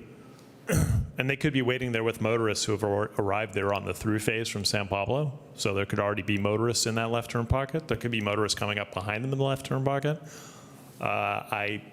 From my perspective, that is not as relaxed as biking on Washington with motorists. You're out in the middle of a highway in a left turn lane with motorists in front of and behind you. Next slide. And so this is just one perspective. You can see, what would happen in this case is those three motorists, would have filled that queue on the through phase. Through phase then would go red, and those cars in the through lanes would clear out. And cyclists would be expected to go in behind those 3 motorists are awaiting a turn, possibly with other motorists coming out from Washington. The proposal is, I mean, you tell me, I'm going to say it's on the order of $1 million. You're putting in a whole new signal, and you're adding left turn heads to the existing signal, if my understanding is correct, because it doesn't have a left turn phase currently. So it's a huge amount of money to come up with something that is extremely subpar in terms of the benefit that it provides. It does not provide a low stress facility. I'm not even sure it provides a medium stress facility. I have a very difficult time supporting spending that much money on something that's not going to deliver sufficient benefit. I mean, yeah, we can say it's not our money. It's, you know, somebody else's money, but I feel some responsibility to taxpayers at large. So my orientation is to just pull that element altogether. Now, this is not to fault the agency. The agency did exactly what Albany told them to do. And I think Albany did what it could 6-7 years ago with where the state of practice and politics was at the time, but I just don't find it acceptable at this moment. Next slide. Yeah, okay, next slide. We'll skip that. Next slide. Next slide. Okay, the Brighton crossing. So some adjustments here. And I've been in discussion with the agency about all of these, and I'll get to, you know, which ones are sort of on the agency side where there seems to be some agreement. And hopefully we hear from staff here today if I understand that and characterize that accurately. So on this, you can see that in Brighton westbound, the proposal is to make the left lane, the through lane, and left turn lane and put a bike box in the left turn lane. Well, I ride this intersection a lot, and if it's restriped this way, then somebody biking in order to get the bike box is going to have to either split the lanes to get there, or they're going to end up having to cross over into the left lane and mix with motorist traffic even more so. So if you go to the next slide. So the proposal instead was to put the bike box in the right lane and make the right lane the through lane. There's going to be relatively little through motorist movement because that's only going to be the movement to the redevelopment, and residential doesn't really generate that much traffic. It's also put the bike box where cyclists would normally want to access it, which is they'll come down the curb line and they'll get in the bike box. They won't have to split the lane. They won't have to cross over motorist traffic. If you go to the next slide. And then the other change is to extend the left turn pocket. So there's some concern that because of the residential development at peak 15-minute period, you could have more motorists arriving at that location and having to wait to make the turn than the current pocket provides, and there's really no impediment to extending it. Now, while we're on this, I just realized we approved a conflict to this, which I'm really distraught with myself about. So the phase 1 pedestrian improvement plan we just proposed, it has a bulb out at the northwest corner of Clay and San Pablo that extends across where this cycle track would be and would block the cycle track. So I don't know if City Clerk, if you could go to item 7-5, agenda item 7-5.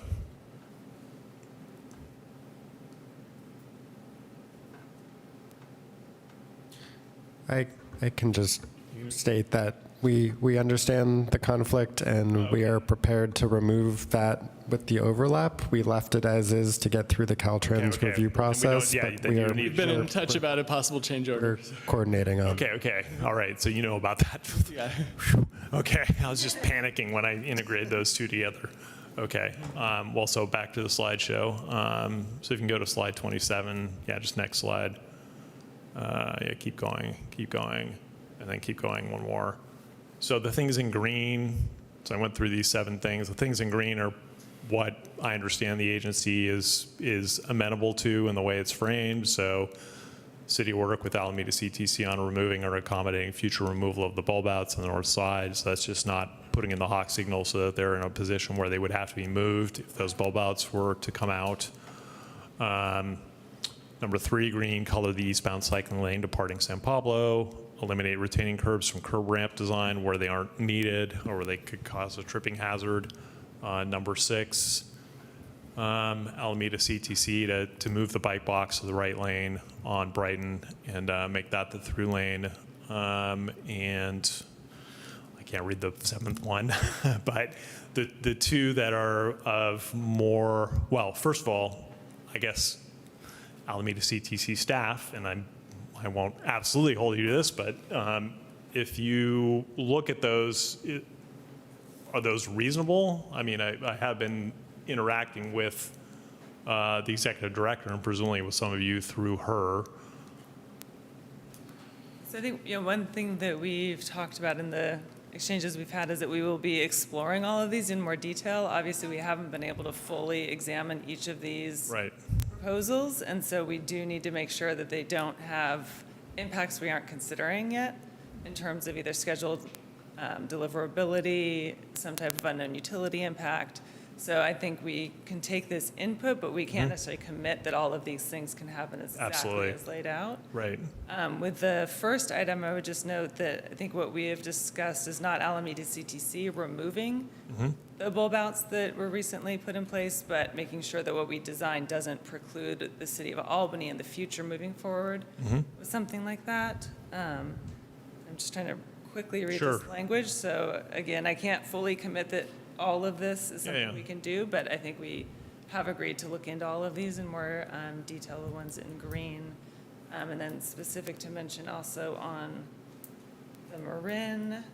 So that might be number two. The number two, that would require city contribution of funding as well as a lot more analysis to make sure there's not something we're not considering in terms of utilities and schedule impact.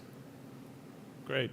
So, I mean, is there anything else? Sorry, I just want to make sure the technical person also has a chance to. Yeah, I think, we're not presenting final design plans yet. I would contrast it with the earlier San Pablo item tonight. So there definitely room for design refinements, and things like striping or length of a left turn pocket or exact curb ramp design are definitely final design issues that we'll look to accommodate as part of the final design. The Marin Avenue location, I think we just want to have a little more time to look at exactly what the schedule impacts of any additional utility relocations that might be needed would be. But I think we're very open to working with city staff on incorporating that as part of the project. Okay, thanks. So that was a lot more. I don't know if you have any questions, but I would say probably that the biggest decision that I put forward is removing the Washington signalization addition from the project, because I just don't think it delivers benefit for the cost. Yeah, I would just note a couple of things there before.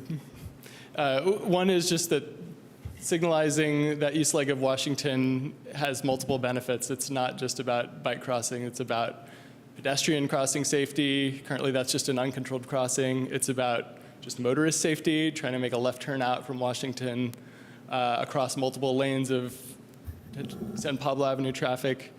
And signalizing that leg would not preclude future possible protected bike lane design that would require additional work with property owners and storefronts and outreach and community process that's just not possible within the scope of schedule of our project, but it wouldn't be precluded.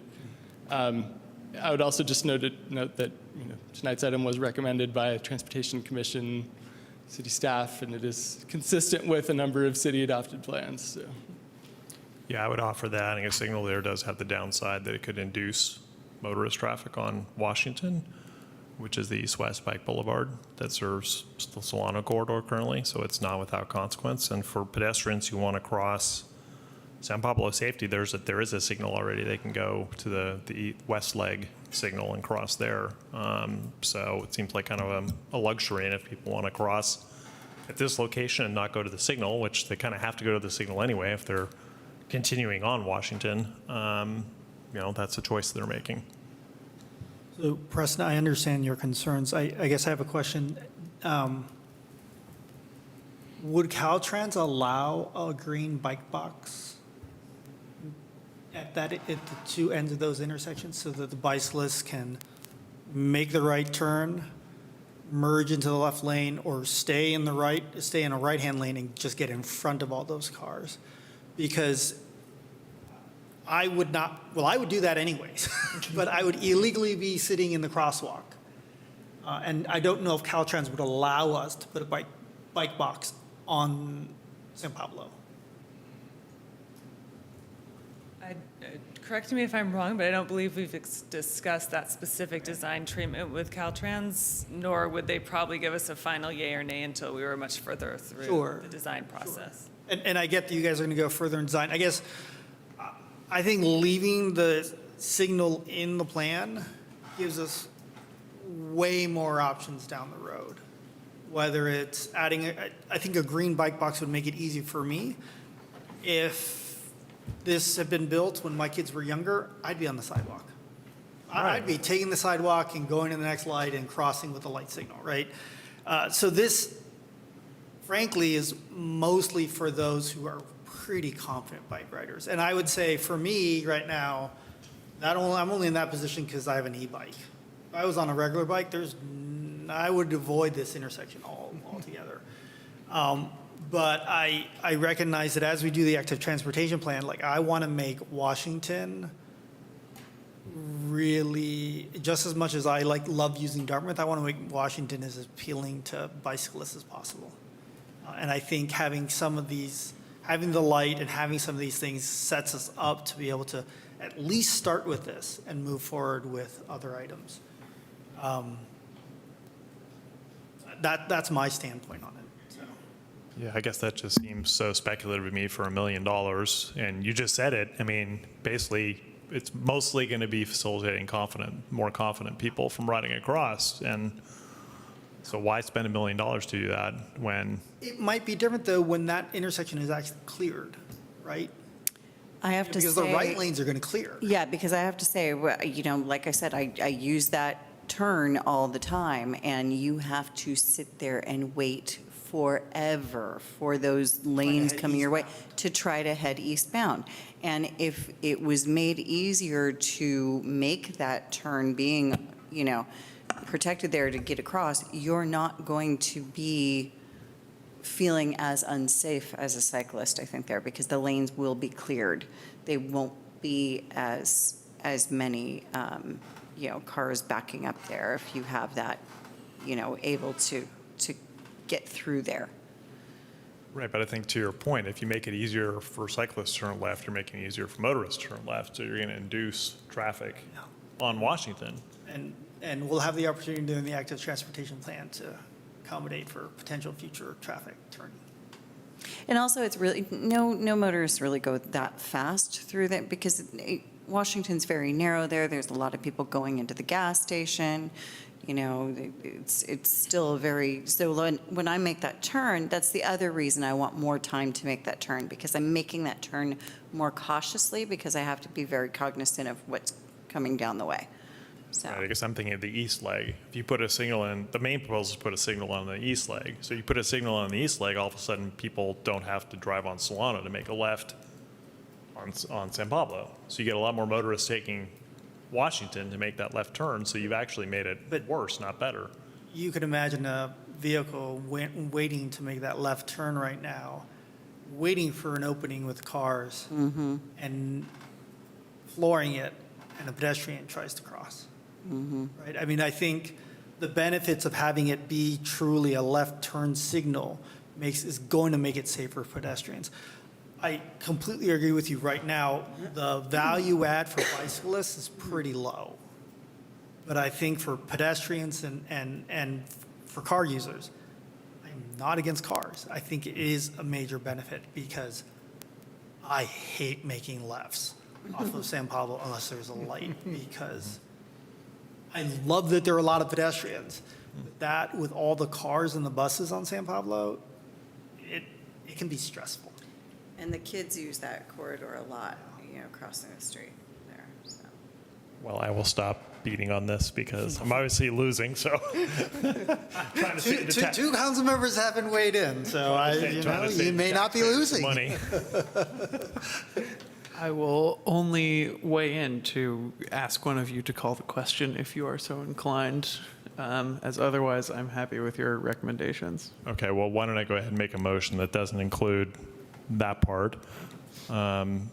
So I move approval of the concept plans for the improvements on San Pablo and the parallel cycling routes as presented by Alameda CTC, with the additional direction for the signal on Marin at Kains to be positioned in a way that would facilitate the city removing the bulb outs in the westbound direction in the future.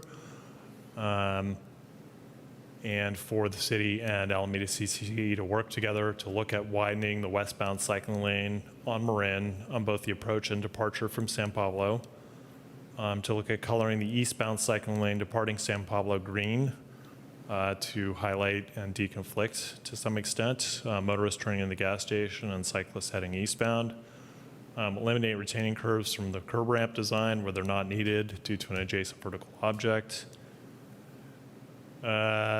put the bike box in westbound Brighton in the right lane rather than left lane and make the right lane the through lane, and consider extending northbound San Pablo Avenue left turn lane at Brighton to reduce the probability of a backup occurring there.